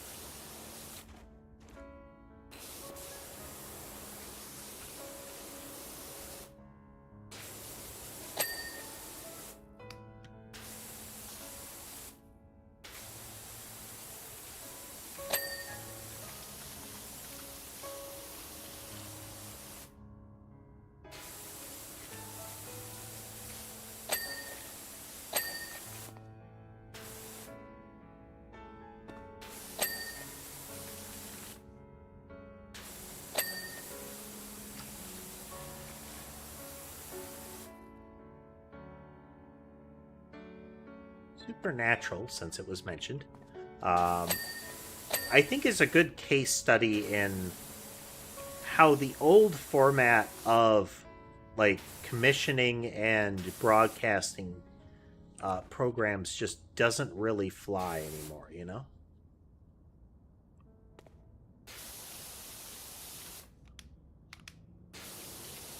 Is from a writing perspective, you can't have stories that don't wrap up within range of what would be considered the run, you know? So if I have a general idea for a story and it would require 6 seasons to get done, well, you have no guarantee that you're even going to get remotely that. You might not get what has frequently been viewed as, a whole season.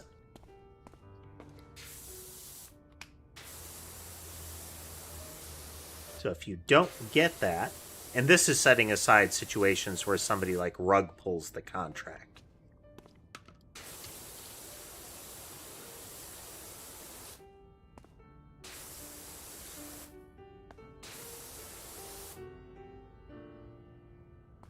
The K thanks bye will be keeping the IP kind of scenario. So setting that kind of situation aside, it's from a authoring it perspective. If you have your storyline requiring the whole period of time, then you're going to get those ugly truncations. Alternately, if your series is supposed to be the kind that can withstand being picked back up for many seasons, maybe don't tie everything off. Have contained arcs. It's okay to have loose threads that might become an arc later, but your major arcs should not end in such a way that it defies your ability to add more. Again, if you intend this to be something that can be repeatedly serialized.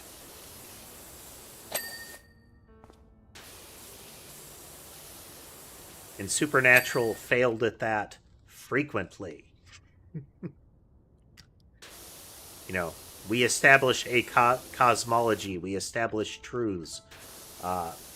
We get to the end, everything wraps up, and then we got picked up for another season. Everybody scramble, we need to figure out how to write a new season into this.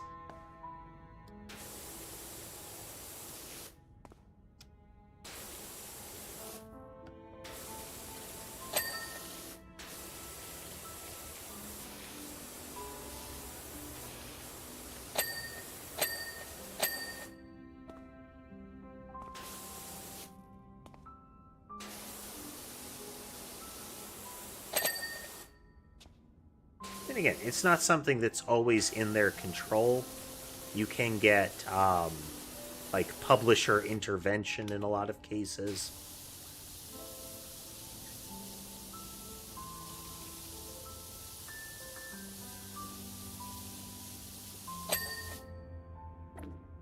But just in general, digital distribution has flipped the table on a lot of the way that programming gets made. And you still have places, whether they be the content creators or of whatever type, or publishers that still think in terms of, like, broadcast TV.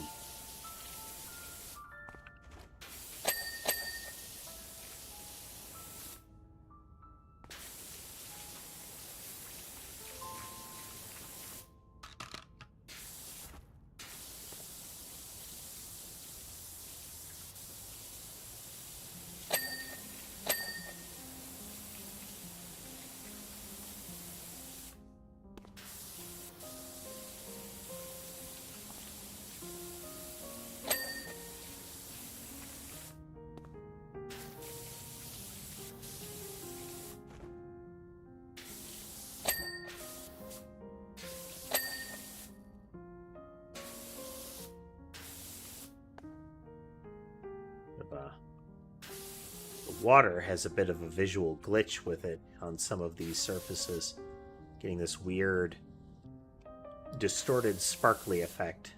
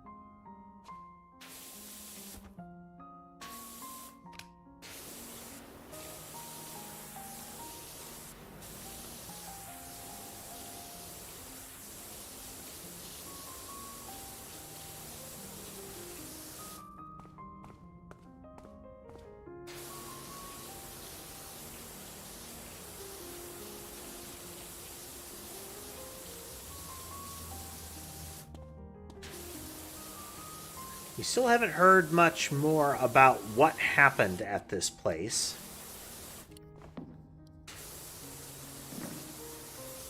So, given the state of it, this is less of a what happened and what went down.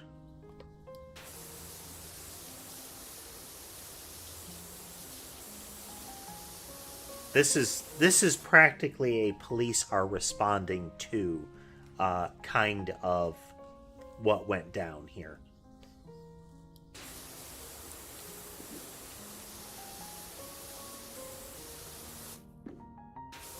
Panic 911 calls, including terms like "it's everywhere" and "get it off of me."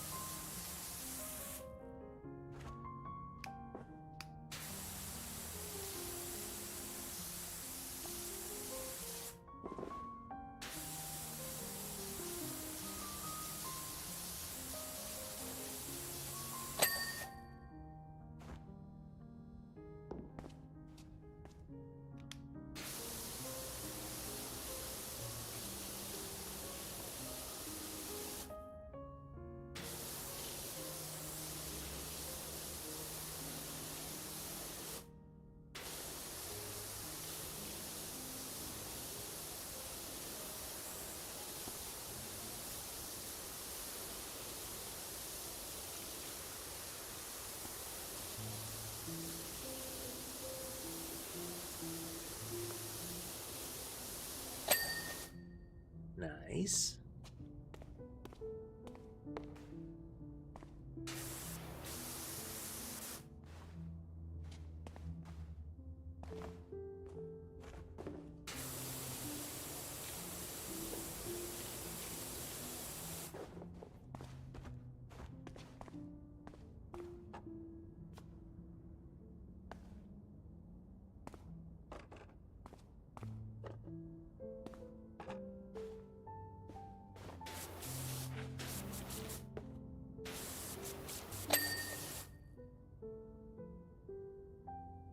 Okay.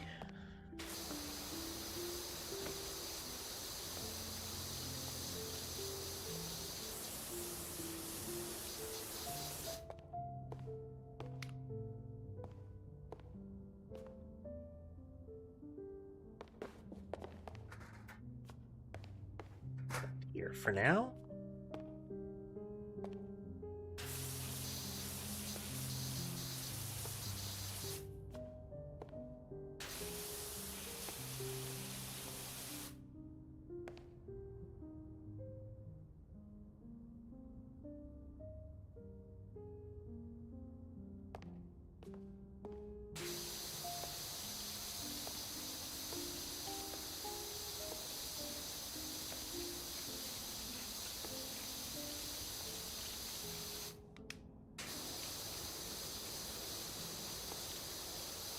They get some good environments in this. And I think that's one of the elements of charm of this, is that they try to keep the environments really different.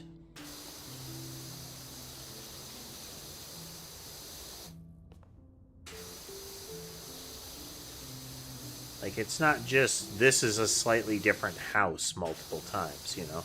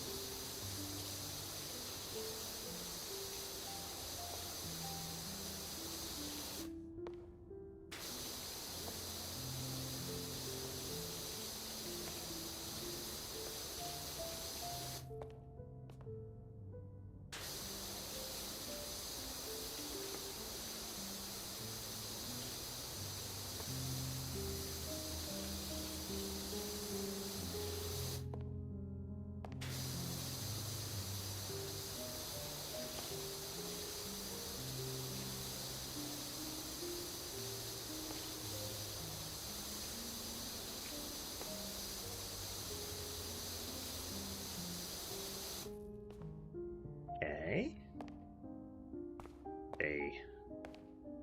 Okay, concessions area.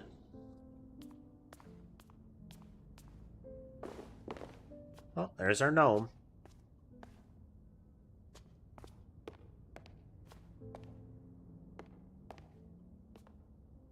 Real quickly, we're going to take the break that we haven't taken the entire session here, so I will be right back shortly.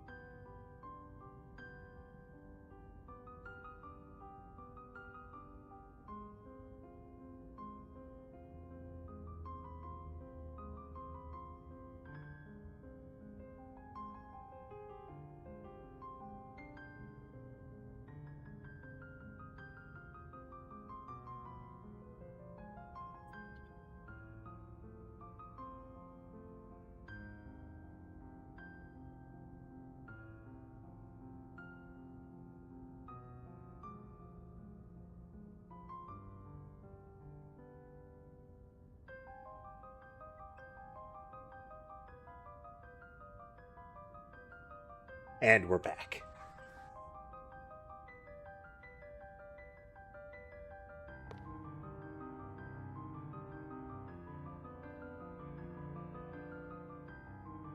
I didn't pay sufficient attention to Mason on my way back.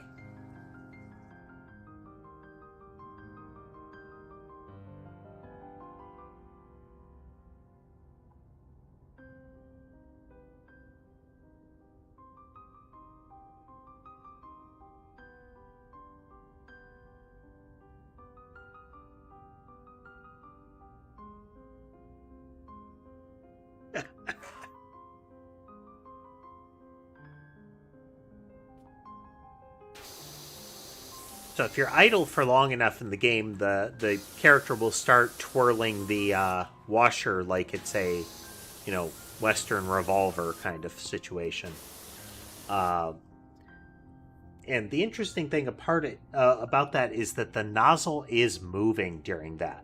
It's actually pointing where the model is going. So the level of cleanliness indicator in the upper left changes as it's twirling.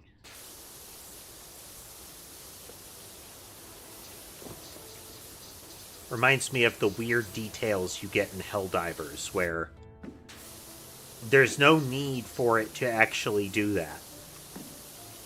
That was either an oversight, like it just happened to work that way, or somebody said, wherever the nozzle is, that's where it's pointing.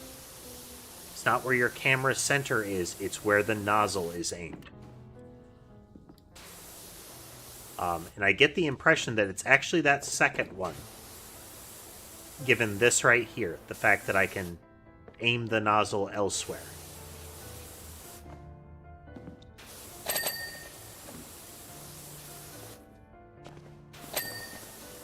The neat little coaster.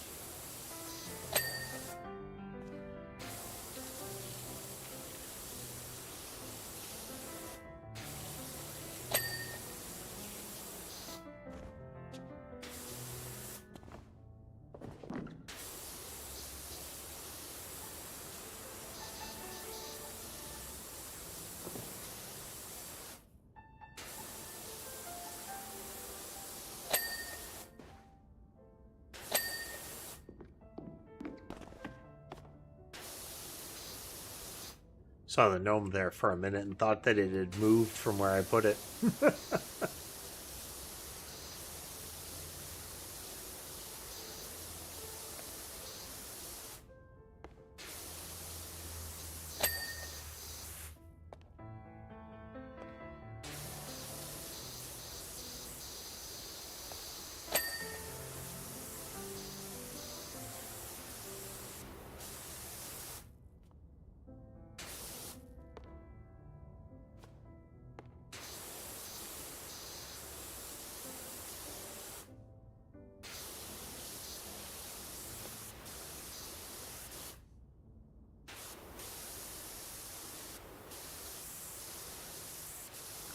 The color choices in some of the imagery.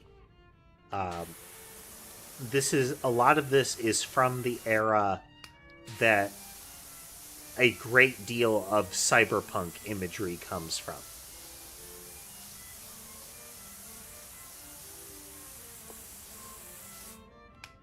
Like this particular color palette, the neon blue. Let's see, what's another one? That right there. Now, did those get used in a lot of things during this era? Yes. But this same imagery is prevalent.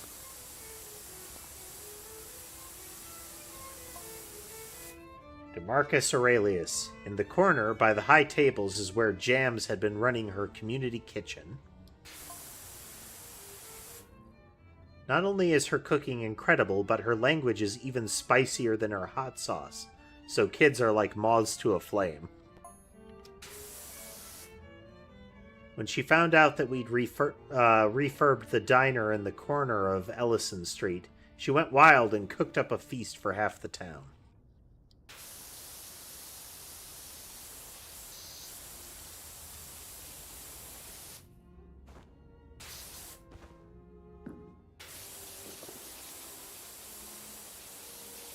There's a but then coming, and I'm excited to hear.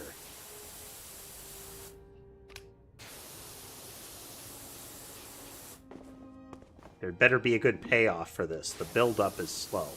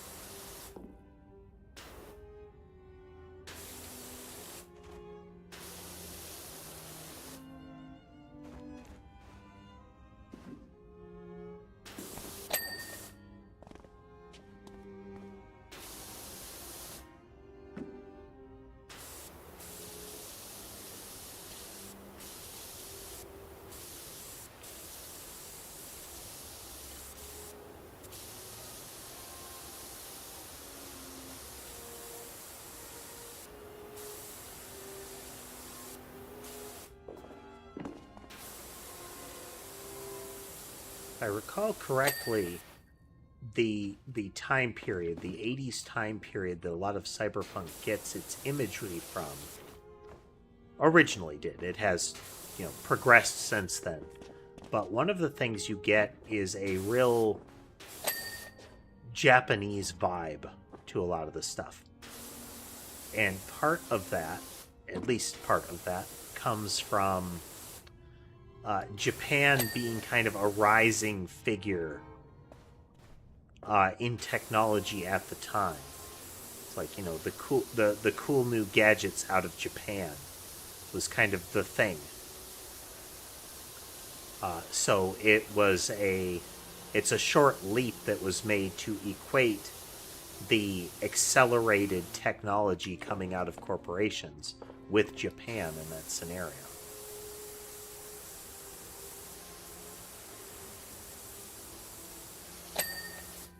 Since then makes a little less sense. I mean, it's still not out of the question, but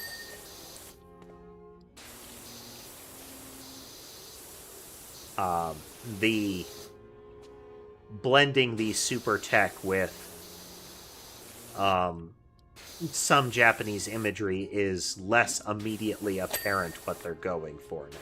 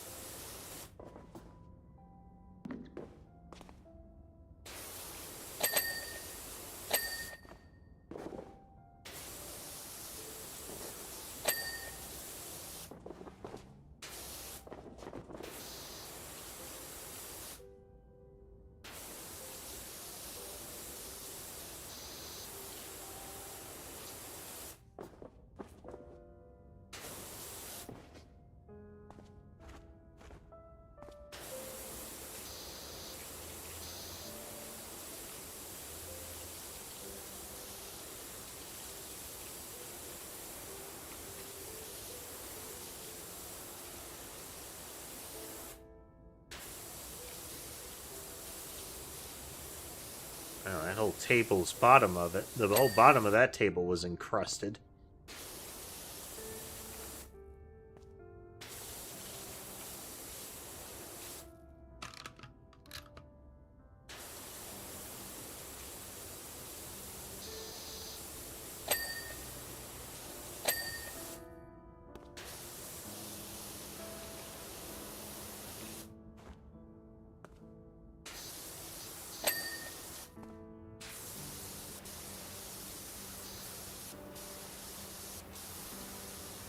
Sometimes in this game, the term that comes to mind with the level of muck is like barnacle, you know?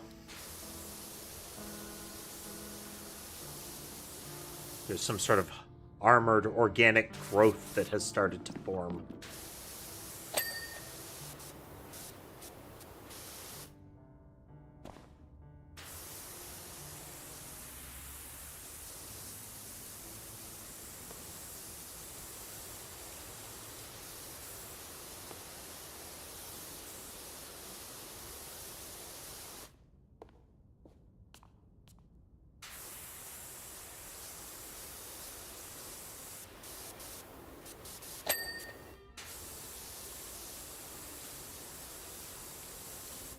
Stairway, and then we'll hop back to the ceiling there. Oh. The rest of the floor up in the seating area.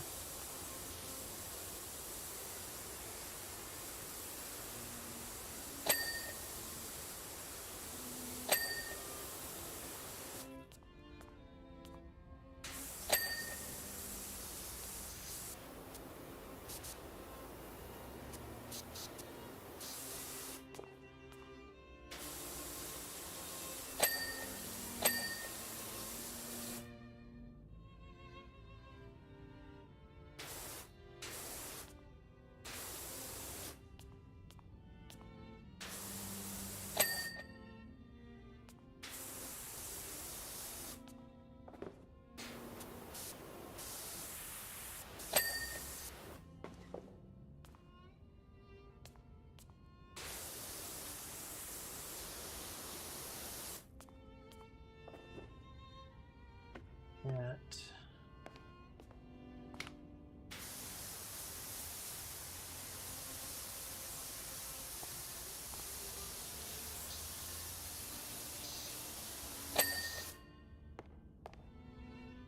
Oof.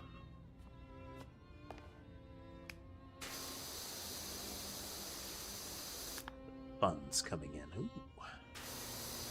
Getting there.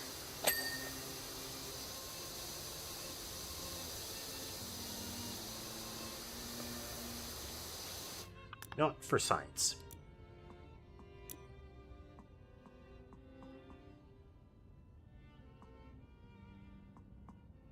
Using the 2400, I believe.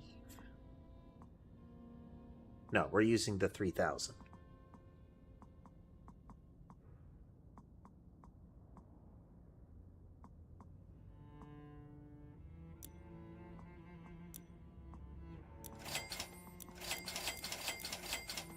We're going to switch the Urban X Max.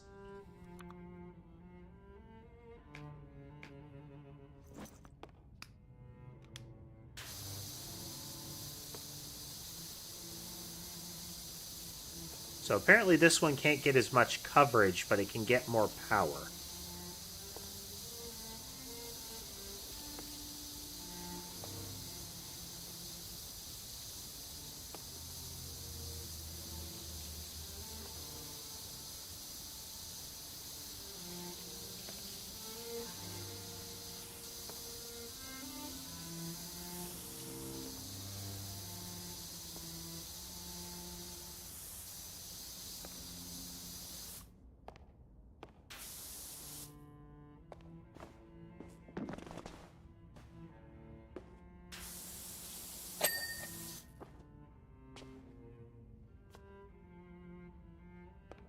Alright, let's get up at the ceiling here.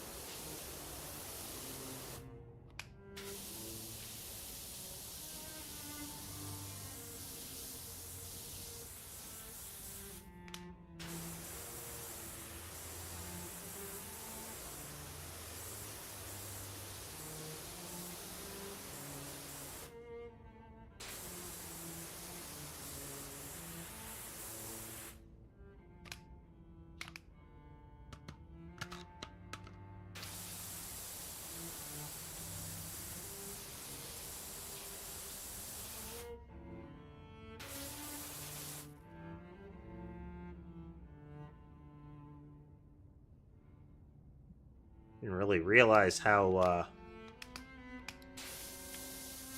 tall this place was.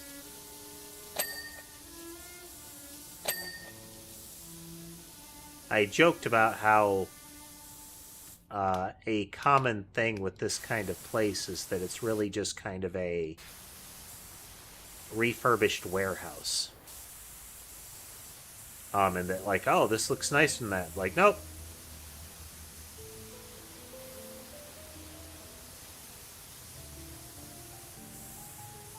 Old warehouse. Now, it's a well done refurbish. Ultimately, that's what matters with it. But I mean, ultimately, it's, you know, make use of the buildings that are there.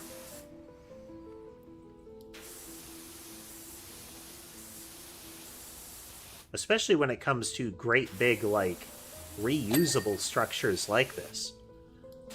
As long as you don't mess with the frame of it, like the actual body of the place, repainting and putting in interior walls is nothing. Which means the building could be picked up by somebody else and repurposed. And that's good.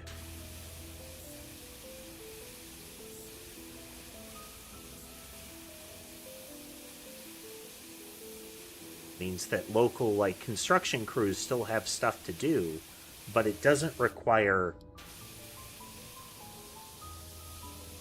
the sort of rebuild that often results in harder to reuse gentrification style projects.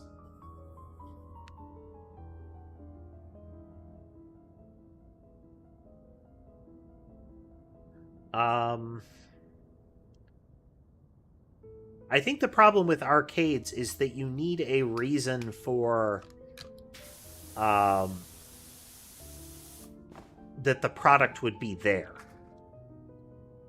Arcades were really more of a thing, video arcades were more of a thing when that was where the good games were, you know? Like, yeah, there were console games available, but consoles were like 2 tech levels behind arcade boxes. And a lot of that was because the arcade boxes were custom rigs much of the time.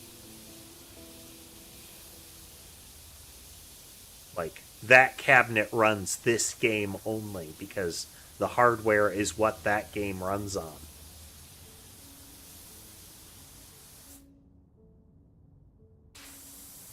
You did eventually get, like platform-based arcade cabinets. Your Neo Geo and the like. But you'd need a infrastructure like that.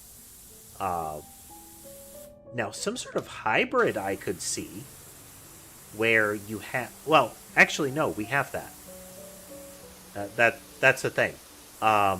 Internet cafes.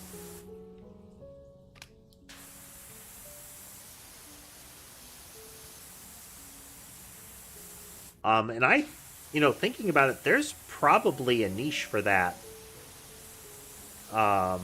in, like, the U.S., outside of the areas that it's traditionally associated with.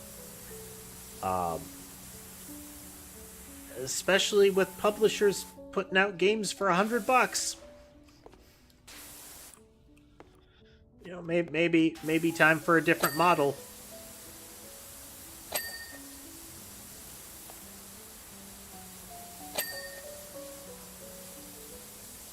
That is assuming that kind of price point doesn't blow up in their face.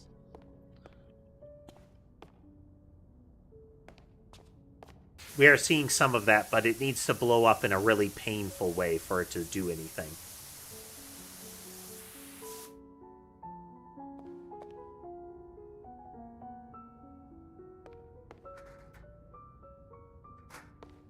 Can't have that sort of like, oh, the plebs are angry, give them some time and they'll tire themselves out kind of Can't be that kind of blows up.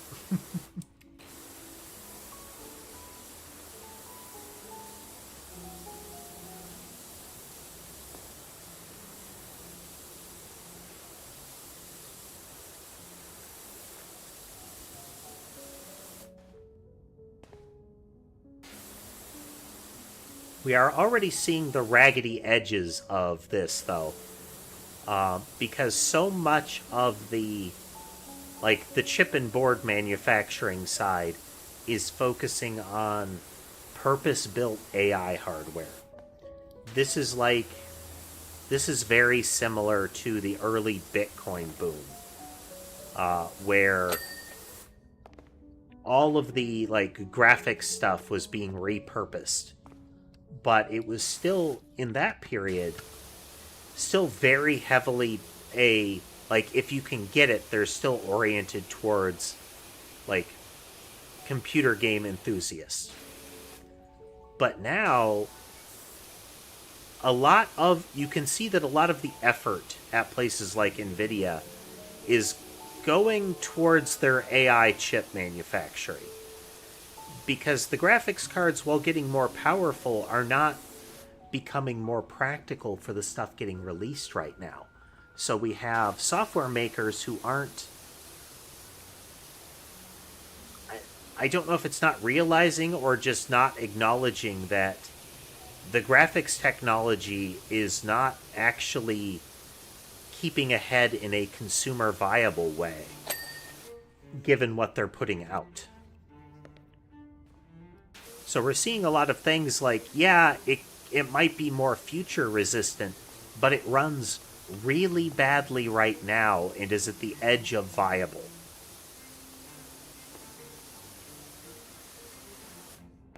Your Gearbox Borderlands 4 controversy being a prime example.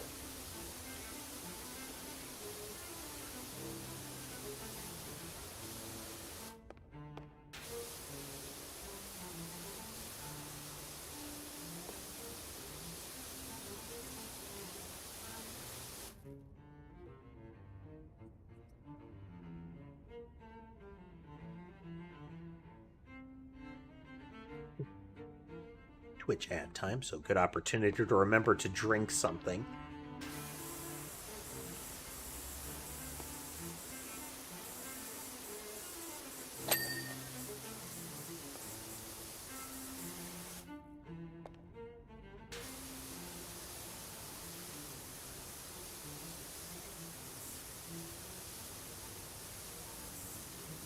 You know what? This might be the better of them. I don't like its form factor. It takes up more of the camera space. But it's certainly very effective.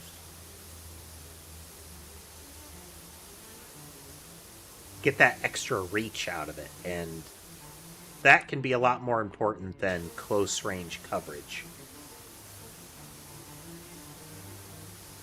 Not having to shift ladders and whatnot, I think, has more value.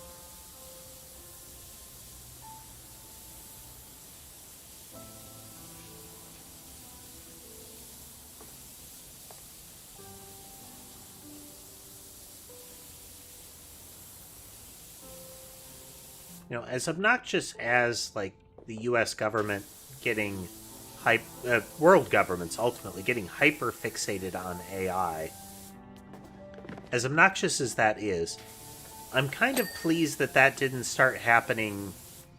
It didn't happen to this degree during cryptocurrency and NFTs. I'm glad I'm not seeing U.S. military leaders talking about how we need this because we need to stay ahead of the other world powers in cryptocurrency tech.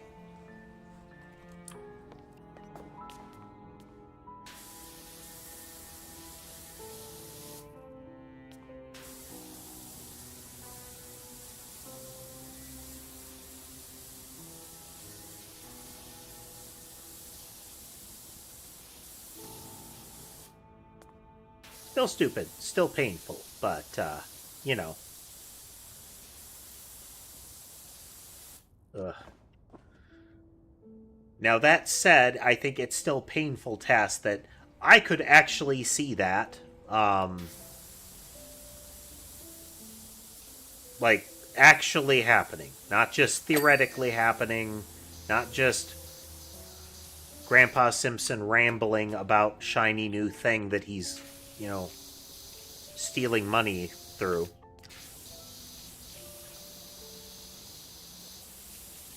But that actually happening.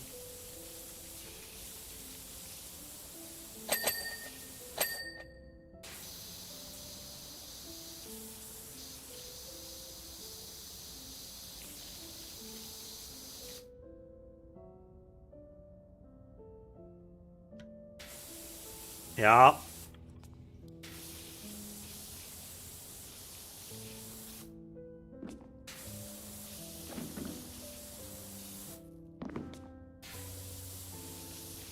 There is the silver lining that all the people buying that stuff are running out of money.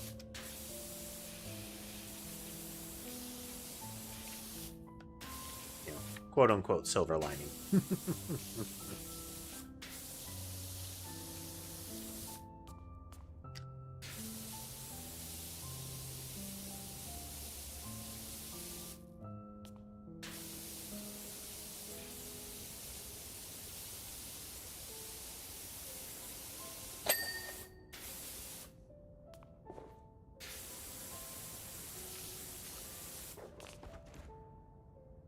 Borderlands Syndrome.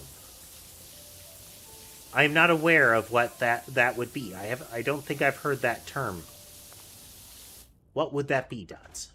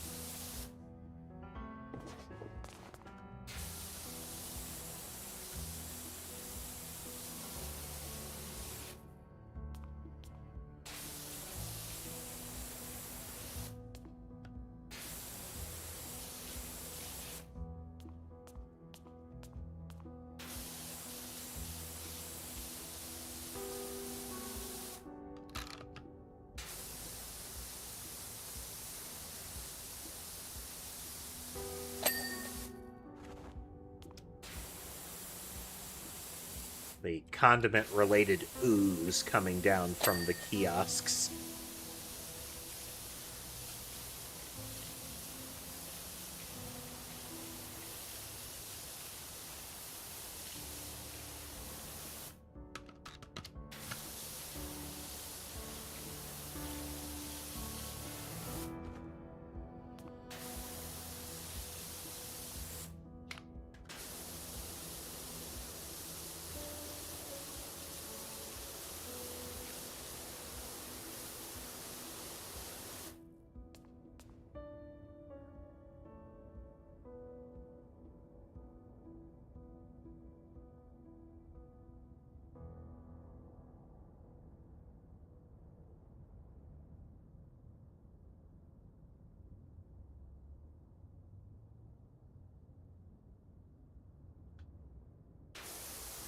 I can't speak to Borderlands 4. Hello, Jamie. Welcome. But I could definitely say that there are elements of 3 that I think got worse, but I feel like that's an exaggeration. To me, Borderlands has already fallen into rose-tinted goggles territory, where the aspect of what it was like playing it has already become almost mythologized for people. It's not to the extent, but I think it's similar to the Final Fantasy VII remakes in that regard. Now, I will say I like 2 best.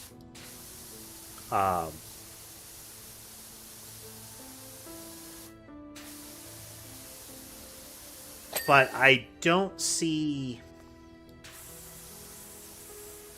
I haven't seen concrete indicators to call out 4 is worse in this way kind of stuff. I hear complaints about the post-game, but post-game is live service bait, and I don't really view that usually as a tangible part of main game. I see what they're getting at, but we get a lot of like, oh, back then this part of the plot was better, and it's like, I think like this villain was good. I think that's ultimately to the point, Dodds, though, is that Borderlands 1 was a thing. Like, the whole, these guns all look different and they all do a little different thing, and the setting is real zany and has its own art style. Like, that was a thing. Yeah, the others did not recreate Handsome Jack.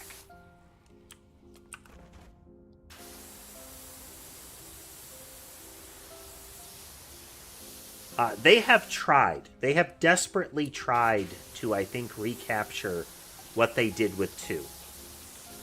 But they haven't.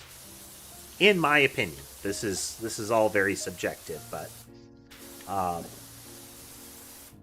think that's the element, is one was a thing. 1 was a great game. Loved 1. And 2 was a second helping. It was clearly they found something and they built upon it. 3 wasn't that. I feel like 3 was them trying to do 2 again. I can't speak to 4, haven't played it.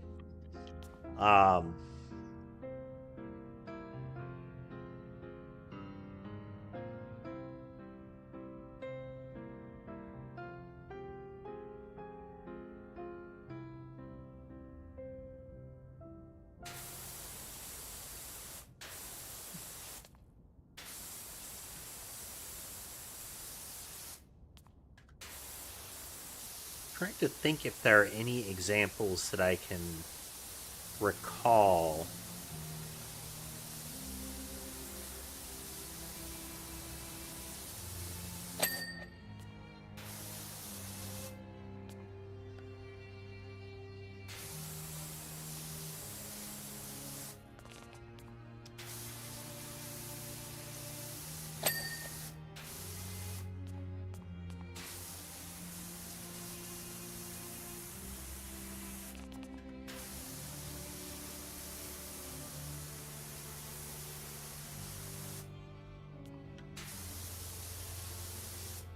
I think I can see what you're getting at there, Dots.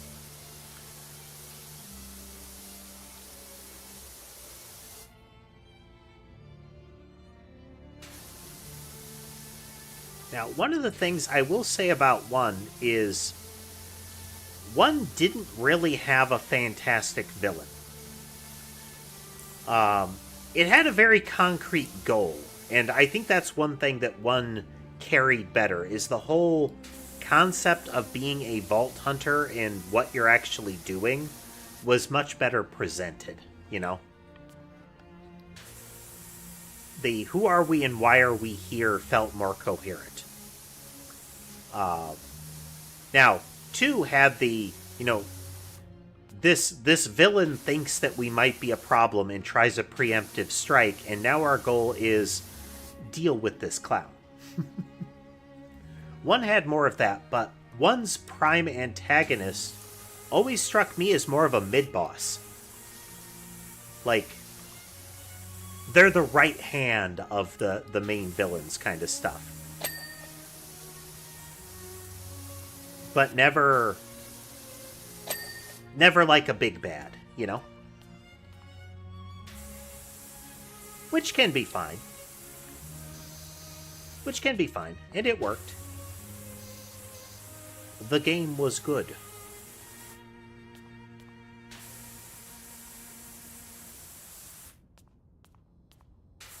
But additionally, this is also generally a problem with direct sequels. I think we mentioned this a little last stream, it's knowing what a game is.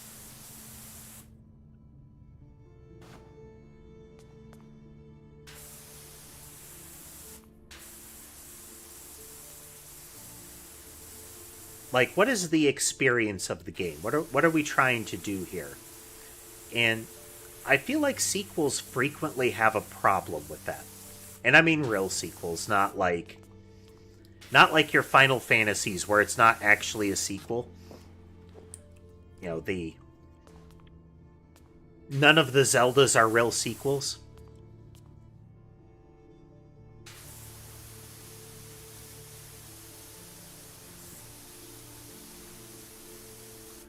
Ooh, I think that's a good take, Silent Knight, that with Borderlands 3, and I would say,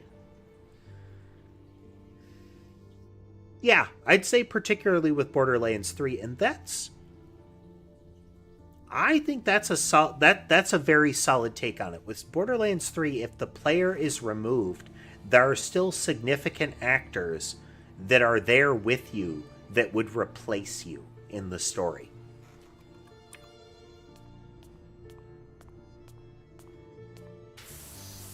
Like, there are still NPCs there to do the work for you if you're not there. Narratively.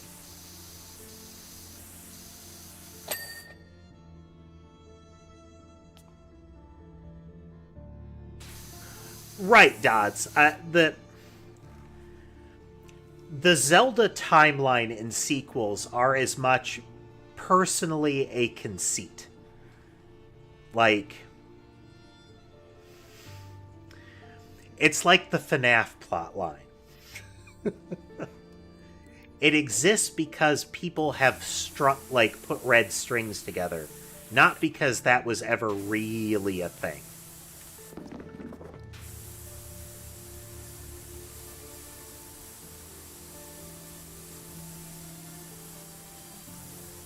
Like, you can take any of the Zeldas and rip them out of existence, and it doesn't really alter any of the other Zeldas.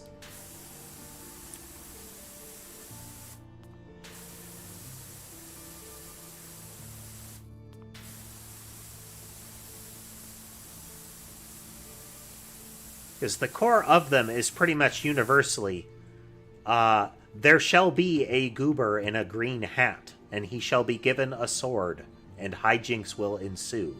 There will probably be a princess who finds herself strangely helpless at the opportune moment, and then there are triangles.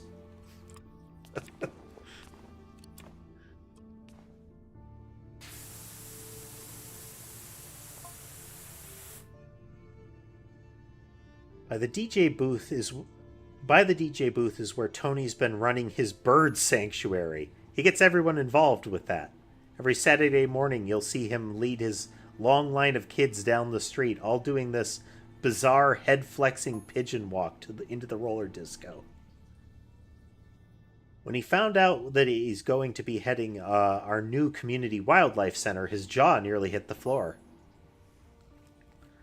Unfortunately, when he then decided to launch his pigeons in a celebratory flyover of the disco, well, it was like the birth of the universe.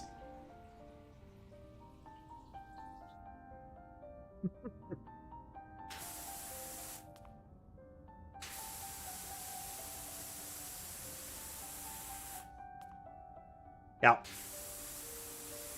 it's another way to look at least my take on it, Dodds, is there have been lots of people who have tried to put together timelines of Zelda, like over the years, and what that timeline is has been so wibbly wobbly over that period, and the authors of it have been real non-committal.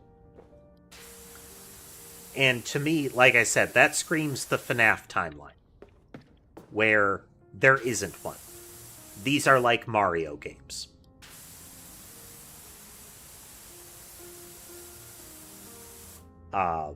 They are connected by themes, and essentially myth and legend. But as far as like a narrative sequel, not really.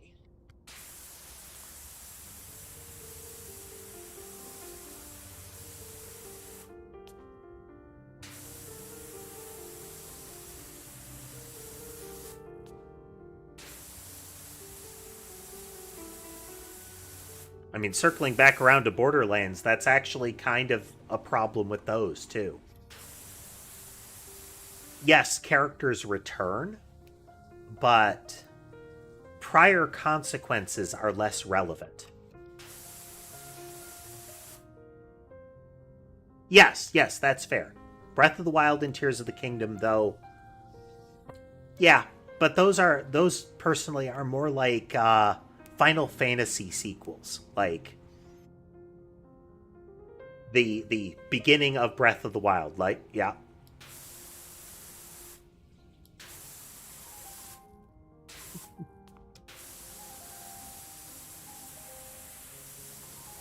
Yep. Now, as far as independent stories, as in like the hero of 1,000 faces kind of stories, Zelda does well. As in, if we take Zelda as Legend of Zelda, ultimately Legend of Link, but, you know, Legend of Arbitrary Damsel, at the time that the title was coined. They've done a lot better. See Breath of the Wild and some of the earlier titles.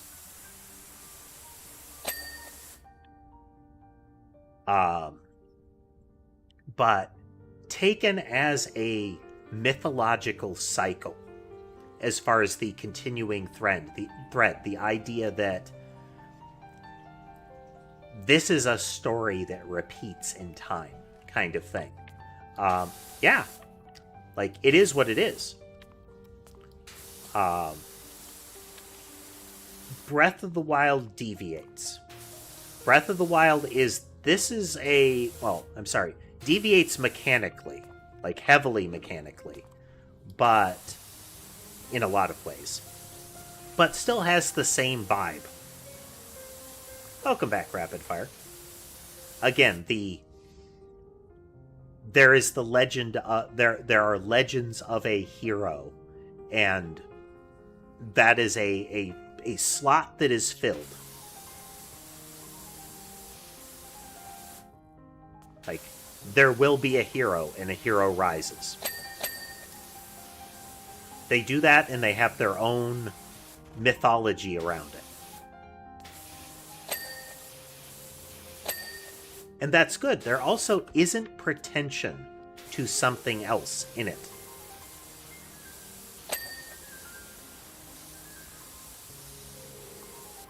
They're not trying to create... I mean, they might be, but as far as the perception of the games, We're not seeing a Zelda cinematic universe forming here. Would I put it past Nintendo? No, but they don't seem to be.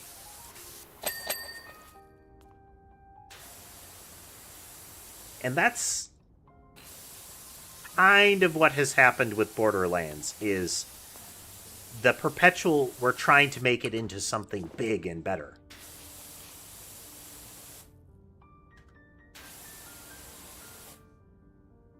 Hey, JCR. I suspect there's a strong following for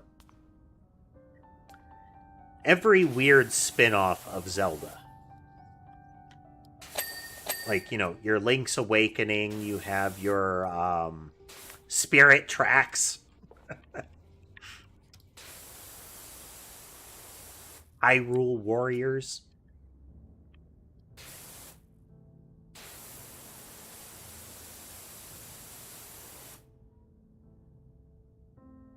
Oh, and welcome back, Rapid. Sorry about that.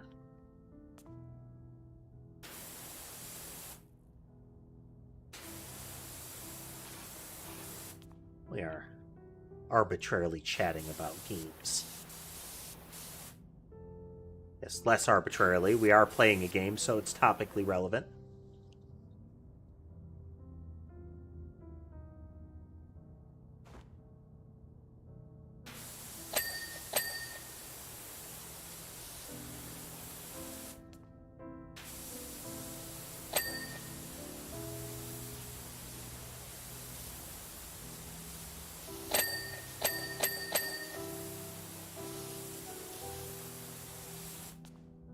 Here's another fun one. So, in the design process of Breath of the Wild, one of the bits of commentary was that they were trying to recapture the feel of the first Zelda. The sort of like exploratory, find things feel of Zelda 1.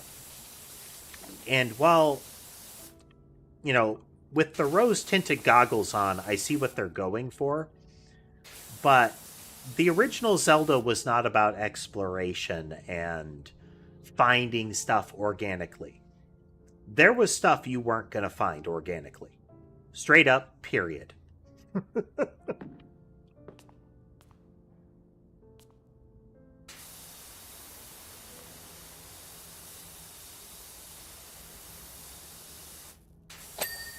Like, totally opaque things. The secret stairway in the northeast that you would only find if you were shown a map of it that had that already. Or you just randomly ran into every single wall tile.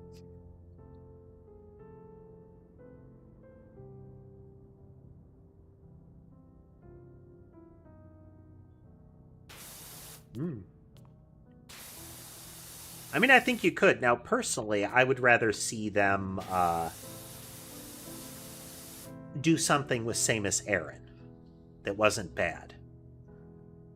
This is the beverage portion, or the checkout portion of a little cafeteria area in a roller rink, JCR. But yeah, you could do Zelda movies. Now, Butt Dots, are you aware that there was already a Zelda animated series?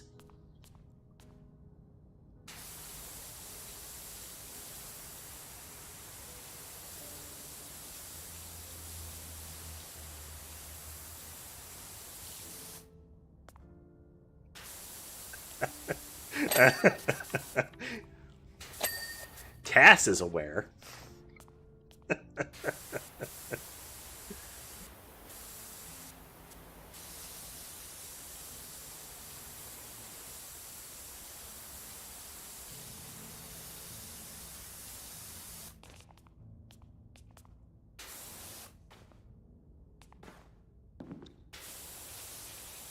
The series that came into existence around the same time as Captain N, the Game Master.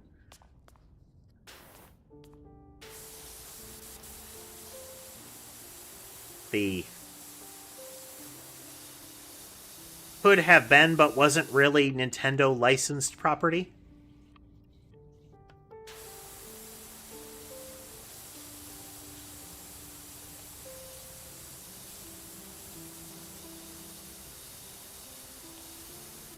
As in, it had license to use the names, but explicitly didn't have license to use the images of the various Nintendo characters it included.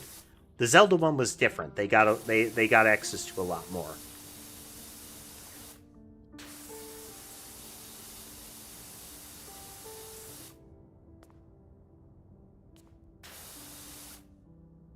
Right, Tass. The Captain N one had pretty much nothing to do with the games aside from using names. And like I was mentioning, they didn't actually have rights to the imagery. Like, they couldn't use actual game imagery. That's why all of the characters look so off.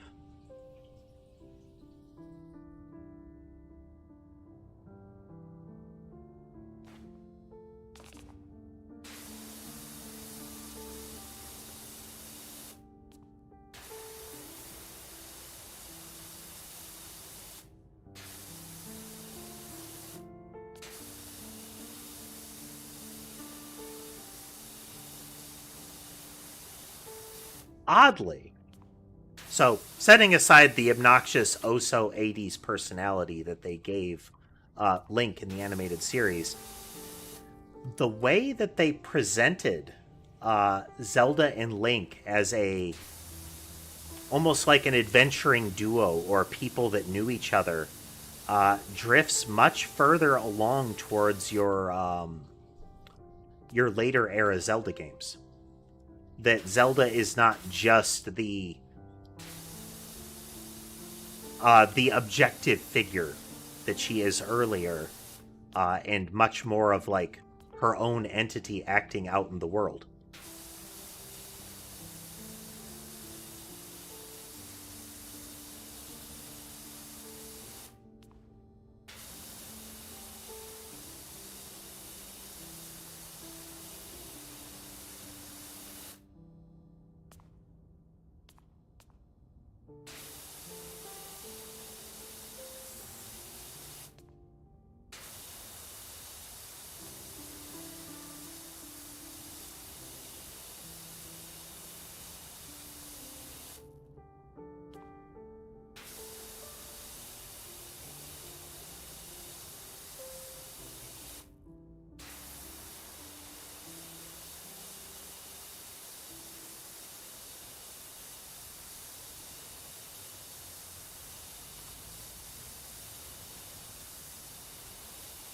Now, all that said, and no anger towards game developers associated with it, or, the hardworking people on the floor of creating hardware and similar, but Nintendo can currently go hang.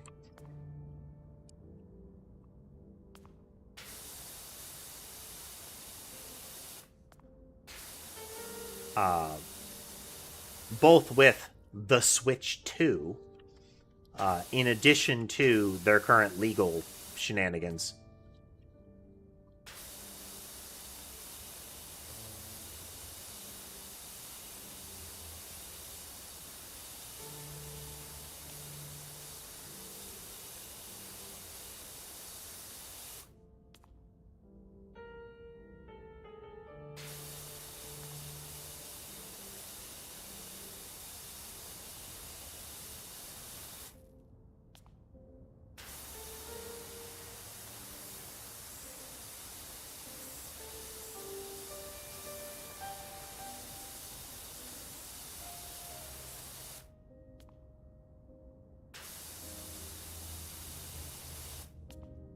I would agree with that opinion, JCR, and I think it extends beyond overrated and into completely unnecessary from a consumer perspective.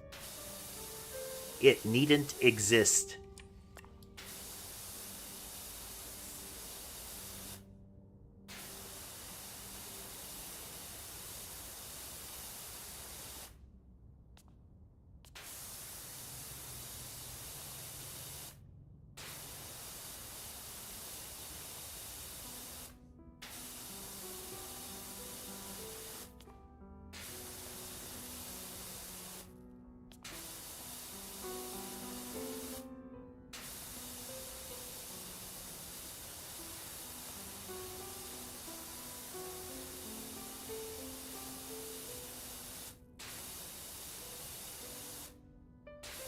Like, it's one thing when you see stuff like, oh, we are releasing a new PlayStation and it's newer and shinier. What's it got? Bigger hard drive.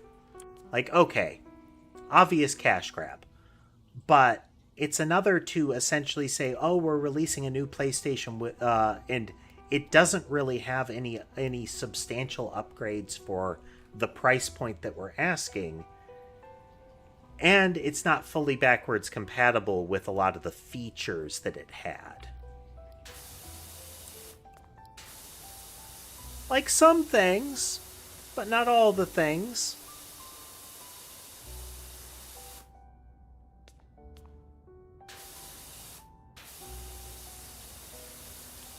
And now we have another lovely functional split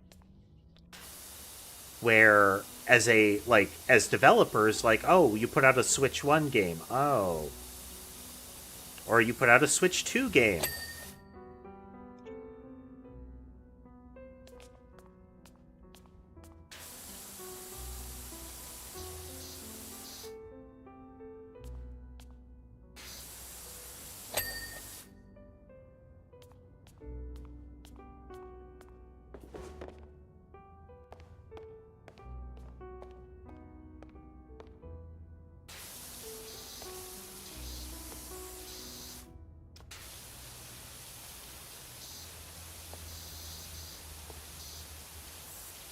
They got a disco light floor.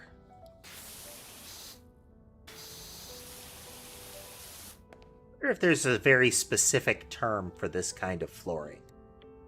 The flooring with the lighting under it that is frequently shown as a, disco dance floor. Is there like a specific name for that doesn't refer specifically to disco?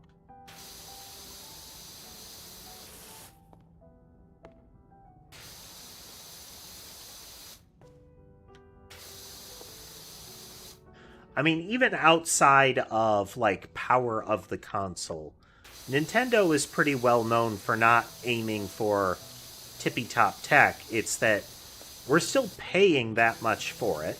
We always have. It's that the upgrade that we see for that change between Switch 1 and 2 isn't there. This is not the next Nintendo console priced to be more affordable. It's a full-on, this should be a next-gen console kind of price jump. And it's just not. It's a Switch 1 with a minor upgrade.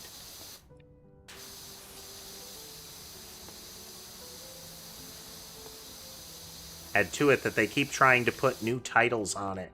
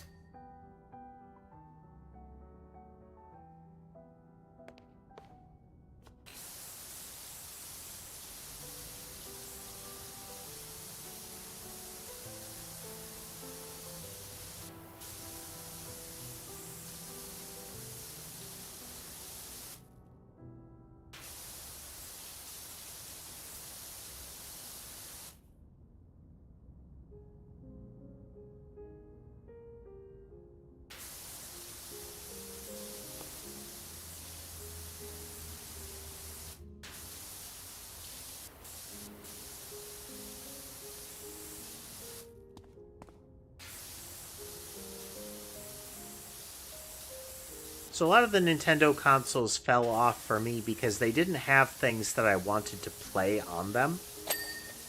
At the time, I was still like, oh, I gotta try the new console kind of stuff. But that has definitely fallen off. And I find that, like, money for time period that it is viable, PC has treated me much better, both in like hardware costs as well as selection of games. And if that's not an option for you, that's just fine. But that's where I've ended up. So I don't have like a hardware connection to Nintendo. And then it's practically getting to like ethical levels with them that I don't want to interact with them on a like consumer basis. Some of the stuff that they've put into the court filings in the Palworld patent lawsuit is repugnant. Their statement that mods aren't really intellectual property or copyrightable or contain any like creative content statement is like the most anti-consumer thing I've heard in a while.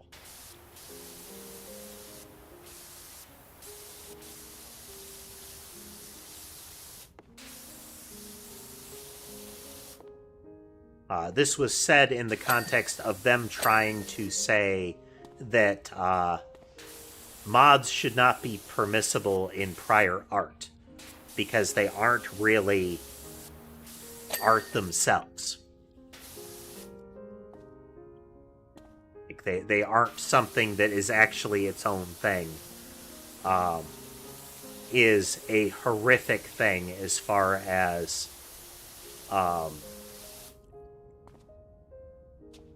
like the creative community. That is the equivalent of saying that fan fiction would not be the intellectual property of the author. Now, the characters in it wouldn't be that person's intellectual property.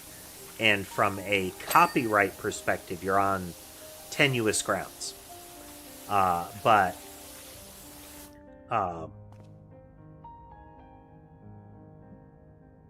the whole statement that it's not actually like a work is gross. Hey, Azazel. Doing good today, doing good today.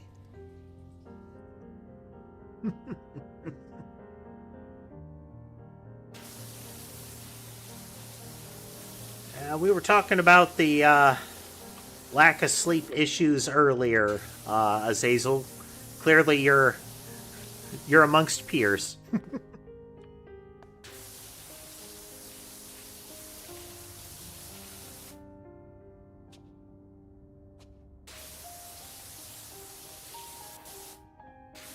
Even if I'm not in that fully ready to wake up and be functional state, my cats are fully aware when I've started to wake up.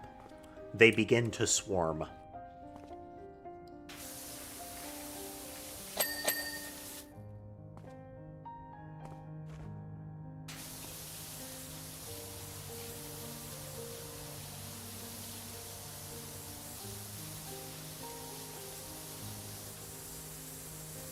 We're currently playing PowerWash Simulator 2, for those that don't know the name, or the game.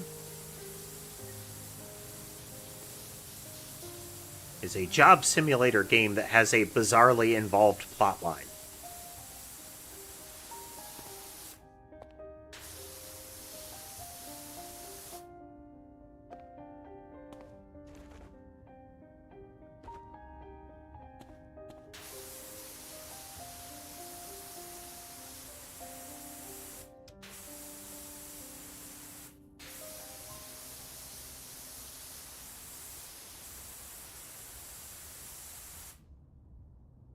Can I help you sleep? Maybe.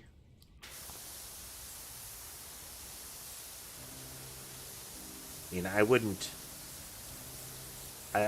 profess to provide any sort of medical advice, and, you know, my personal capabilities of getting to sleep in a timely fashion, not so good.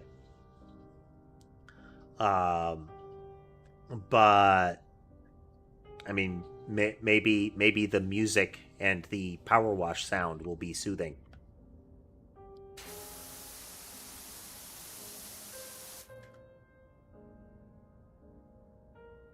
Man, we got 4. Yeah, all of them are on camera. Let's do a quick cat cam check. Lore bits. The last thing that says to me that something interesting is going on is the stone circle. We don't know what that is yet, but its presence is compelling as far as kicking off more. We're still pretty firmly entrenched in the mayor's instigation of this Town of the Year competition is still very sus. But yeah, we got all 4.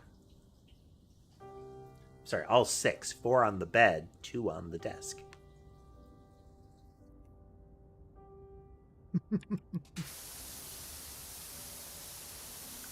We got our cat observation rig here.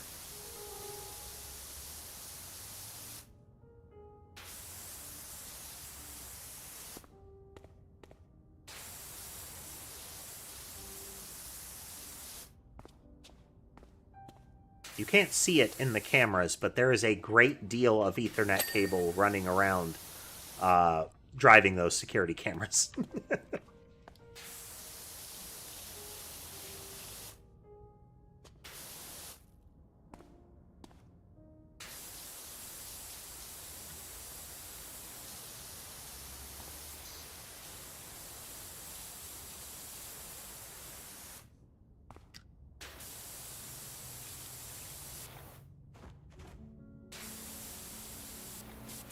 That would be a fun thing if I can get, like, little oddities to put on the cameras.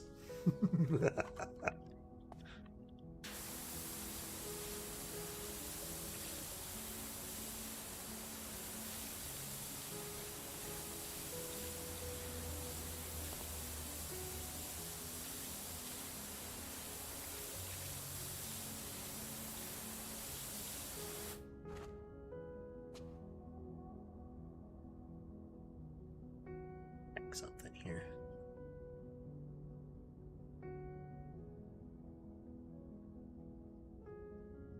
Okay.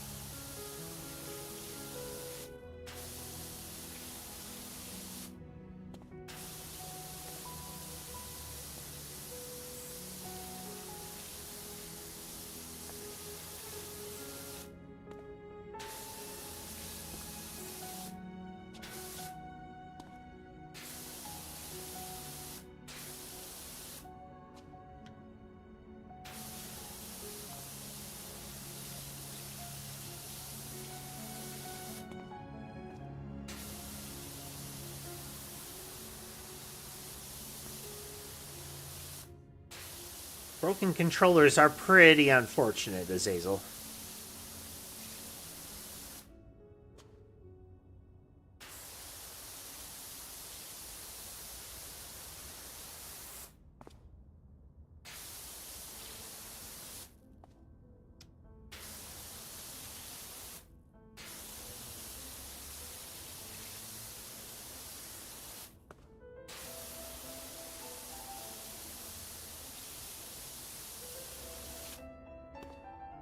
Well, thank you.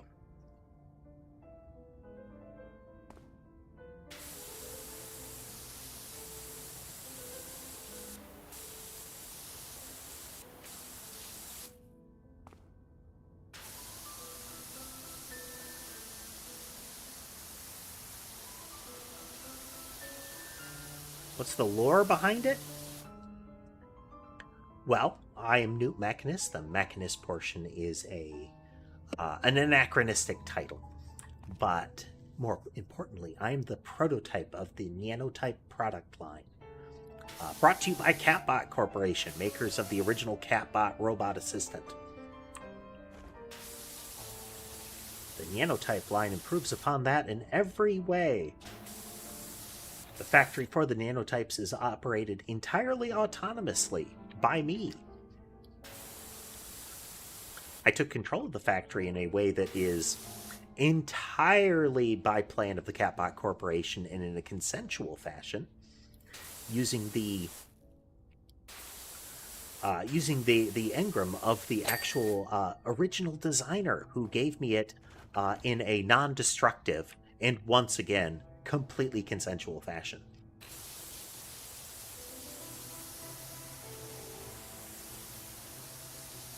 I, in the Catbot Corporation, would like to ensure people that everything is fine. Production continues on the new products, which are totally safe and should be purchased. And any conversations or rumors that you might hear using the terms bunker or weaponized in terms of the Catbot factory are completely false and likely defamatory.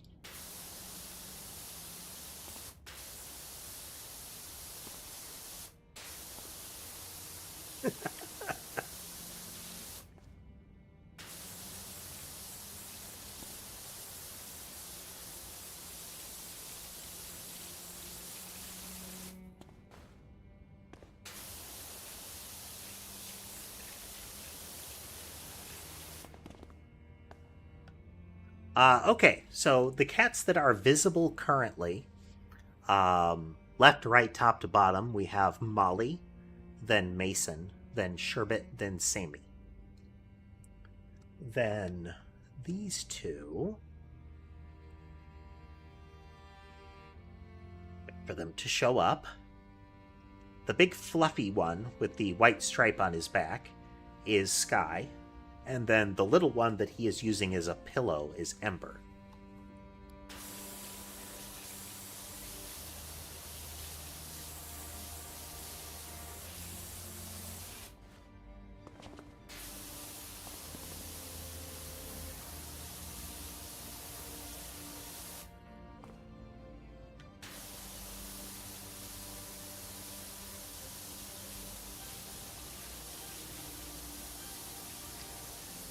Nope.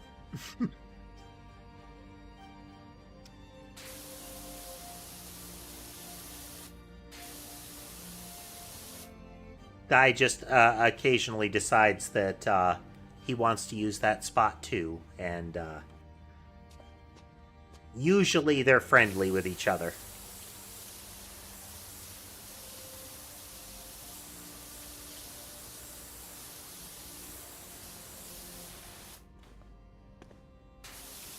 Guy is sometimes a bit of a bully, but that relies entirely on the fact that most of the other cats don't realize what a pushover he is. Ember, in particular, is very tolerant of his nonsense.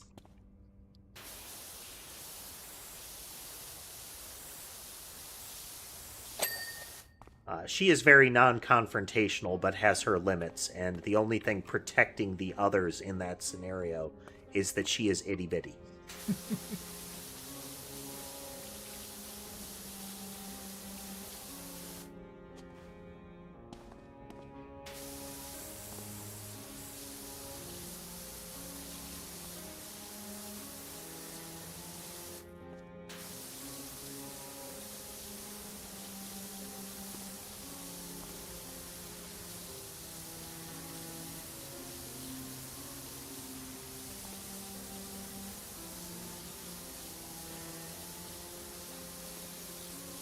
They're all little sweethearts in their own way, ultimately, though.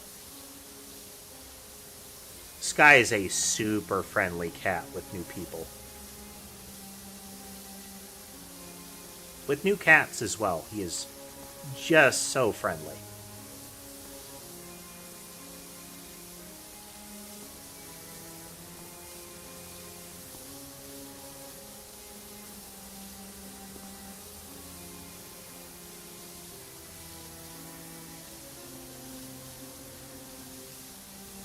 Retro Mix 89. Ember is a very snuggly cat. Frequently on stream, she will be sitting on my shoulder. She likes to be cradled.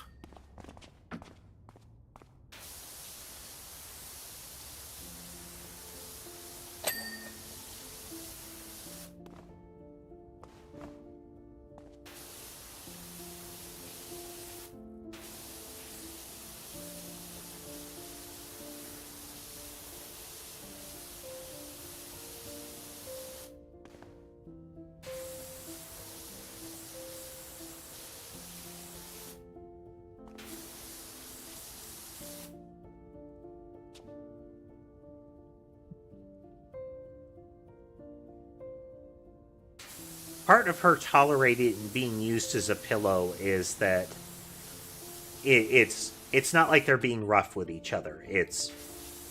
They're comfortable and it's like pleasant contact, you know?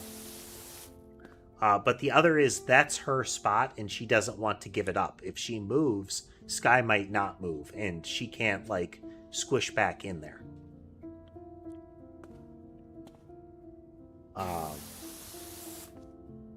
So there's a decent portion of I don't want to let this place go, and I will tolerate Sky using me as a pillow as a result. But if Sky was there first, Ember would not try to squish in with him. She will not shoulder other cats out of the way.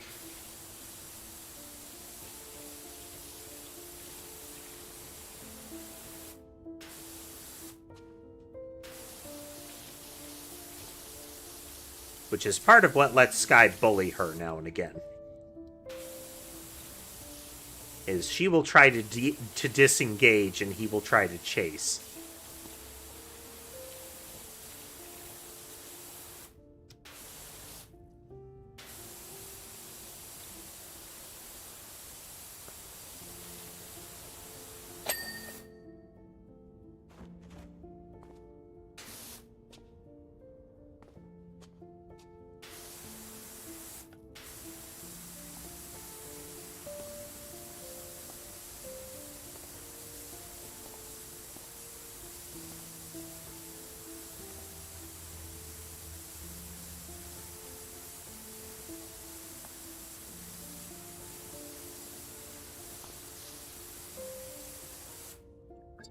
Here.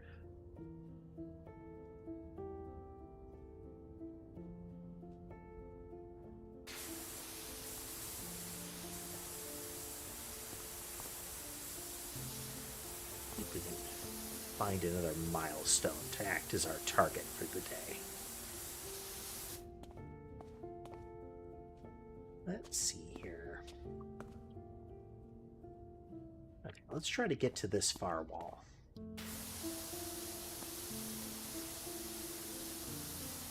That's going to be the goal.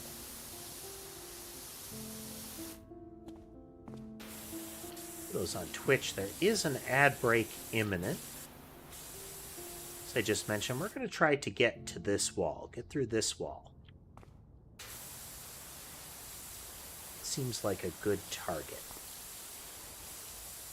There's a lot more ground to cover, but I think we're going to use that as a break point.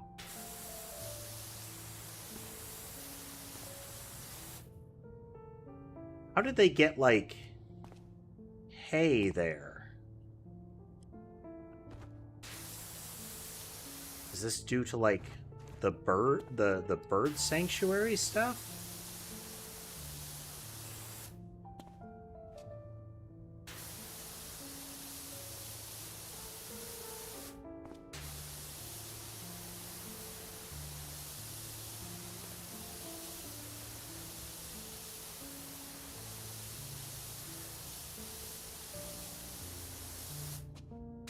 Let's see, what would be my current guess with the lore? Okay, so, again, this could easily be a bait and switch, but I think we've got, the mayor has conspired to steal the gems.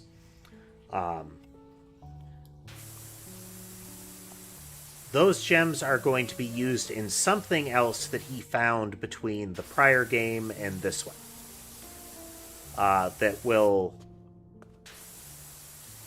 That through access that he gained as county mayor, he will do something to try to get vengeance, if not just gain more power.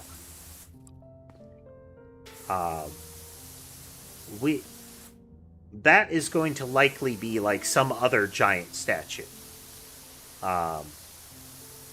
Let's take a wild stab of a guess and say kaiju battle. Like, he will unleash some new threat, and through these ancient runes and similar things, we will find the weapon that stops it.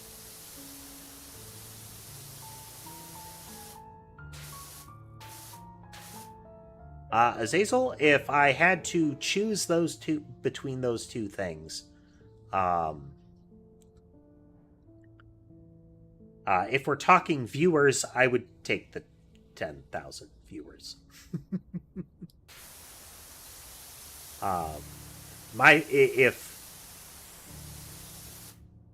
If you're saying it is very straining on me, like it's really hard on me, I would shoot for trying to rein it back in. But from a purely like business perspective, well, yeah, the 10,000, that leads towards higher likelihood of success. But my stream is oriented towards being chill, so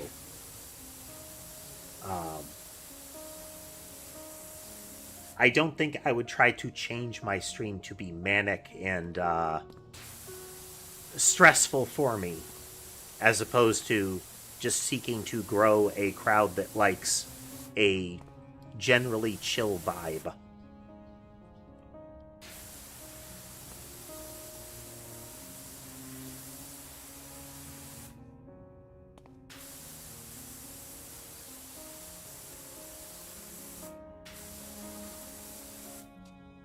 I think that to that point, Zazel, I like the vibe. It's not a matter of number of people that facilitates that vibe. I try to cultivate a chill atmosphere.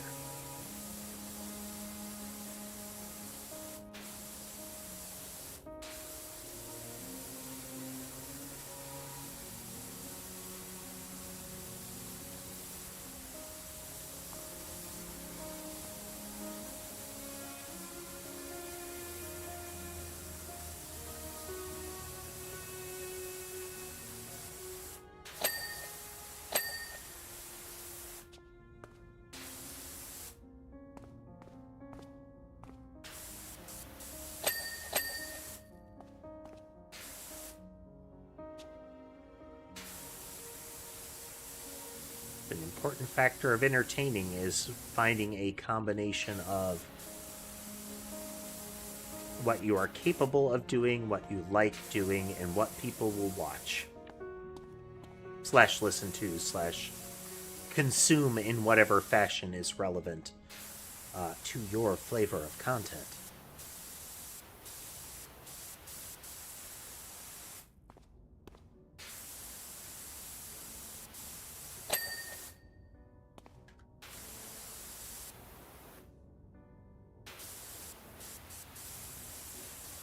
Now, often, when people say chill stream, and you incorporated a with few people, they equate few people to chill stream, and not infrequently, and I'm not saying that you meant it this way, the meaning behind that is explained to be a stream in which they can converse with the streamer. And I am not... That is the kind of atmosphere I like, but simultaneously I would also like there to be more people.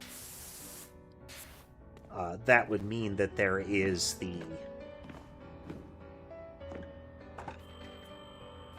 You don't get to have a 100% personal conversation, necessarily.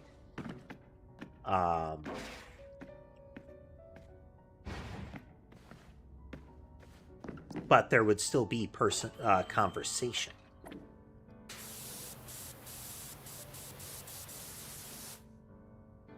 I want to watch streams that are brain rot streams with brain rot music. I've had a lot of different music on my stream. Generally, it's stuff that I like to listen to in some fashion or another. But we've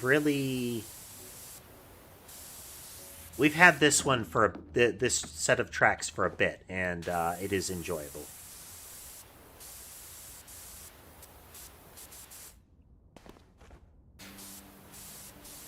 It aligns with the atmosphere.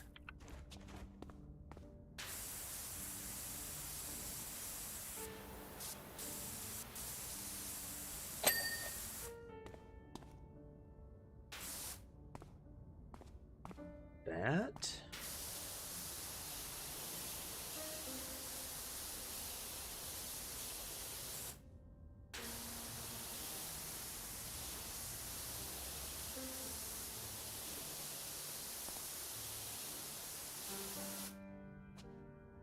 You mean by power washing speakers? I mean, you'd think some of these things would suffer damage by being subjected to both the impact of and the liquid associated with, but apparently not.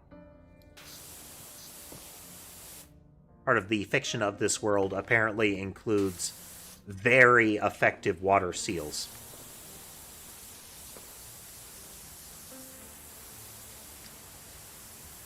Just the most durable things.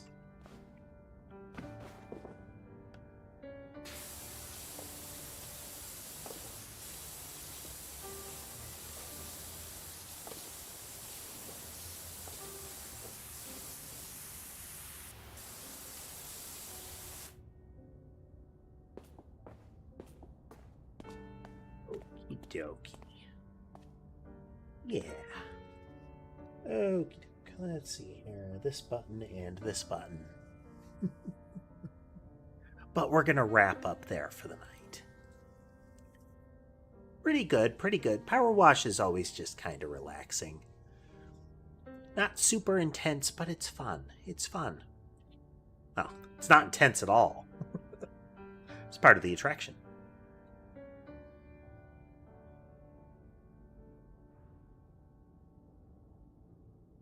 This guy probably drove Ember off at that point.